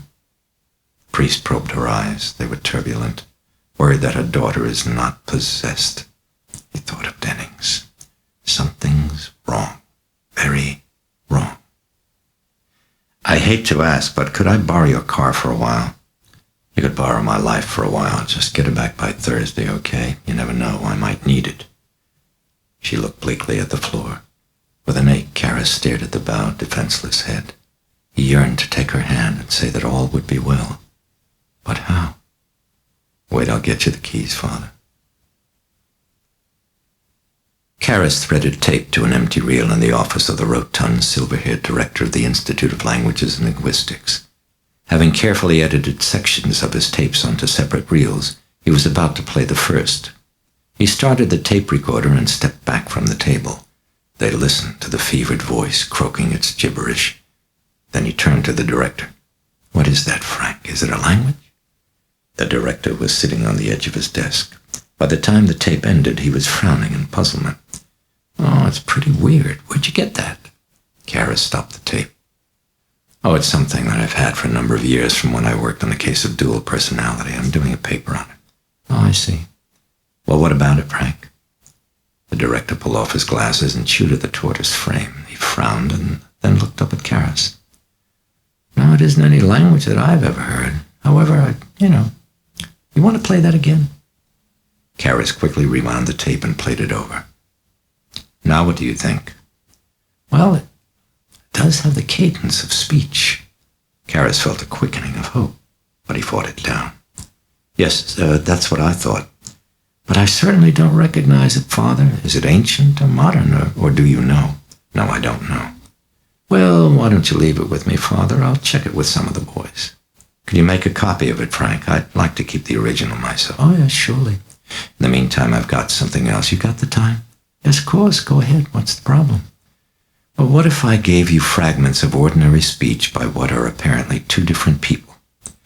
Could you tell by semantic analysis whether just one person might have been capable of both modes of speech?" "Oh, I think so." "Look, I need a big favor from you." "You'd like me to test them out?" "Oh, I'd be glad to. I'll give it to one of the instructors." "No, Frank, that's the really big part of the favor. I'd like you to do it yourself and as fast as you can do it. It's terribly important." The director read the urgency in his eyes, and he nodded. Okay, I'll get on it." The director made copies of both the tapes. Karas returned to the Jesuit residence hall with the originals. He found a message slip in his room. The records from the clinic had arrived. He hurried to reception and signed for the package. Back in his room, he began to read immediately, and was soon convinced that his trip to the Institute had been wasted. Indications of guilt obsession with ensuing hysterical somnambulistic. She is doing this to herself, brooded Karas. He rubbed his tired eyes, yet he still felt remiss. He ran back through the symptoms, touching each like a boy going back to touch slats on a white picket fence. Which one had he missed, he wondered. Which? The answer, he concluded wearily, was none. He walked back to the MacNeil house. Willie admitted him and led him to the study. The door was closed. Willie knocked. "Father Karas," she announced. "Come in." Karas entered and closed the door behind him. Chris was standing with her back to him, brow in her hand, an elbow on the bar. "Hello, Father." Concerned, he went over to her. "You okay?" "Yeah, I'm fine." He frowned. Her hand was obscuring her face, but the hand trembled. "So what's doing?" "Well, I've looked at the records from the clinic. I believe that, my honest opinion right now is that Regan can best be helped by intensive psychiatric care." She shook her head very slowly back and forth. "Where's her father?" "In Europe." "Have you told him what's happening?" She had thought about telling him so many times, had been tempted. The crisis could bring them back together. But Howard and priests, for Regan's sake, she decided he mustn't be told. "No." "Well, I think it would help if he were here. Listen, nothing's going to help except something out of sight, something way out of sight." She lifted a tear-stained face to the priest. "I believe you should send for him." "Why?" "Well, I've asked you to drive a demon out, goddammit, not ask another one in. What happened to the exorcism all of a sudden?" "Well, now, what in hell do I want with Howard?" "We can talk about it. Talk about it now, goddammit. What the hell good is Howard right now? What's the good?" "There's a strong probability that Regan's disorder is rooted in guilt over..." "Guilt over what?" "Well, over the divorce, all that psychiatric bullshit. Now, she's guilty because she killed Burke Dennings. She killed him. She killed him, and they'll put her away. They're going to put her away. Oh, my God. Oh, my God." Karas caught her up as she crumpled, sobbing, and guided her toward the sofa. "It's all right. It's all right. No, They'll put her away. They'll... Oh, my God. Oh, my God. It's all right. He eased her down and stretched her out on the sofa. He sat down on the edge and took her hand in both of his. Thoughts of Kinderman, of Dennings, her sobbing, unreality. It's all right. It's all right. Take it easy. It's all right. Soon the crying subsided and he helped her sit up. He brought her water and a box of tissues he'd found on a shelf behind the bar. Then he sat down beside her. Oh, I'm so glad. Oh, God, I'm glad I got it out. She sniffled and blew her nose. Karis was in turmoil, his own shock of realization increasing the calmer she grew. Quiet sniffles now, intermittent catches in the throat. Another weight was on his back again, heavy and oppressive. He inwardly stiffened. No more. Say no more. Do you want to tell me more? Chris nodded, exhaled. She wiped at an eye and spoke haltingly in spasms of Kinderman, of the book, of her certainty that Dennings had been up in Regan's bedroom, of Regan's great strength, of the Dennings personality that Chris thought she had seen with head turned around and facing backward. She finished. Now she waited for Karis's reaction. For a time he did not speak as he thought it all over. Then at last he said softly, "You don't know that she did it." But the head turned around. You'd hit your own head pretty hard against the wall. You were also in shock. You imagined it. She told me that she did it. And did she tell you how? Chris shook her head. He turned and looked at her. No, she didn't. Then it doesn't mean a thing. No, it wouldn't mean a thing unless she gave you details that no one else could conceivably know but the killer. I don't know. I don't know if I'm doing what's right. I think she did it, and she could kill someone else. I don't know, Father. Father, what should I do? The weight was now set in concrete. In drying, it had shaped itself to his back. He rested an elbow on his knee and closed his eyes. Well, you've told someone now. You've done what you should. Now forget it. Just put it away and leave it all up to me. He felt her gaze on him and he looked at her. Are you feeling any better now? She nodded. Would you do me a favor? He asked. What? Go out and see a movie. She wiped at an eye with the back of her hand and smiled. I hate him. Then go visit a friend. Got a friend right here. She put her hands in her lap and looked at him warmly. He smiled. Get some rest. I will. He had another thought. You think Dennings brought the book upstairs, or was it there? I think it was already there. He considered this, then he stood up. Well, okay. Do you need the car? No, you keep it.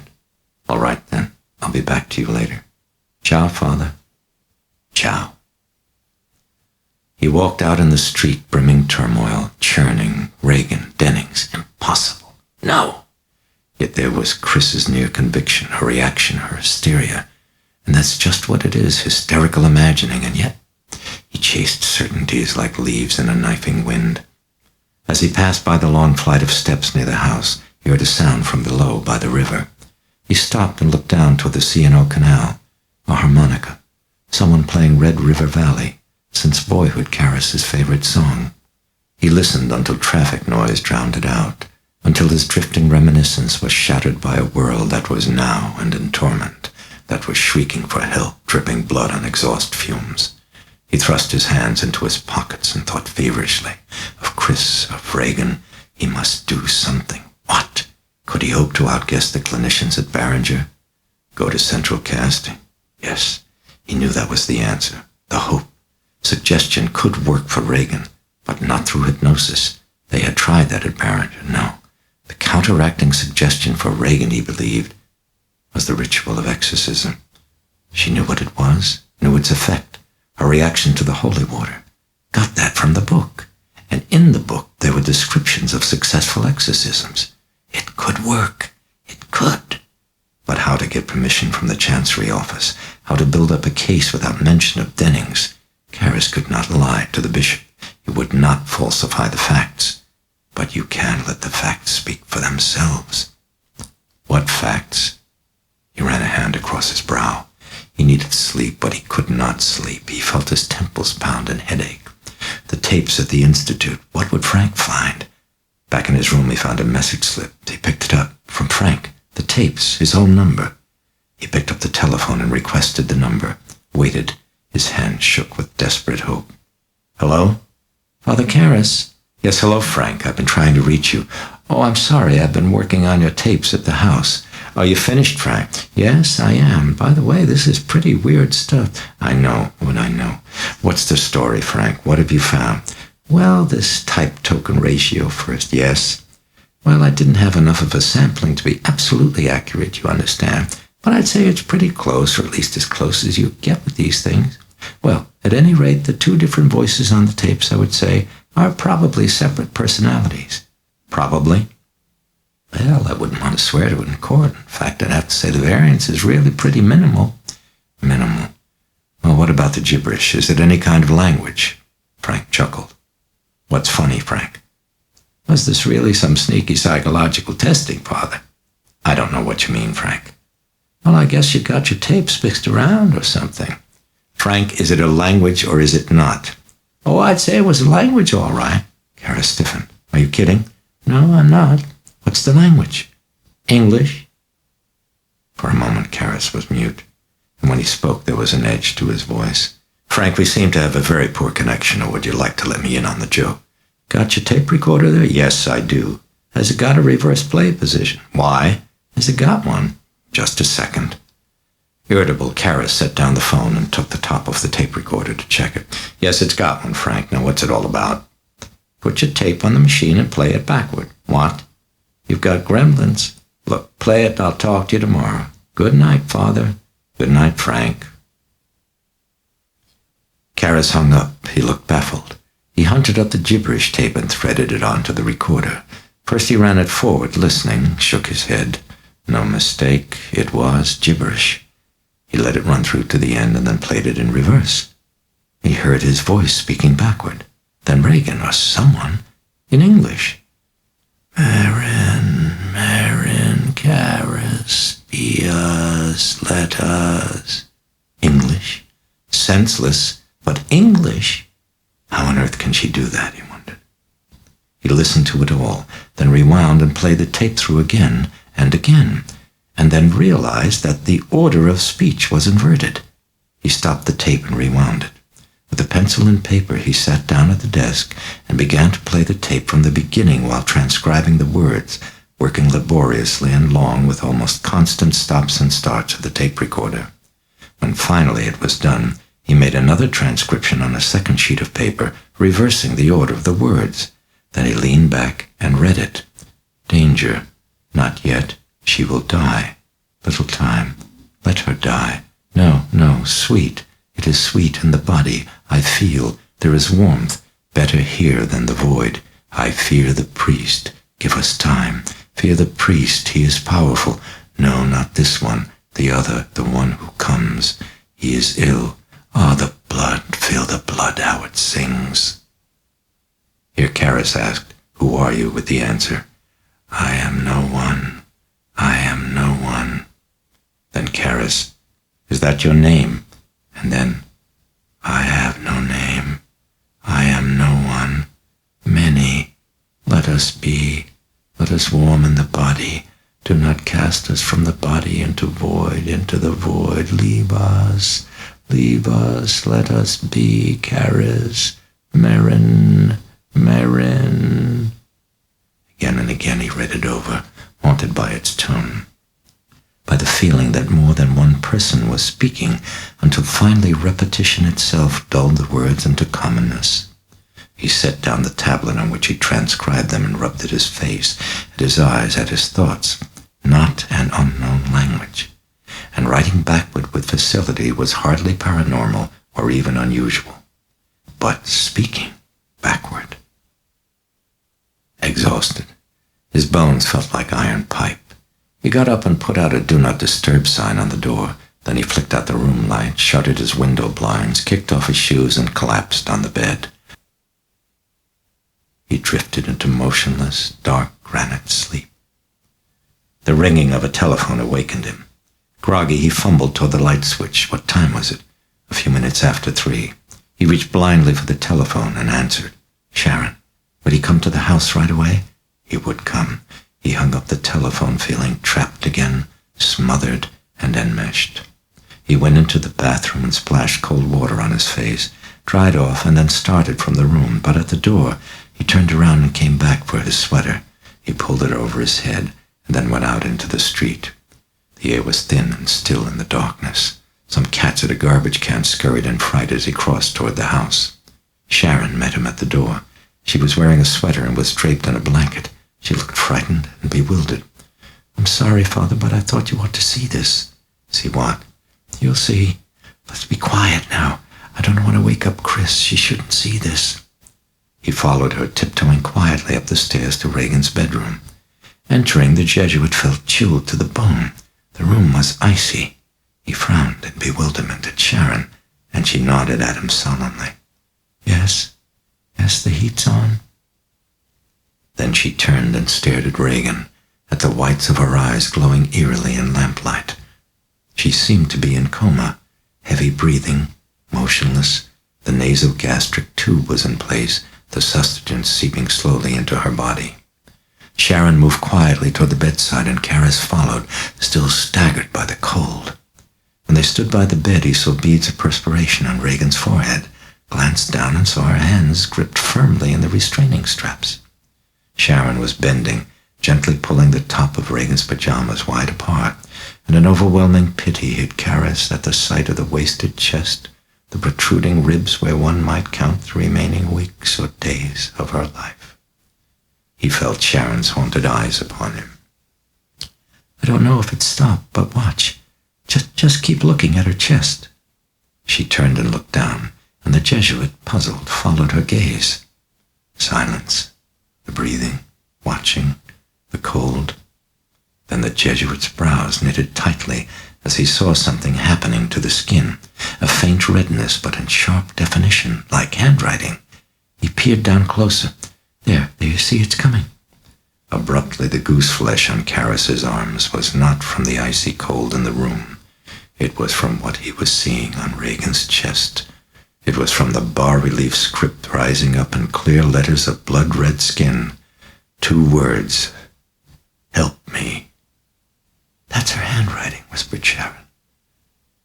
At 9 that morning, Damien Karis came to the president of Georgetown University and asked for permission to seek an exorcism. He received it and immediately afterward went to the bishop of the diocese, who listened with grave attention to all that Karis had to say. "You're convinced that it's genuine?" the bishop asked finally. "I've made a prudent judgment that it meets the conditions set forth in the ritual." Karis answered evasively. He still did not dare believe. Not his mind, but his heart had tugged him to this moment. Pity and the hope for a cure through suggestion.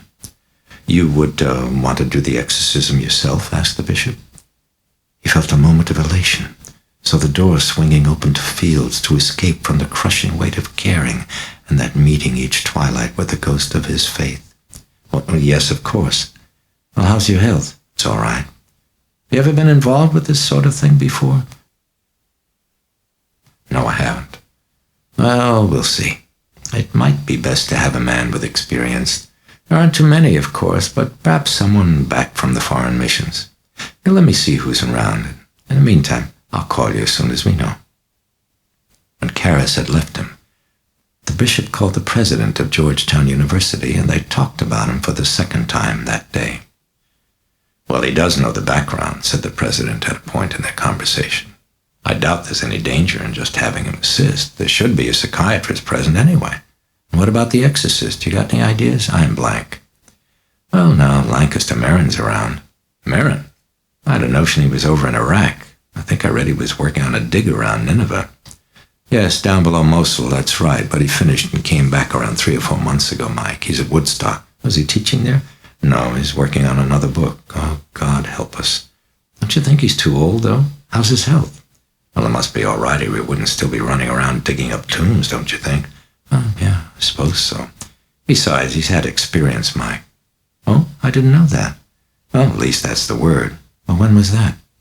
"Oh, maybe 10 or 12 years back, I think, in Africa. Supposedly the exorcism lasted for months. I heard it damn near killed him." "Well, in that case, I doubt they'd want to do another one."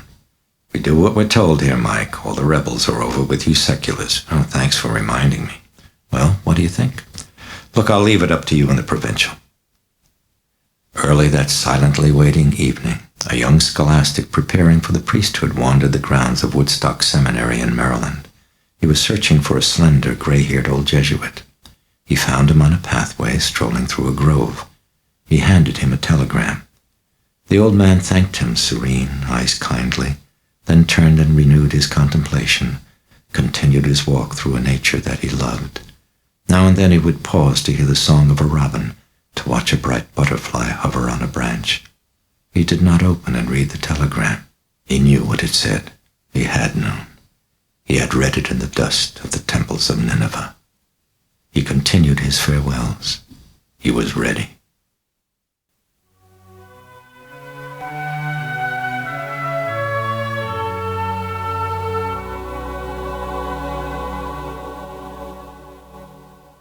Part 4. And let my cry come unto thee. A cab pulled up to the house. From it stepped a tall old man, black raincoat and hat and a battered valise. He paid the driver, then turned and stood motionless, staring at the house. The cab pulled away and rounded the corner of 36th Street. The tall old man didn't move, but stood under streetlight glow, in mist, like a melancholy traveler frozen in time. Inside at that moment, Karis and Carl pinned Regan's arms while Sharon injected her with Librium, bringing the total amount injected in the last 2 hours to 400 milligrams. The dosage, Karis knew, was staggering. But after a lull of many hours, the demonic personality had suddenly awakened in a fit of fury so frenzied that Regan's debilitated system could not for very long endure it. Karis was exhausted. After his visit to the Chancery office that morning, he returned to the house to tell Chris what had happened. Then he set up an intravenous feeding for Regan, went back to his room, and fell on his bed. After only an hour and a half of sleep, however, the telephone had wrenched him awake.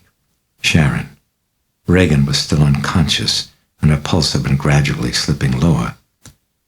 Karis had then rushed to the house with his medical bag and pinched Regan's Achilles tendon, looking for reaction to pain.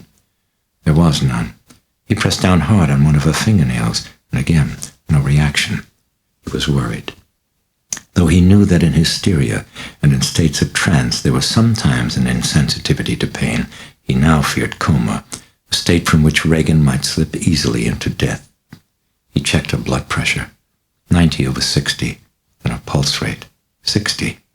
He had waited in the room then, and checked her again every 15 minutes for an hour and a half before he was satisfied that blood pressure and pulse rate had stabilized, meaning Regan was not in shock, but in a state of stupor. Sharon was instructed to continue to check the pulse each hour. Then he'd return to his room and his sleep, but again the telephone woke him up. The Exorcist, Chancery office told him, would be Lancaster Merrin. Karis would assist. The news had stunned him.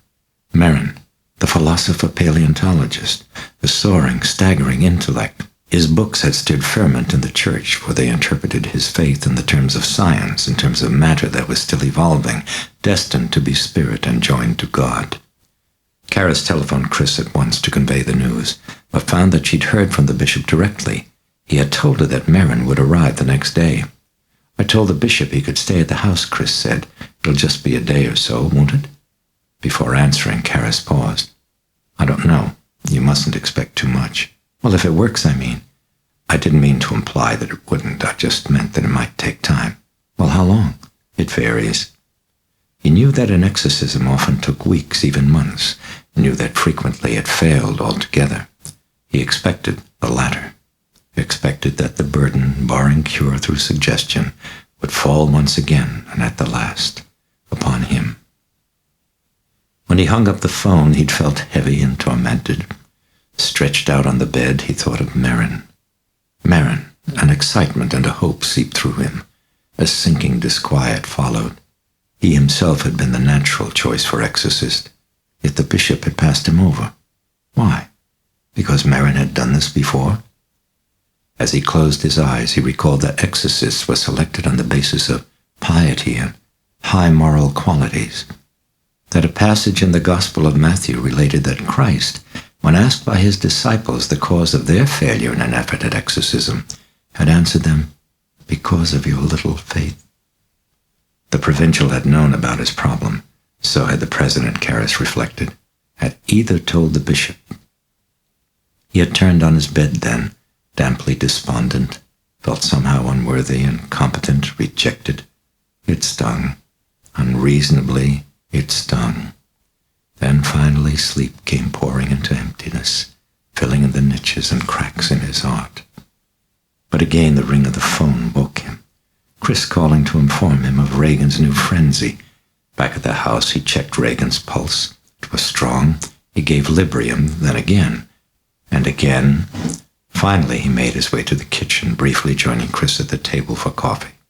She was reading a book, one of Merrin's that she'd ordered delivered to the house. "Way over my head," she said, "but there's some of it so beautiful, so great." She flipped back through pages to a passage she had marked and handed the book across the table to Karras.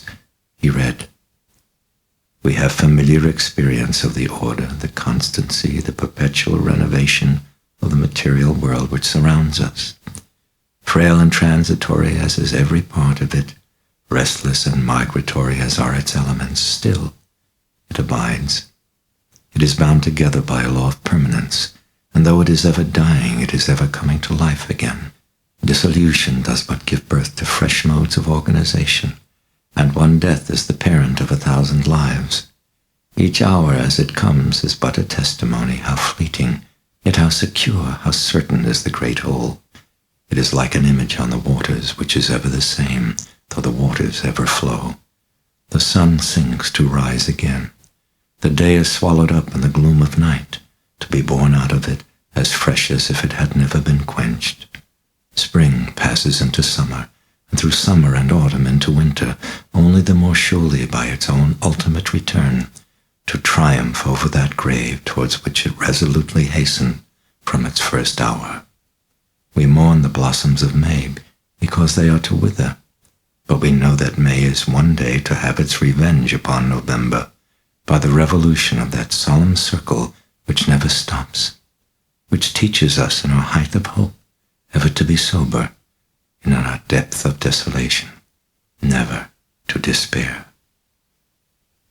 "Yes, it's beautiful," said Karras. His eyes were still on the page.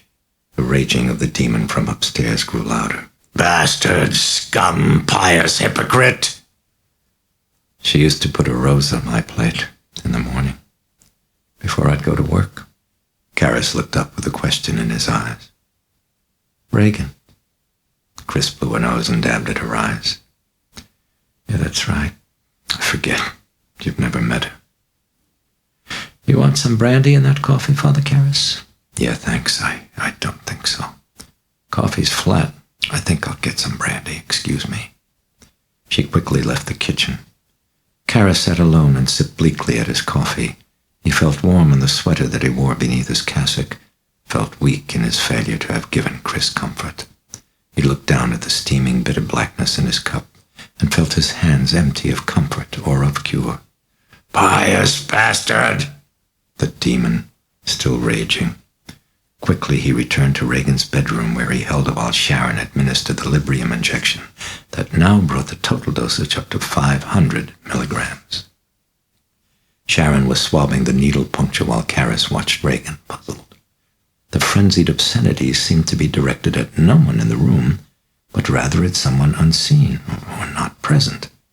He dismissed the thought. Concerned about Chris, he went down to the kitchen, where again he found her sitting alone at the table. She was pouring brandy into her coffee. "You sure you wouldn't like some, Father?" Shaking his head, he came over to the table and sat down wearily. He stared at the floor, heard porcelain clicks of a spoon stirring coffee. "Have you talked to her father?" "Yes, he called. He wanted to talk to Rags." "And what did you tell him?" "I told him she was out at a party." Silence. Karras heard no more clicks. He looked up and saw her staring at the ceiling, and then he noticed it too. The shouts above had finally ceased. "I guess the Librium took hold."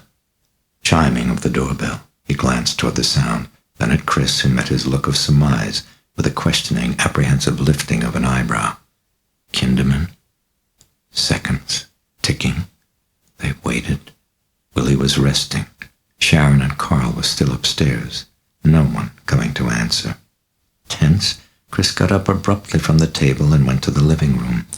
Kneeling on the sofa, she parted a curtain, peered furtively through the window at her caller. Oh, thank God, not Kinderman. She was looking instead at a tall old man in a threadbare raincoat, his head bowed patiently in the rain. He carried a worn, old-fashioned valise. For an instant, a buckle gleamed in street lamp glow as the bag shifted slightly in his grip. The doorbell chimed again. Who is that? Puzzled, Chris got down off the sofa and walked to the entry hall. She opened the door only slightly, squinting out into darkness as a fine mist of rain brushed her eyes. The man's hat brim obscured his face. Yes, hello, can I help you? Mrs. MacNeil.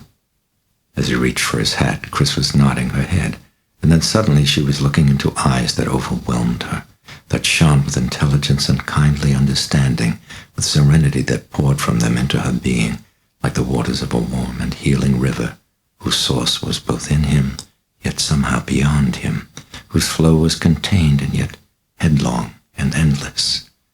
I'm Father Merrin, Mrs. MacNeil. For a moment she looked blank as she stared at the lean and ascetic face, at the sculptured cheekbones polished like soapstone. Then quickly she flung wide the door. Oh my gosh, please come in. No, come in. Honestly, I don't know where my head is. He entered and she closed the door. I didn't expect you until tomorrow. Yes, I know. As she turned around to face him, she saw him standing with his head angled sideways, glancing upward, as if he were listening.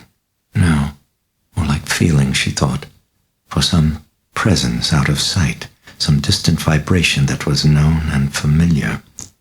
Puzzled, she watched him. His skin seemed weathered by alien winds, by a sun that shone elsewhere, somewhere remote from her time and her place. What was he doing?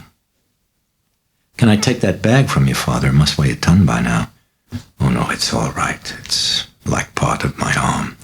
Very old, very battered. Still feeling, still probing. He looked down with a warm, tired smile in his eyes. I'm accustomed to the weight. Is Father Karras here? Yes, he is. He's in the kitchen. Have you had any dinner, incidentally, Father? He flicked his glance upward at the sound of a door being opened. Yes, I had some on the train. Are you sure you wouldn't like something else? A moment, then the sound of the door being closed. He glanced down. No, thank you. Gee, all of this rain. If I'd known you were coming, I could have met you at the station. It's all right. Did you have to wait long for a cab? A few minutes. I'll take that, Father. Carl. He descended the stairs very quickly and now slipped the bag from the priest's easy grip and took it off down the hall. We've put a bed in the study for you, Father. It's really very comfortable, and I thought you'd like the privacy. I'll show you where it is. Would you like to say hello to Father Karras? I should like to see your daughter first. Right now, you mean, Father? She looked puzzled. He glanced upward again with that distant attentiveness. Yes, now. I think now. Gee, I'm sure she's asleep. I think not. Well, Suddenly Chris flinched at a sound from above, at the voice of the demon booming and yet muffled, croaking like amplified premature burial. Merrin! Then the massive and shiveringly hollow jolt of a single blow against the bedroom wall. My God Almighty! Chris clutched the pale hand against her chest. Stunned, she looked at Merrin. The priest hadn't moved. He was still staring upward, intense and yet serene, and in his eyes there was not even a hint of surprise. It was more, Chris thought, like recognition. Another blow shook the walls. Merrin! The Jesuit moved slowly forward, oblivious of Chris, who was gaping in wonder, of Carl stepping lithe and incredulous from the study, of Karras emerging bewildered from the kitchen while the nightmarish poundings and croakings continued. He went calmly up the staircase, slender hand like alabaster sliding upward on the banister. Karras came up beside Chris, and together they watched from below as Merrin entered Regan's bedroom and closed the door behind him. For a time there was silence. Then abruptly the demon laughed hideously and Merrin came out. He closed the door and started down the hall.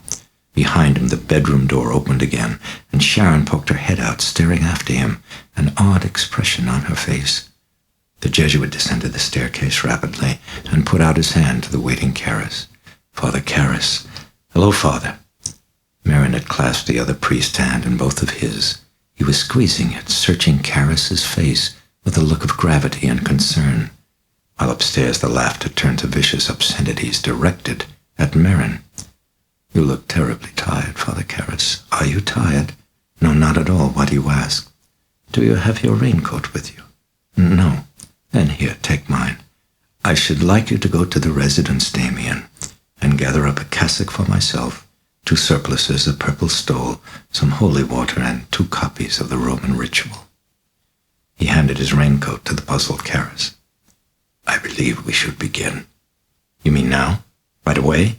Yes, I think so. Don't you want to hear the background of the case first, Father? Why? Merrin's brows were knitted in earnestness. Karras realized that he had no answer. He averted his gaze from those disconcerting eyes. Right. I'll go and get the things. He was slipping on the raincoat and turning away. Carl made a dash across the room, got ahead of Karras, and pulled the door open for him. They exchanged brief glances, and then Karras stepped out into the rainy night. Merrin glanced back to Chris. She'd been watching him, glowing with relief at the feeling of decision and direction and command, rushing in like a shout in sunlit day. You don't mind if we begin right away? No, I'm glad. You must be tired, though, Father. He saw her anxious gaze flick upward toward the raging of the demon. Would you like a cup of coffee, Father? It's fresh and it's hot, and wouldn't you like some? He saw the hands lightly clasping, unclasping, the deep caverns of her eyes. Yes, I would. Thank you. If you're sure it's no trouble. Something heavy had been gently brushed aside and told to wait. She led him to the kitchen, and soon he was leaning against the stove with a mug of black coffee in his hand. You want some brandy in it, Father? He bent his head and looked down into the mug without expression. Well, the doctors say I shouldn't. But thank God my will is weak. And then he held out the mug. Chris paused for a moment, unsure, then saw the smile in his eyes as he lifted his head. She poured. What a lovely name you have, Chris MacNeil. It's not a stage name. Chris trickled brandy into her coffee and shook her head. No, I'm really not Esmeralda Glutz. Oh, thank God for that. And what's Lancaster, Father? So unusual. Were you named after someone? A cargo ship or a bridge. Yes, I suppose it was a bridge. Now, Damien. How I wish I had a name like Damien. So lovely. Where does that come from, Father, that name? Damien. Oh, it was the name of a priest who devoted his life to taking care of the lepers on the island of Molokai. He finally caught the disease himself. Lovely name. I believe that with a first name like Damien, I might even be content with the last name Glutz. Chris chuckled.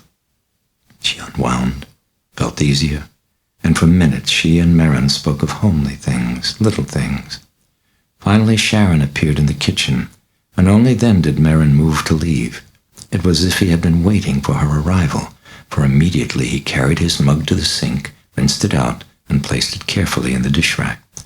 That was good. That was just what I wanted. I'll take you to your room, Father. He thanked her and followed her to the door of the study. If there's anything you need, Father, please let me know. He put his hand on her shoulder and squeezed it reassuringly. Chris felt a power and warmth flowing into her. Peace. She felt peace, and an odd sense of safety, she wondered. You're very kind. Thank you. He removed his hand and watched her walk away. As soon as she was gone, a tightening pain seemed to clutch at his face. He entered the study and closed the door. From a pocket of his trousers, he slipped out a tin marked Bayer aspirin, opened it, extracted a nitroglycerin pill, and placed it carefully under his tongue. Chris entered the kitchen. Pausing by the door, she looked at Sharon, who was standing by the stove, the palm of her hand against the percolator. She waited for the coffee to reheat. Chris went over to her, concerned. "Hey, honey, why don't you get a little rest?" No response. Sharon seemed lost in thought. Then she turned and stared blankly at Chris. "I'm sorry, did you say something?" Chris studied the tightness in her face, the distant look. "What happened up there, Sharon?" "Happened where?" "When Father Merrin walked in upstairs." "Oh, yeah. Yes, it was funny." Sharon frowned. She shifted her faraway gaze to a point in space between doubt and remembrance. "Funny?" Chris prodded her. "Well, strange. They only just stared at each other for a while, and then Regan, that thing, it said..." "Said what?" "It said, 'This time, you're going to lose.'" Chris stared at her, waiting. "Well, and then?" "Well, that was it. Father Merrin turned around and walked out of the room." "And how did he look?" "Funny." "Oh, Christ, Sharon, think of some other word." Chris was about to say something else when she noticed that Sharon had angled her head up to the side, abstracted, as if she were listening. Chris glanced upward and heard it too. The silence. The sudden cessation of the raging of the demon. It's something more. Something. And growing. The women flicked sidelong stares at each other. "You feel it too, Chris?" Chris nodded. The house. Something in the house. A tension. Gradual thickening of the ear. A pulsing like energy slowly building up. The lilting of the door chimes sounded unreal. Sharon turned away. "I'll get it." She walked to the entry hall and opened the door. It was Karras. He was carrying a cardboard laundry box. "Thank you, Sharon." "Father Merrin's in the study," she told him. Karras moved quickly to the study, tapped lightly and cursorily at the door, and then entered with the box. "Sorry, Father. I had a Karras stopped short. Merrin, in trousers and T-shirt, kneeled in prayer beside the rented bed, his forehead bent low to his tight-clasped hands. Karras stood rooted for a moment, as if he had casually rounded a corner, and suddenly encountered his boyhood self, with an altar boy's cassock draped over an arm, hurrying by without a glance of recognition. Karras shifted his eyes to the open laundry box, to speckles of rain on starch. Then slowly, with his gaze still averted, he moved to the sofa and soundlessly laid out the contents of the box. When he finished, he took off the raincoat and draped it carefully over a chair. As he glanced back toward Merrin, he saw the priest blessing himself, and he hastily looked away, reaching down for the larger of the white cotton surplices. He began to put it on over his cassock. He heard Merrin rising. "Thank you, Damien." Karras turned to face him, tugging down the surplice while Merrin came over in front of the sofa, his eyes brushing tenderly over its contents. Karras reached for a sweater. "I thought you might wear this under your cassock, Father. The room gets cold at times." Merrin touched the sweater lightly with his hands. "That was thoughtful of you, Damien." Karras picked up Merrin's cassock from the sofa and watched him pull the sweater down over his head, and only now, and very suddenly, while watching this homely, prosaic action, did Karras feel the staggering impact of the man, of the moment, of a stillness in the house crushing down on him, choking off breath. He came back to awareness with the feeling of the cassock being tugged from his hands. Merrin, he was slipping it on. "You're familiar with the rules concerning exorcism, Damien?" "Yes, I am." Merrin began buttoning up the cassock. "Especially important is the warning to avoid conversations with the demon." The demon. He'd said it so matter-of-factly, thought Karras. It jarred him. "We may ask what is relevant, but anything beyond that is dangerous, extremely." He lifted the surplice from Karras's hands and began to slip it over the cassock. "Especially do not listen to anything he says. The demon is a liar. He will lie to confuse us, but he will also mix lies with the truth to attack us. The attack is psychological, Damien, and powerful. Do not listen. Remember that. Do not listen." "Is there anything at all you would like to ask now, Damien?" "No, but I think it might be helpful if I gave you some background on the different personalities that Regan has manifested. So far, there seem to be 3. There is only one." He slipped the stole around his shoulders. For a moment he gripped it and stood unmoving as a haunted expression came into his eyes. Then he reached for the copies of the Roman ritual and gave one to Caris. "We will skip the litany of the saints. You have the holy water?" Caris slipped the slender cork-tipped vial from his pocket. Merrin took it, then nodded serenely toward the door. "If you will lead, please, Damien." Upstairs by the door to Regan's bedroom, Sharon and Chris stood tense and waiting. They were bundled in heavy sweaters and jackets. At the sound of a door coming open, they turned and looked below and saw Caris and Merrin come down the hall to the stairs in solemn procession. Tall, how tall they were, thought Chris. And Caris, the dark of that rock-chipped face above the innocent altar boy white of the surplice, watching them steadily ascending the staircase. Chris felt deeply and strangely moved. "Here comes my big brother to beat your brains in, creep." It was a feeling, she thought, much like that. She could feel her heart begin to beat faster. At the door of the room, the Jesuit stopped. Caris frowned at the sweater and jacket Chris wore. "You're coming in?" "Well, I really thought I should." "Please don't. Don't. You'd be making a great mistake." Chris turned questioningly to Merrin. "Father Caris knows best." Chris looked to Caris again and dropped her head. "Okay. I'll wait out here. What is your daughter's middle name?" "Teresa."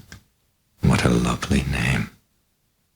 He held her gaze for a moment, reassuring. Then he looked at the door, and again Chris felt it, that tension, that thickening of coiled darkness, inside, in the bedroom, beyond that door. Caris felt it too, she noticed, and Sharon. Merrin nodded. "All right." Caris opened the door and almost reeled back from the blast of stench and icy cold. In a corner of the room, Carl sat huddled in a chair.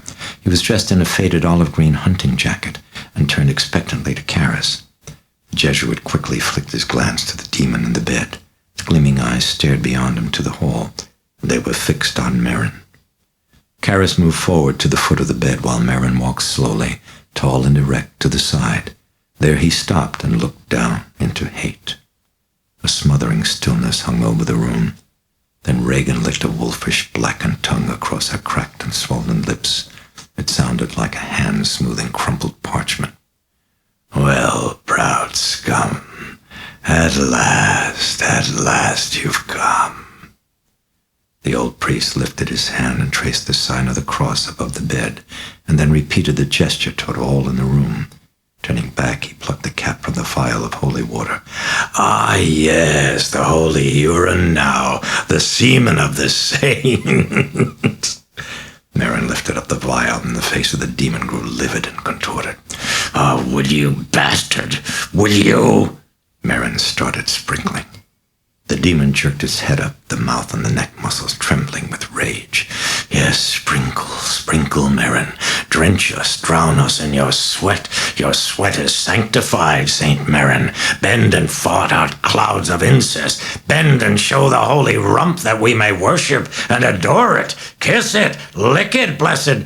Be silent!" The words flung forth like bolts. Caris flinched and jerked his head around in wonder at Merrin, who stared commandingly at Regan. And the demon was silent, was returning his stare, but the eyes were now hesitant, blinking, wary. Merrin kept the holy water vial routinely and returned it to Caris. The psychiatrist slipped it into his pocket and watched as Merrin kneeled down beside the bed and closed his eyes in murmured prayer. "Our Father." Regan spat and hit Merrin in the face with a yellowish glob of mucus.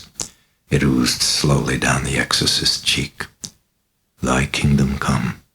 His head still bowed, Merrin continued the prayer without a pause, while his hand plucked a handkerchief out of his pocket and unhurriedly wiped away the spittle. "And lead us not into temptation." Caris rejoined with the response, "But deliver us from evil." Caris looked up briefly. Regan's eyes were rolling upward into their sockets until only the white of the sclera were exposed. He felt uneasy, felt something in the room congealing. He returned to his text to follow Merrin's prayer. God and Father of our Lord Jesus Christ, I appeal to your holy name, humbly begging your kindness, that you may graciously grant me help against this unclean spirit, now tormenting this creature of yours, through Christ our Lord. Amen. Now Merrin stood up and prayed reverently. O God, creator and defender of the human race, look down in pity on this your servant, Regan Teresa MacNeil, now trapped in the coils of man's ancient enemy, sworn foe of our race. Karras glanced up as he heard Regan hissing, saw her sitting erect with the whites of her eyes exposed while her tongue flicked in and out rapidly, head weaving slowly back and forth like a cobra's. Once again, Karras had a feeling of disquiet. He looked back at his text. Save your servant, who trusts in you, my God. Let her find in you, Lord, a fortified tower in the face of the enemy. As Merrin continued with the next line, Karras heard a gasp from Sharon behind him, and turning quickly around, he saw her looking stupefied at the bed. Puzzled, he looked back, and was instantly electrified. The front of the bed was rising up off the floor. He stared at it incredulously. 4 inches, half a foot, and the back legs began to come up. Gott den Himmel! But Karras didn't hear Carl or see him make the sign of the cross on himself as the back of the bed lifted level with the front. It's not happening, he thought, as he watched transfixed. The bed drifted upward another foot, and then hovered there, bobbing and listing gently, as if it were floating on a stagnant lake. Father Karras? Regan undulating, hissing. Father Karras. Karras turned. The exorcist was eyeing him serenely, and now motioned his head toward the copy of the ritual in Karras's hands. The response, please, Damien. Karras looked blank and uncomprehending. Sharon ran from the room. Let the enemy have no power over her. Hastily, Karras glanced back at the text, and with a pounding heart breathed out the response, and the son of iniquity be powerless to harm her. Lord, hear my prayer, and let my cry come unto thee. The Lord be with you, and with your spirit. Merrin embarked upon a lengthy prayer, and Karras again returned his gaze to the bed, to his hopes of his God and the supernatural hovering low in the empty air. An elation thrilled up through his being. It was there. There it was, right in front of him, there. He looked suddenly round at the sound of the door opening. Sharon rushed in with Chris, who stopped, unbelieving, and gasped, Oh, Jesus Christ! Almighty Father, everlasting God. The exorcist reached up his hand in a workaday manner and traced the sign of the cross unhurriedly 3 times on Regan's brow while continuing to read from the text of the ritual. Who sent your only begotten Son into the world to crush that roaring lion. The hissing ceased, and from the taut-stretched O of Regan's mouth came the nerve-shredding lowing of a steer. Snatch from ruination and from the clutches of the noonday devil this human being made in your image. The lowing grew louder, tearing at flesh and shivering through bone. God and Lord of all creation. Merrin routinely reached up his hand and pressed a portion of the stole to Regan's neck while continuing to pray. By whose might Satan was made to fall from heaven like lightning, strike terror into the beast now laying waste your vineyard. The bellowing ceased, a ringing silence. Then a thick and putrid greenish vomit began to pump from Regan's mouth in slow and regular spurts that oozed like lava over her lip and flowed in waves onto Merrin's hand. But he did not move it. Let your mighty hand cast out this cruel demon from Regan Teresa MacNeil. Karras was dimly aware of a door being open, of Chris bolting from the room. Drive out this persecutor of the innocent. The bed began to rock lazily, then to pitch, and then suddenly it was violently dipping and yawing, and with the vomit still pumping from Regan's mouth, Merrin calmly made adjustments and kept the stole firmly to her neck. Fill your servants with courage to manfully oppose that reprobate dragon, lest he despise those who put their trust in you. Abruptly the movement subsided, and as Karras watched, mesmerized, the bed drifted feather-like, slowly, to the floor and settled on the rug with a cushioned thud. Lord, grant that this... Numb, Karras shifted his gaze. Merrin's hand. He couldn't see it. It was buried under mounding, steaming vomit. Damien? Karras glanced up. Lord, hear my prayer. Slowly Karras turned to the bed.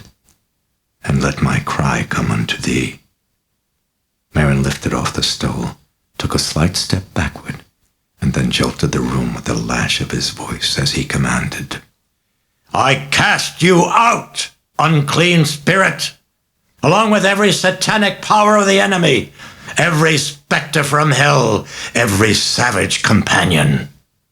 Merrin's hand at his side dripped vomit to the rug. It is Christ who commands you, who once stilled the wind and the sea and the storm.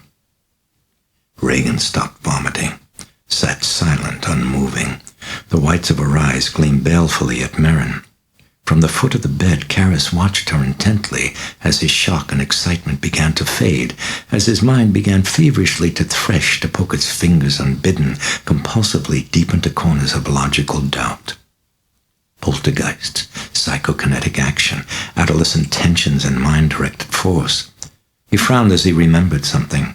He moved to the side of the bed, leaned over, reached down to grasp Regan's wrist, and found what he'd feared. Like the shaman in Siberia, her pulse was racing at an unbelievable speed. It drained him suddenly of sun, and glancing at his watch, he counted the heartbeats now, like arguments against his life. It is he who commands you, he who flung you headlong from the heights of heaven. Merrin's powerful adjuration pounded off the rim of Karras's consciousness in resonant, inexorable blows as the pulse came faster now and faster. Karras looked at Regan, still silent, unmoving. Into icy air, thin mists of vapor wafted from the vomit like a reeking offering. Karras felt uneasy. Then the hair on his arms began prickling up. With nightmare slowness, a fraction at a time, Regan's head was turning, swiveling like a mannequin, creaking with the sound of some rusted mechanism, until the dread and glaring whites of those ghastly eyes were fixed on his. And therefore tremble in fear now, Satan. The head turned slowly back toward Merrin. You corrupter of justice, you begetter of death, you betrayer of the nations, you robber of life. Karras glanced warily around as the lights in the room began flickering, dimming, and then faded to an eerie, pulsing amber. He shivered. It was colder. The room was getting colder. You prince of murderers, you inventor of every obscenity, you enemy of the human race. A muffled pounding jolted the room, and then another. Then steadily, shuddering through walls, through the floor, through the ceiling, splintering, throbbing at a ponderous rate like the beating of a heart that was massive and diseased. Depart, you monster! Your place is in solitude. Your abode is in a nest of vipers. Get down and crawl with them. It is God himself who commands you. The soundings grew louder, began to come ominously faster and faster. I adjure you, ancient serpent, and faster. By the judge of the living and the dead, by your creator, by the creator of all the universe. Sharon cried out, pressing fists against her ears as the poundings grew deafening and now suddenly accelerated and leaped to a terrifying tempo. Regan's pulse was astonishing. It hammered at a speed too rapid to gauge. Across the bed, Merrin reached out calmly and with the end of his thumb traced the sign of the cross on Regan's vomit-covered chest. Karras felt the pulse rate suddenly drop, and as Merrin prayed and traced the sign of the cross on Regan's brow, the nightmarish poundings abruptly ceased. O God of heaven and earth, God of the angels and archangels. Karras could now hear Merrin praying as the pulse kept dropping. Prideful bastard, Merrin. Scum, you'll lose. She'll die. The pig will die. The flickering haze grew gradually brighter. The demonic entity had returned and raged hatefully at Merrin. Profligate peacock, ancient heretic, I adjure you. Turn and look on me. Now look on me, you scum. The demon jerked forward and spat in Merrin's face. "Thus does your master cure the blind." Merrin reached placidly for his handkerchief and wiped away the spittle. "God and Lord of all creation, deliver this servant." "Hypocrite! You care nothing at all for the pig. You care nothing. You've made her a contest between us." I humbly, "Liar! Lying bastard! Tell us, where is your humility, Merrin? In the desert, in the ruins, in the tombs where you fled to escape your fellow man, to escape from your inferiors, from the halt and the lame of mind? Do you speak to men, you pious vomit? Your abode is in a nest of peacocks, Merrin. Your place is within yourself. Go back to the mountaintop and speak to your only equal." Merrin continued with the prayers, unheeding as the torrent of abuse raged on. "Do you hunger, Saint Merrin? Here, I give you nectar and ambrosia. I give to you the food of your God." It excreted diuretically, mocking him. "For this is my body. Now consecrate that, Saint Merrin." Repelled, Karras focused his attention on the text as Merrin read a passage from St. Luke. "My name is Legion," answered the man, for many demons had entered into him. And they begged Jesus not to command them to depart into the abyss. Now a herd of swine was there feeding on the mountainside, and the demons kept entreating Jesus to let them enter into them, and he gave them leave. And the demons came out from the man and entered into the swine, and the herd rushed down the cliff and into the lake and were drowned. Abruptly the demon fixed its eyes on Karras. He had again checked the pulse and found it strong, which meant it was safe to give Regan more Librium.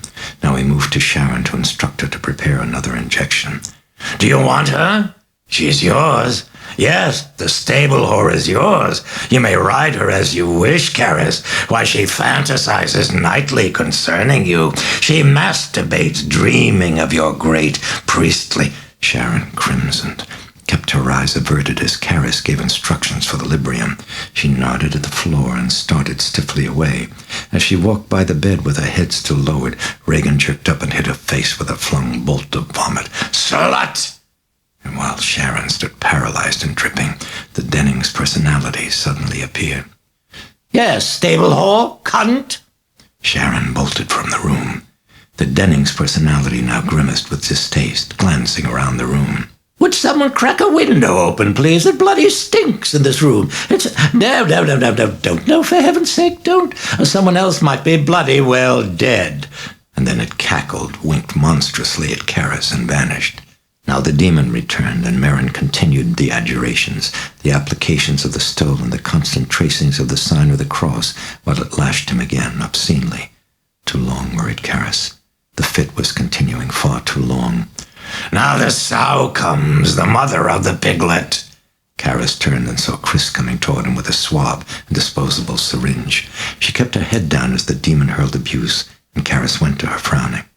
"Sharon's changing her clothes. All right." "Ah, yes, come see your handiwork, sow mother, come!" Chris tried desperately not to listen, not to look, while Karras pinned Regan's unresisting arms. "See the puke? See the murderous bitch, are you pleased? It is you who have done it. Yes, you with your career before anything. Your career before your husband, before her, before—" Karras glanced around. Chris stood paralyzed. "Go ahead, don't listen, get out of here, go ahead." "Your divorce? Go to priest, will you? Priest will not help. She's mad. She's mad. The piglet's mad. You've driven her to madness and to murder." I can't do it." Face contorted, Chris was staring at the quivering syringe, shaking her head. Karras plucked it from her fingers. "All right, swab it. Swab the arm, over here." "In her coffin, you bitch!" "Don't listen." The demon jerked its head around, its eyes bulging fury. "And you, Karras!" Chris swabbed Regan's arm. "Now get out." Karras flicked the needle into wasted flesh. Chris fled. "Yes, we know of your kindness to mothers, dear Karras." The Jesuit blenched, and for a moment did not move. Then slowly he drew the needle out and looked into eyes that had rolled upward into their sockets. Out of Regan's mouth came a slow, lilting singing, almost chanting. in a sweet, clear voice, like a choir boy's. It was a hymn sung at Catholic benediction. Kara stood bloodlessly as it continued. Weird and chilling, the singing was a vacuum into which Karis felt the horror of the evening rushing with a horrible clarity. He looked up and saw Merrin with a towel in his hands. With weary, tender movements, he wiped away the vomit from Regan's face and neck. The singing, whose voice wanted Karis? Haunted, he saw Sharon come back in, take the towel from Merrin. "I'll finish that, Father. I'm all right now.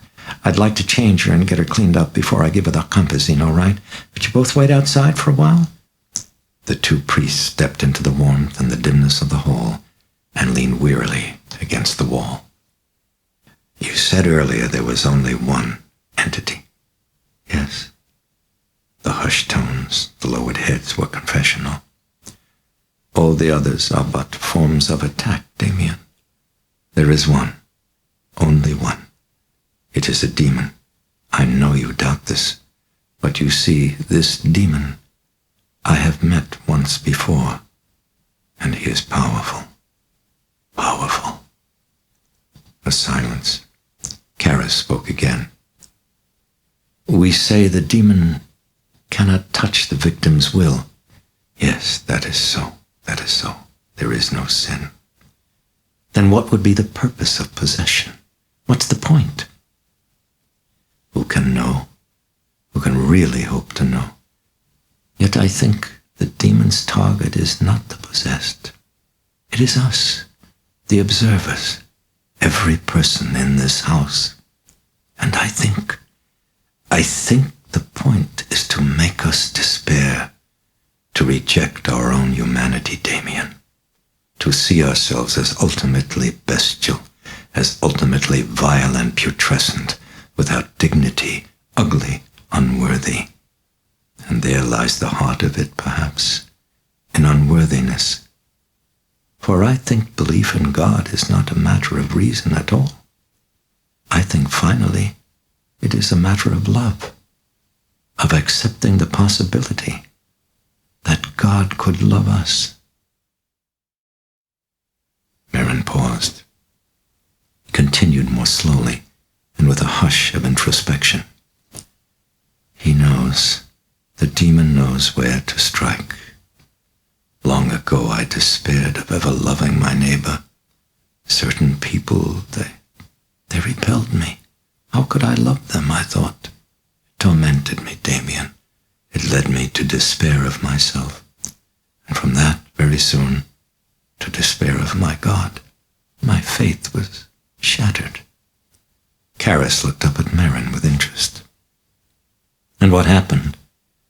"Ah, well, at last I realized that God would never ask of me that which I know to be psychologically impossible, that the love which he asked was in my will and not meant to be felt as emotion at all. No, not at all. He was asking that I act with love, that I do unto others, and that I should do it unto those who repelled me, I believe, was a greater act of love than any other."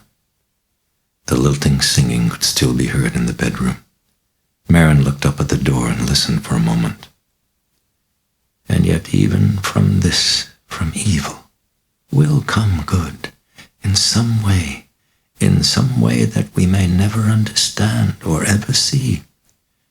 Perhaps evil is the crucible of goodness, and perhaps even Satan, yes, Satan, in spite of himself, somehow serves to work out the will of God."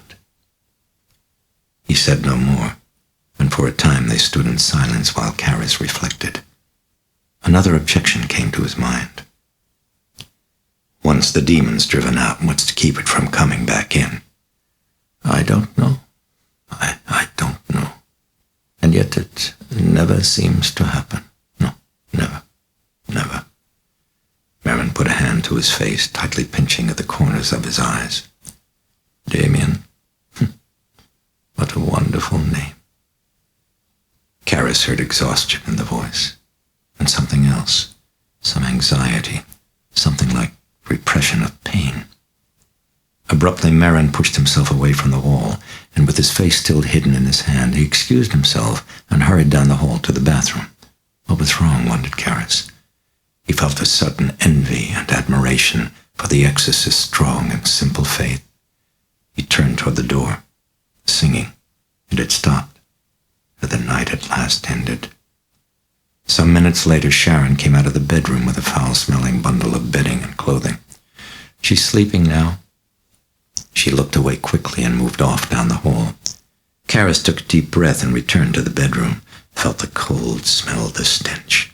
He walked slowly to the bedside. Regan, asleep at last. And at last, thought Karras, he could rest. He reached down and gripped Regan's thin wrist, looking at the sweep second hand of his watch. Why you do this to me, Dimi? His heart froze. Why you do this? The priest could not move, did not breathe, did not dare to glance over to that sorrowful voice, didn't dare to see those eyes really there, eyes accusing, eyes lonely. His mother. His mother! You leave me to be priest, Dimi. Send me institution. Don't look. Now you chase me away. It's not her. Why you do this? His head throbbing, heart in his throat. Karras shut his eyes tightly as the voice grew imploring, grew frightened, grew tearful. You're always good boy, Dimi. Please, I am afraid, Dimi. Please not chase me outside, Dimi, please. You're not my mother. Outside nothing, only dark, Dimi, lonely. You're not my mother. Dimi, please, you're not my mother! Oh, for heaven's sake, Karras. Look, it simply isn't fair to drive us out of here. Really. I mean, speaking for myself, it's only justice I should be here. Little bitch. She took my body, and I think it's only right I ought to be allowed to stay in hers, don't you think? Oh, for Christ's sake, Karras, look at me now, would you? Come along. It isn't very often I get out to speak my piece. Just turn around now. Karras opened up his eyes and saw the Dennings personality. Oh, yes, there, that's better. Look, she killed me, old boy. Yes, she. I was minding my business at the bar, you see, when I thought I heard her moaning upstairs. Well, now I had to see what ailed her after all, so I went up. And don't you know, she bloody took me by the throat, the little cunt. Christ, I've never in my life seen such strength. Began to scream that I was diddling her mother or something, that I caused the divorce, some such thing, it wasn't clear. But I tell you, love, she pushed me out the bloody fucking window. She killed me. She fucking killed me. Now you think it's bloody fair to throw me out? Oh, come along now, Karras. Answer me. You think it's really fair? I mean, do you think it's fair? Karras swallowed. Yes or no, is it fair? How was... The head turned around. Denning shifted his gaze around evasively. Oh, well, that was an accident, you know, a freak. I hit the steps, you know. It was freaky. Karras pondered, a dryness in his throat. Then he picked up Regan's wrist again and glanced at his watch in a move of dismissal. Dimi, please, don't make me be alone. His mother. Instead of be priest, if you was doctor, I live in a nice house, Dimi, not with the cockroach, not all by myself in the apartment. He was straining to block it all out, but the voice began to weep again. Dimi, please. You're not my mother. Won't you face the truth, stinking scum? You believe what Marin tells you. You believe him to be holy and good. Well, he's not. He's proud and unworthy, and I'll prove it to you, Karras. I will prove it by killing the piglet. Karras opened up his eyes, but still dared not look. Yes, she will die. And Marin's God will not save her, Karras. You will not save her. She will die from Marin's pride and your incompetence. Bungler. You should not have given her the Librium. Karras turned and looked at the eyes. They were shining with triumph and piercing spite. Feel the pulse. Go ahead, Karras. Feel it. The demon grinned. Regan's wrist was still gripped in his hand, and now he frowned worriedly. The pulse beat was rapid and feeble. Oh, yes, a trifle. For the moment, just a bit. Karras fetched his medical bag and took out his stethoscope. Listen, Karras. Listen well. Karras listened. The heart tone sounded distant and inefficient. I will not let her sleep. Karras flicked up his glance to the demon. He felt chilled. Yes, Karras, she will not sleep. Do you hear? I will not let the piglet sleep. As Karras stared numbly, the demon put its head back in gloating laughter. He didn't hear Merrin come back into the room. The exorcist stood by him at the side of the bed and studied his face. What is it? The demon said it wouldn't let her sleep. Her heart's begun to work inefficiently, Father. If she doesn't get rest pretty soon, she'll die of cardiac exhaustion. Can you give her drugs? Some medicine to make her sleep? No, that's dangerous. She might go into coma. If her blood pressure drops any more, what can be done? Nothing. But I don't know. No advances. I'm going to call in a cardiac specialist, Father. Merrin nodded. Karras went downstairs. He found Chris keeping vigil in the kitchen. From the room off the pantry, he heard Willie sobbing, heard the sound of Carl's consoling voice. He explained the need for consultation, carefully not divulging the full extent of Regan's danger. Chris gave him permission, and Karras telephoned a friend, a noted specialist at the Georgetown University Medical School, awakening him and briefing him tersely. He was at the house in less than half an hour. In the bedroom, he reacted with bewilderment to the cold and the stench, and with horror and compassion to Regan's condition. She was now croaking gibberish. While the specialist examined her, she alternately sang and made animal noises. Then Dennings appeared. Oh, God, it's terrible, just awful. Well, I do hope there's something you can do. Is there something? We'll all have no place to go, you see, otherwise, and all because, oh, damn this stubborn devil. As the specialist stared oddly while taking Regan's blood pressure, Dennings looked to Karras. What the hell are you doing? Can't you see the little bitch should be in hospital? She belongs in a madhouse, Karras. Now you know that, really. Then let's stop all this cunting mumbo-jumbo. If she dies, it's your fault, all yours. I mean, just because he's stubborn doesn't mean you should behave like a snot. You're a doctor. You should know better, Karras. Now, come along. There's just a terrible shortage of housing these days. Back came the demon now, howling like a wolf. The specialist nodded at Karras. He was finished. Then went out into the hall, where the specialist looked back at the bedroom door for a moment, and then turned to Karras. What the hell's going on in there, Father? The Jesuit averted his face. I can't say. Yeah. Okay. What's the story, Doctor? The specialist's manner was somber. She's got to stop that activity. She's got to sleep. Go to sleep before the blood pressure drops. Is there anything I can do, Bill? The specialist looked directly at Karras. He said, pray. He said goodnight and walked away.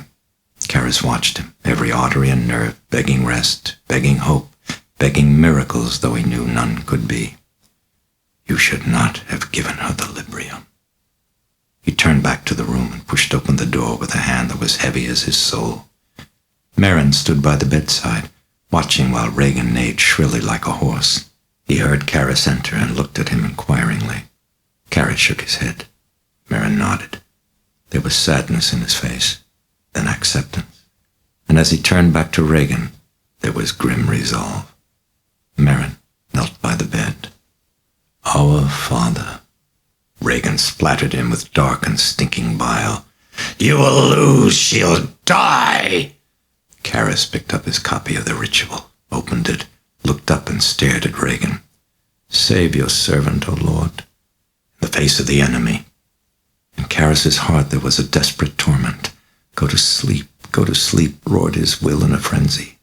But Regan did not sleep. Not by dawn, not by noon, not by nightfall, not by Sunday, when the pulse rate was 140 and ever threadier, while the fits continued unremittingly, while Karras and Merrin kept repeating the ritual, never sleeping, Karras feverishly groping for remedies, a restraining sheet to hold Regan's movements to a minimum, keeping everyone out of the bedroom for a time to see if lack of provocation might terminate the fits. It did not, and Regan's shouting was as draining as her movements. Yet the blood pressure held. But how much longer, Karras agonized. Oh, God, don't let her die, he cried repeatedly to himself. Don't let her die, let her sleep, let her sleep. Never was he conscious that his thoughts were prayers, only that the prayers were never answered.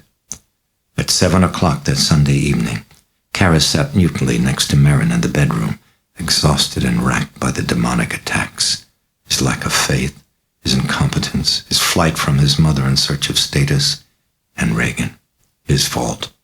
You should not have given her the Librium. The priests had just finished the cycle of the ritual. They were resting, listening to Regan singing Panis Angelicus.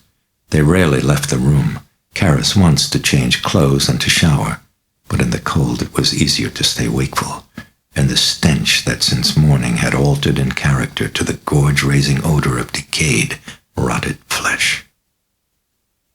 Today, Mother Day, Dimmy. For a moment, Karis could not move, felt his heart wrenched from his chest. Then he looked into those eyes that seemed not Regan's anymore, but eyes sadly rebuking, his mother's. I'm not good to you. Why you leave me to die all alone, Dimmy? Why? Damien! Merrin clutching tightly at his arm. Please go and rest for a little now, Damien. Dimmy, please, why? Sharon came in to change the bedding. Go rest for a little, Damien.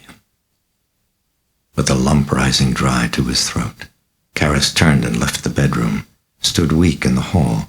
Then he walked down the stairs and stood indecisively. Coffee? He craved it. But a shower even more, a change of clothing, a shave.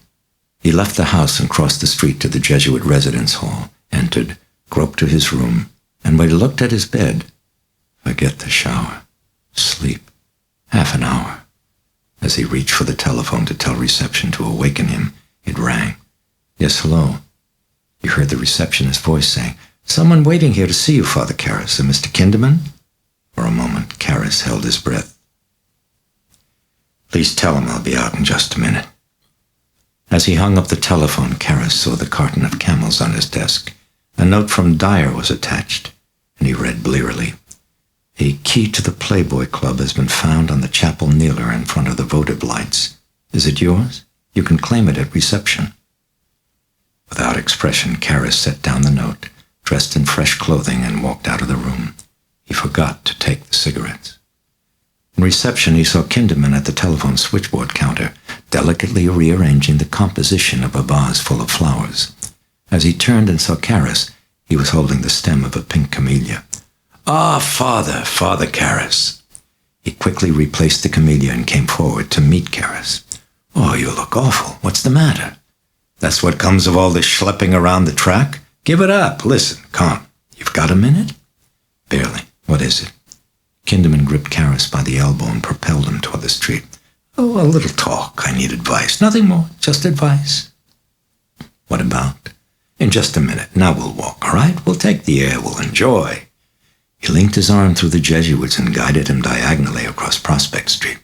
Ah, now look at that. Beautiful. Gorgeous. He was pointing to the sun sinking low on the Potomac, and in the stillness rang the laughter and the talking all together of Georgetown undergraduates in front of a drinking hall near the corner of 36th Street. One punched another one hard on the arm, and the two began wrestling amicably.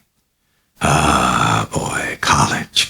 You know, I never went, but I wish. I mean, seriously, you really look bad. What's the matter, Father? You been sick? When would Kinderman come to the point? Karis wondered. No, I've just been busy. Slow it down, then. Slow. You know better. You saw the Bolshoi Ballet incidentally at the Watergate? No, me neither. But I wish. They're so graceful. They're so cute. They had come to the car barn wall. Resting a forearm, Karis faced Kinderman, who had clasped his hands atop the wall and was staring pensively across the river. Well, what's on your mind, Lieutenant? Ah, well, Father, I'm afraid I've got a problem. Karis flicked a brief glance up at Regan's shuttered window. A professional problem? Well, partly. Only partly. What is it?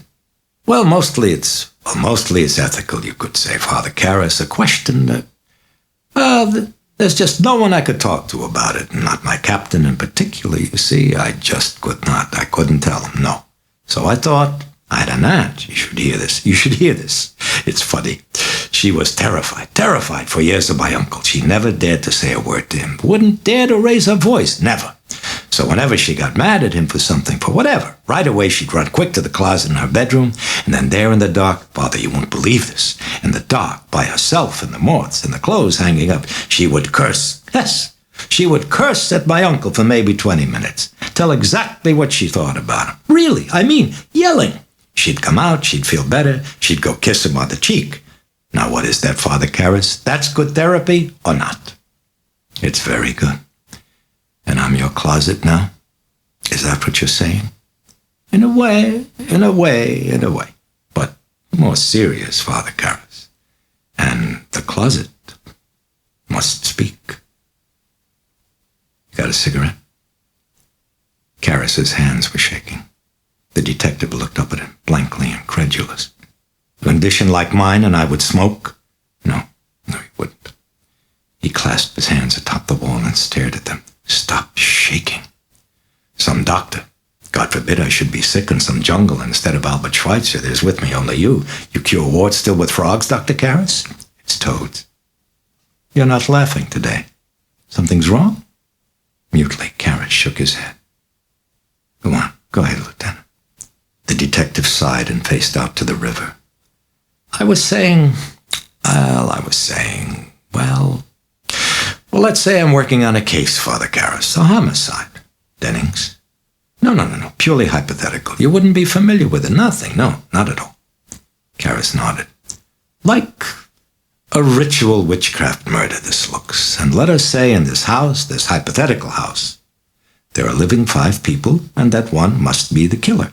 Now, I know this for a fact. But then the problem. The problem, all the evidence, well, it points to a child, Father Karras. A little girl, maybe 10, 12 years old, just a baby. She could maybe be my daughter. Yes, I know, sounds fantastic, ridiculous, but true. Now there comes to this house, Father, a priest, very famous. And this case being purely hypothetical, Father, I learned through my also hypothetical genius that this priest has once cured a very special type illness, an illness which is mental, by the way, a fact I mentioned just in passing for your interest. Karras felt himself turning grayer by the moment. Now also there is Satanism involved in this illness, it happens, plus strength. Yes, incredible strength. And this hypothetical girl, let us say, then could twist a man's head around, you see? Yes, she could. Now, the question.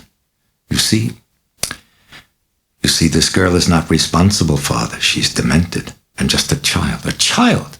And yet the illness that she has, it could be dangerous. She could kill someone else. Who's to know? It's a problem. What to do? Hypothetically, I mean, forget it.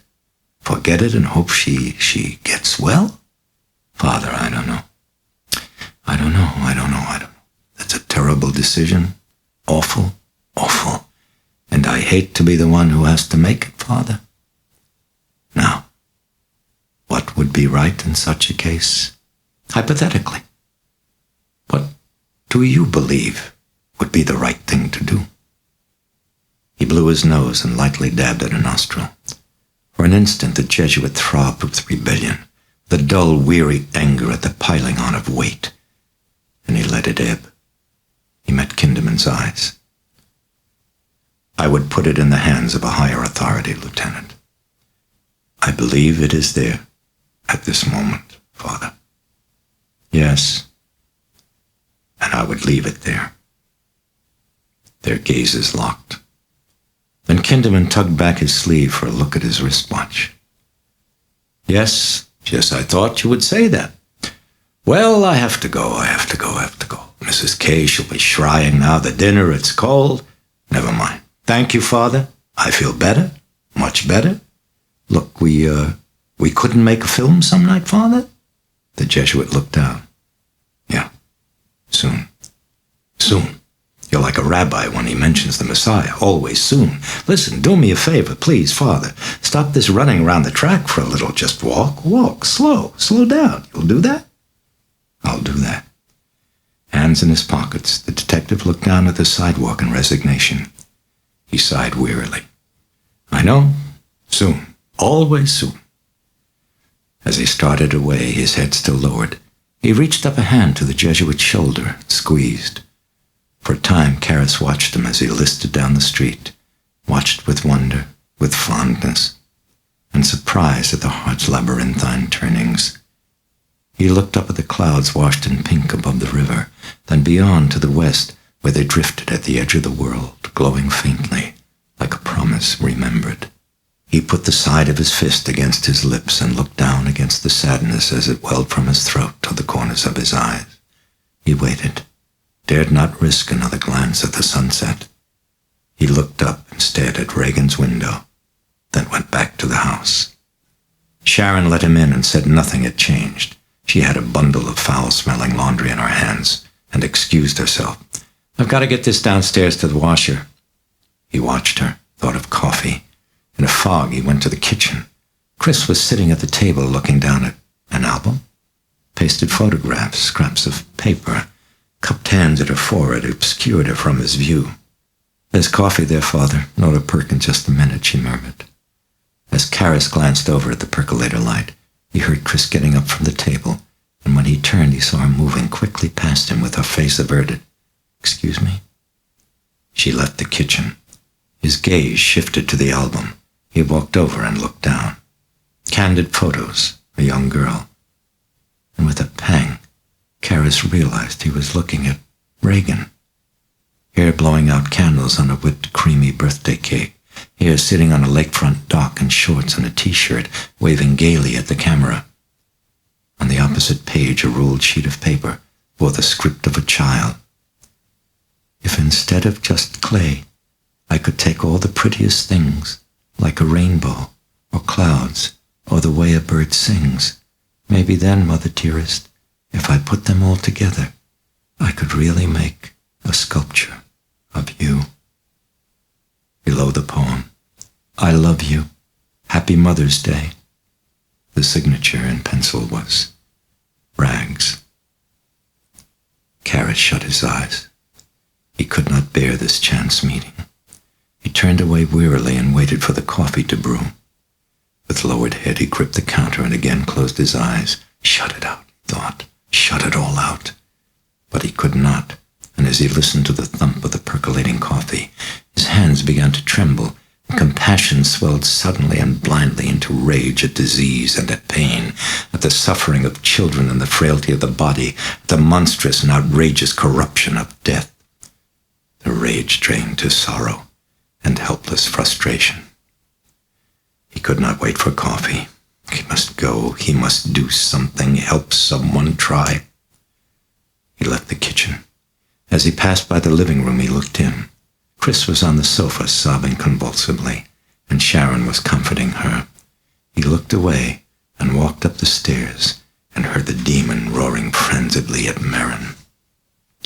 "You would have lost! You would have lost, and you knew it, you scum, Merrin! You bastard, come back! Come back!" Karras blocked the rest out. He realized as he entered the bedroom that he had forgotten to wear a sweater. He looked at Regan. The head was turned away from him sideways as the demon continued to rage. He went slowly to his chair and picked up a blanket, and only then, in his exhaustion, did he notice Merrin's absence. On the way back to Regan to take a blood pressure reading, he nearly stumbled over him, limp and disjointed. He lay sprawled face down on the floor beside the bed. Shocked, Karras knelt. He turned him over. He saw the bluish coloration of his face, felt for a pulse, and in a wrenching, stabbing instant of anguish, Karras realized that Merrin was dead. "You saintly flatulence! You'll die, will you? You'll die! Karras, heal him! Bring him back and let us finish!" Heart failure. Coronary artery. Oh, God, no! Karras shut his eyes and shook his head in disbelief, in despair, and then abruptly, with a surge of grief, he dug his thumb with savage force into Merrin's pale wrist as if to squeeze from its sinews the lost beat of life. Karras sagged back and took a deep breath. Then he saw the tiny pills scattered loose on the floor. He picked one up, and with aching recognition, saw that Merrin had known. Nitroglycerin. He'd known. His eyes red and brimming, Karis looked at Merrin's face. Go and rest for a little now, Damien. Even worms will not eat your corruption. Karis heard the words of the demon and began to tremble with a murderous fury. No, don't listen. Don't listen. A vein stood out angrily on Karis's forehead, throbbing darkly. He picked up Merrin's hands and started tenderly to place them in the form of a cross. Oh, now put his cock in his hands! A glob of putrid spittle hit the dead man's eye. The last rites! The demon put back its head and laughed wildly. Karis stared numbly at the spittle, his eyes bulging. He didn't move. He couldn't hear above the roaring of his blood. And then slowly, in quivering, side-angling jerks, he looked up with a face that was a purpling snarl, an electrifying spasm of hatred and rage. You son of a bitch! You bastard! Though he did not move, he seemed to be uncoiling, the sinews of his neck pulling taut like cables. The demon stopped laughing and eyed him with malevolence. You were losing. You're a loser. You've always been a loser. Regan splattered him with vomit. He ignored it. Yes, you're very good with children, little girls. Well, come on. Let's see you try something bigger. Come on. He had his hands out like great fleshy hooks, beckoning slowly. Come on. Come on, loser. Try me. Leave the girl and take me. Take me. Come into me. It was barely a minute later when Chris and Sharon heard the sounds from above. They were in the study and, dry-eyed, Chris sat in front of the bar while Sharon, behind it, was mixing them a drink. As she set the vodka and tonic on the bar, both the women glanced up at the ceiling. Stumblings, sharp bumps against furniture, walls. Then the voice of the demon? The demon. Obscenities. But another voice, alternating. Karis? Yes, Karis. Yet stronger, deeper. No. No, I won't let you hurt them. You are not going to hurt them. You're coming with me. Chris knocked a drink over as she flinched at a violent splintering, at the breaking of glass, and in an instant she and Sharon were racing from the study up the stairs to the door of Regan's bedroom, bursting in. They saw the shutters of the window on the floor ripped off their hinges, and the window, the glass, had been totally shattered. Alarmed, they rushed forward toward the window, and as they did, Chris saw Merrin on the floor by the bed. She stood rooted in shock. Then she ran to him, knelt, and gasped, "Oh, my God! Sharon, come here, quick, come here." Sharon screamed from the window, and as Chris looked up bloodlessly gaping, she ran again toward the door. What is it? Father Karis! Father Karis!" She bolted from the room in hysteria, and Chris got up and ran trembling to the window. She looked below and felt a heart dropping out of her body. At the bottom of the steps on busy M Street, Karis lay crumpled amid a gathering crowd. She stared, horrified, paralyzed, tried to move. "Mother?" A small, wan voice calling tearfully behind her. Chris gulped, did not dare to believe. "Mother, what's happening? Oh, please, please come here, Mother, please, I'm afraid." Chris turned quickly and saw the tears of confusion, the pleading, and suddenly she was racing to the bed, weeping. "Rags, oh my baby, oh Rags!" Downstairs, Sharon lunged from the house and ran frantically to the Jesuit residence hall. She asked urgently for Dyer. He came quickly to reception. She told him. He turned pale. He called an ambulance. "Oh my God, I didn't think." Swiftly, Dyer gave instructions to the switchboard operator. Then he raced from the hall, followed closely by Sharon. He crossed the street and went down the steps. "Let me through, please. Coming through." Dyer broke through the crowd of bystanders, and for a heart-stopping instant felt frozen in a timeless dimension of grief, in a space where the air was too painful to breathe. Karis lay crumpled and twisted on his back, with his head in the center of a growing pool of blood.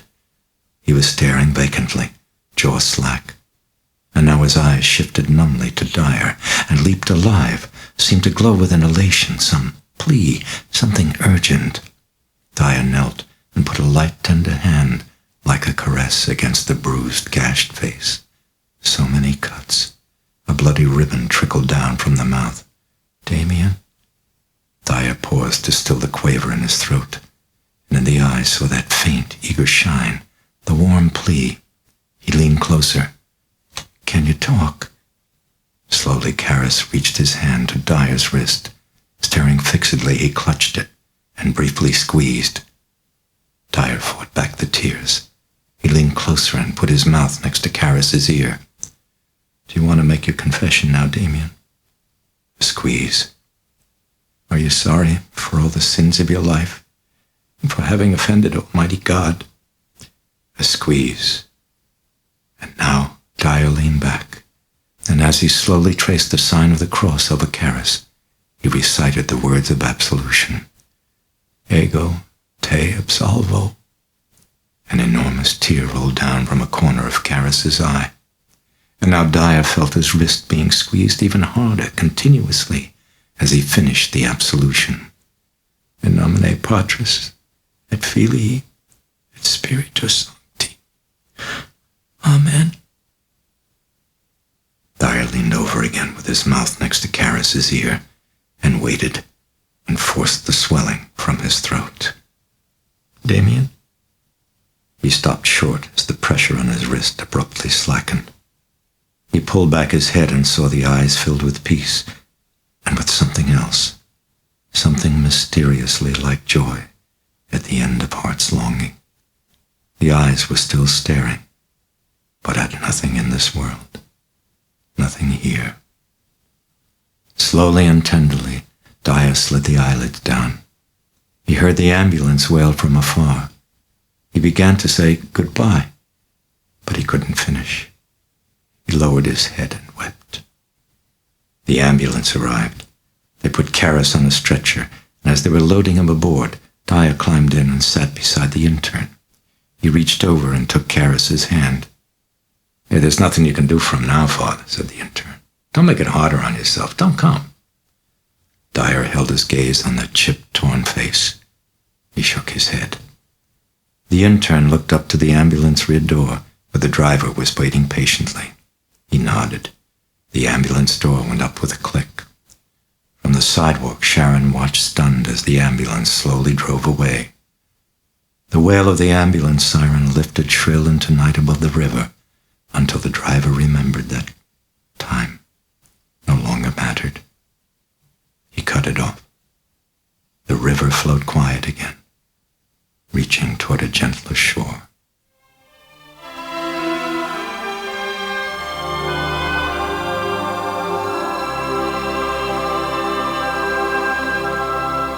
Epilogue. Late June sunlight streamed through the window of Chris's bedroom. She folded her blouse on top of the contents of the suitcase and closed the lid. She moved quickly toward the door. Okay, that's all of it. As Carl came forward to lock the suitcase, she went out into the hall and toward Regan's bedroom. Hey, Rags, honey, how you coming? It was now 6 weeks since the deaths of the priests, since the shock, since the closed investigation by Kinderman, and still there were no answers, only haunting speculation and frequent awakenings from sleep and tears.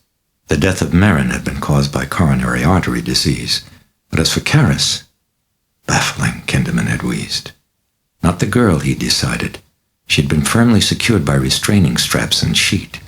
Obviously, Karras had ripped away the shutters, leaping through the window to deliberate death. But why? Fear?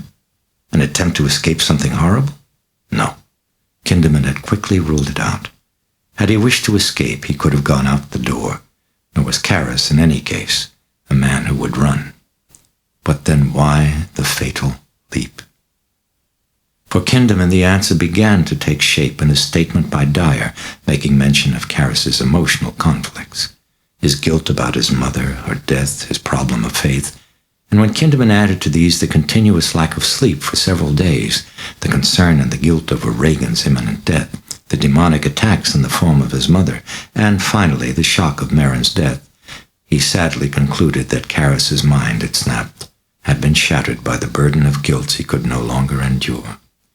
Moreover, in investigating Denning's death, the detective had learned from his readings on possession that exorcists frequently became possessed, and through just such causes as might here have been present, strong feelings of guilt and the need to be punished, added to the power of autosuggestion. Karras had been ripe, and the sounds of struggle, the priest's altered voice, heard by both Chris and Sharon, These seemed to lend weight to the detective's hypothesis. But Dyer had refused to accept it. Again and again he returned to the house during Regan's convalescence to talk to Chris. He asked over and over again if Regan was now able to recall what had happened in the bedroom that night. But the answer was always a headshake or a no, and finally the case was closed. Now Chris poked her head into Regan's bedroom, saw her daughter with 2 stuffed animals in her clutch, staring down with a child's discontent at the packed open suitcase on her bed. "Hey, how you coming with your packing, honey?" Regan looked up, a little wan, a little gaunt, a little dark beneath the eyes. "There's not enough room in this thing." "Well, you can't take it all now, sweetheart. Leave it, and Willie will bring the rest. Come on, baby, hurry, or we'll miss our plane." They were catching an afternoon flight to Los Angeles, leaving Sharon and the Engstroms to close up the house. Then Carl would drive the Jaguar cross-country back home. "Oh, okay. That's my baby." Chris left her and went quickly down the stairs. As she got to the bottom, the door chimes rang, and she opened the door. "Hi, Chris." It was Father Dyer. "I just came by to say so long." "Oh, I'm glad. I was just going to call you myself." She stepped back. "Come on in." No, that's okay, Chris. I know you're in a hurry." No. She took his hand and drew him in. "Please, I was just about to have a cup of coffee." "Well, if you're sure." She was. They went to the kitchen where they sat at the table, drank coffee, spoke pleasantries, while Sharon and the Engstroms bustled back and forth. Chris spoke of Merrin, how awed and surprised she had been at seeing the notables and foreign dignitaries at his funeral. Then they were silent together, while Dyer stared down into his cup, into sadness. Chris read his thought. "She still can't remember, Father. I'm sorry." Still downcast, the Jesuit nodded. Chris glanced to her breakfast plate. Too nervous and excited, she hadn't eaten. The rose was still there. She picked it up and pensively twisted it, rolling it back and forth by the stem. "And he never even knew her," she said. Then she held the rose still and flicked her eyes at Dyer. She saw him staring. "What do you think really happened?" he asked softly. "As a non-believer, do you think she was really possessed?" She pondered, looking down, still toying with the rose. "Well, like you say, Father, as far as God goes, I am a non-believer, I still am. But when it comes to a devil, boy, that's something else. I could buy that. I do, in fact, I do. It isn't just what happened to Rags. I mean, generally. You come to God, you've got to figure that if there is one, he must need 1,000,000 years sleep every night, or else he tends to get irritable. You know what I mean? And he never talks. But the devil keeps advertising, Father. The devil does lots of commercials." For a moment, Dyer looked at her. "But if all of the evil in the world makes you think that there might be a devil, then how do you account for all of the good?" The thought made her squint as she held his gaze. Then she dropped her eyes. Yeah, that's a point." The sadness and shock of Karis's death settled down on her mood like a melancholy haze. Yet through it, she saw a speckled point of light and tried to focus on it, remembering Dyer as he had walked her to her car at the cemetery after Karis's funeral. "Can you come to the house for a while?" she'd asked him. "Oh, I'd like to, but I can't miss the feast," he'd replied. She looked puzzled. "When a Jesuit dies," he explained to her, "we always have a feast. For him, it's a beginning, so we celebrate." Chris had another thought. "You said Father Karis had a problem with his faith." Dyer nodded. "I can't believe that. I've never seen such faith in my life." "Taxi here, madam." "Oh, thanks, Carl." "Okay." No, you stay, Father. I'll be right down. I was going upstairs to get Rags." He nodded absently and watched her leave. He was thinking of Karis's puzzling last words, the shouts overheard from below before his death. There was something there. What was it? He didn't know. Both Chris's and Sharon's recollections had been vague, but now he thought once again of that mysterious look of joy in Karis's eyes, and something else he suddenly remembered, a deep and fiercely shining glint of triumph? He wasn't sure. Yet oddly, he felt lighter. Why lighter, he wondered. He walked to the entry hall. Hands in his pockets, he leaned against the doorway and watched as Carl helped stow luggage in the cab. It was humid and hot, and he wiped his brow, then turned at the sound of footsteps coming down the staircase. Chris and Regan, hand in hand. They came toward him. Chris kissed his cheek. Then she held her hand to it, probing his eyes tenderly.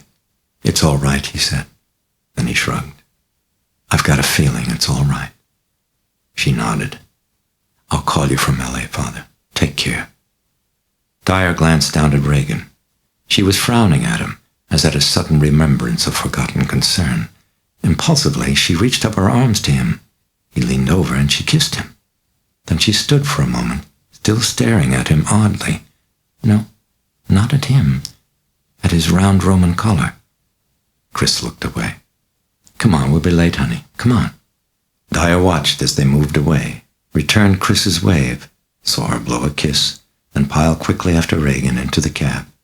And as Carl climbed in front beside the driver, Chris waved again through the window. The taxi pulled away. Dyer walked over to the curb, watched, and soon the cab turned a corner and was gone. From across the street he heard a squeal of brakes. He looked. A police car. Kinderman emerging. The detective moved slowly around the car and waddled toward Dyer. He waved. "I came to say goodbye." He just missed him. Kinderman stopped in his tracks, crestfallen. "They're gone?" Dyer nodded. Kinderman looked down the street and shook his head. Then he glanced up at Dyer. "So how's the girl?" She seemed fine. "Ah, that's good. That's very, very good. Well, that's all that's important." He looked away. "Okay, back to business. Back to work. Bye now, Father." He turned and took a step toward the squad car, then stopped and turned back to stare speculatively at Dyer. "You go to films, Father Dyer? You like them?" "Oh yeah, sure, I like movies." "I get passes," said Kinderman. He hesitated for a moment. "In fact, I've got a pass for the Crest tomorrow night. You'd like to go?" Dyer had his hands in his pockets. "What's playing?" "Wuthering Heights." "Who's in it?" "Heathcliff, Jackie Gleason, and the role Catherine Earnshaw, Lucille Ball. You're happy?" "I've seen it," said Dyer without expression. Kinderman stared limply for a moment, and he looked away and said, "Another one." Then he stepped to the sidewalk, hooked an arm through Dyer's, and slowly started walking him down the street. "I'm reminded of a line in the film Casablanca," he said fondly. At the end, Humphrey Bogart says to Claude Rains, "Louis, I think this is the beginning of a beautiful friendship. You know, Lieutenant, you look a little bit like Bogart." You noticed, and forgetting, they were trying to remember.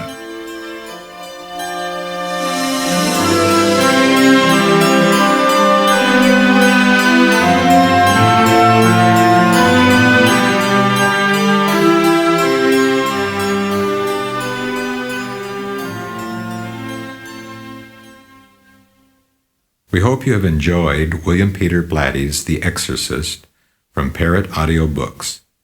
To order other titles or for a complete catalog, please call us at 1-800-577-6665.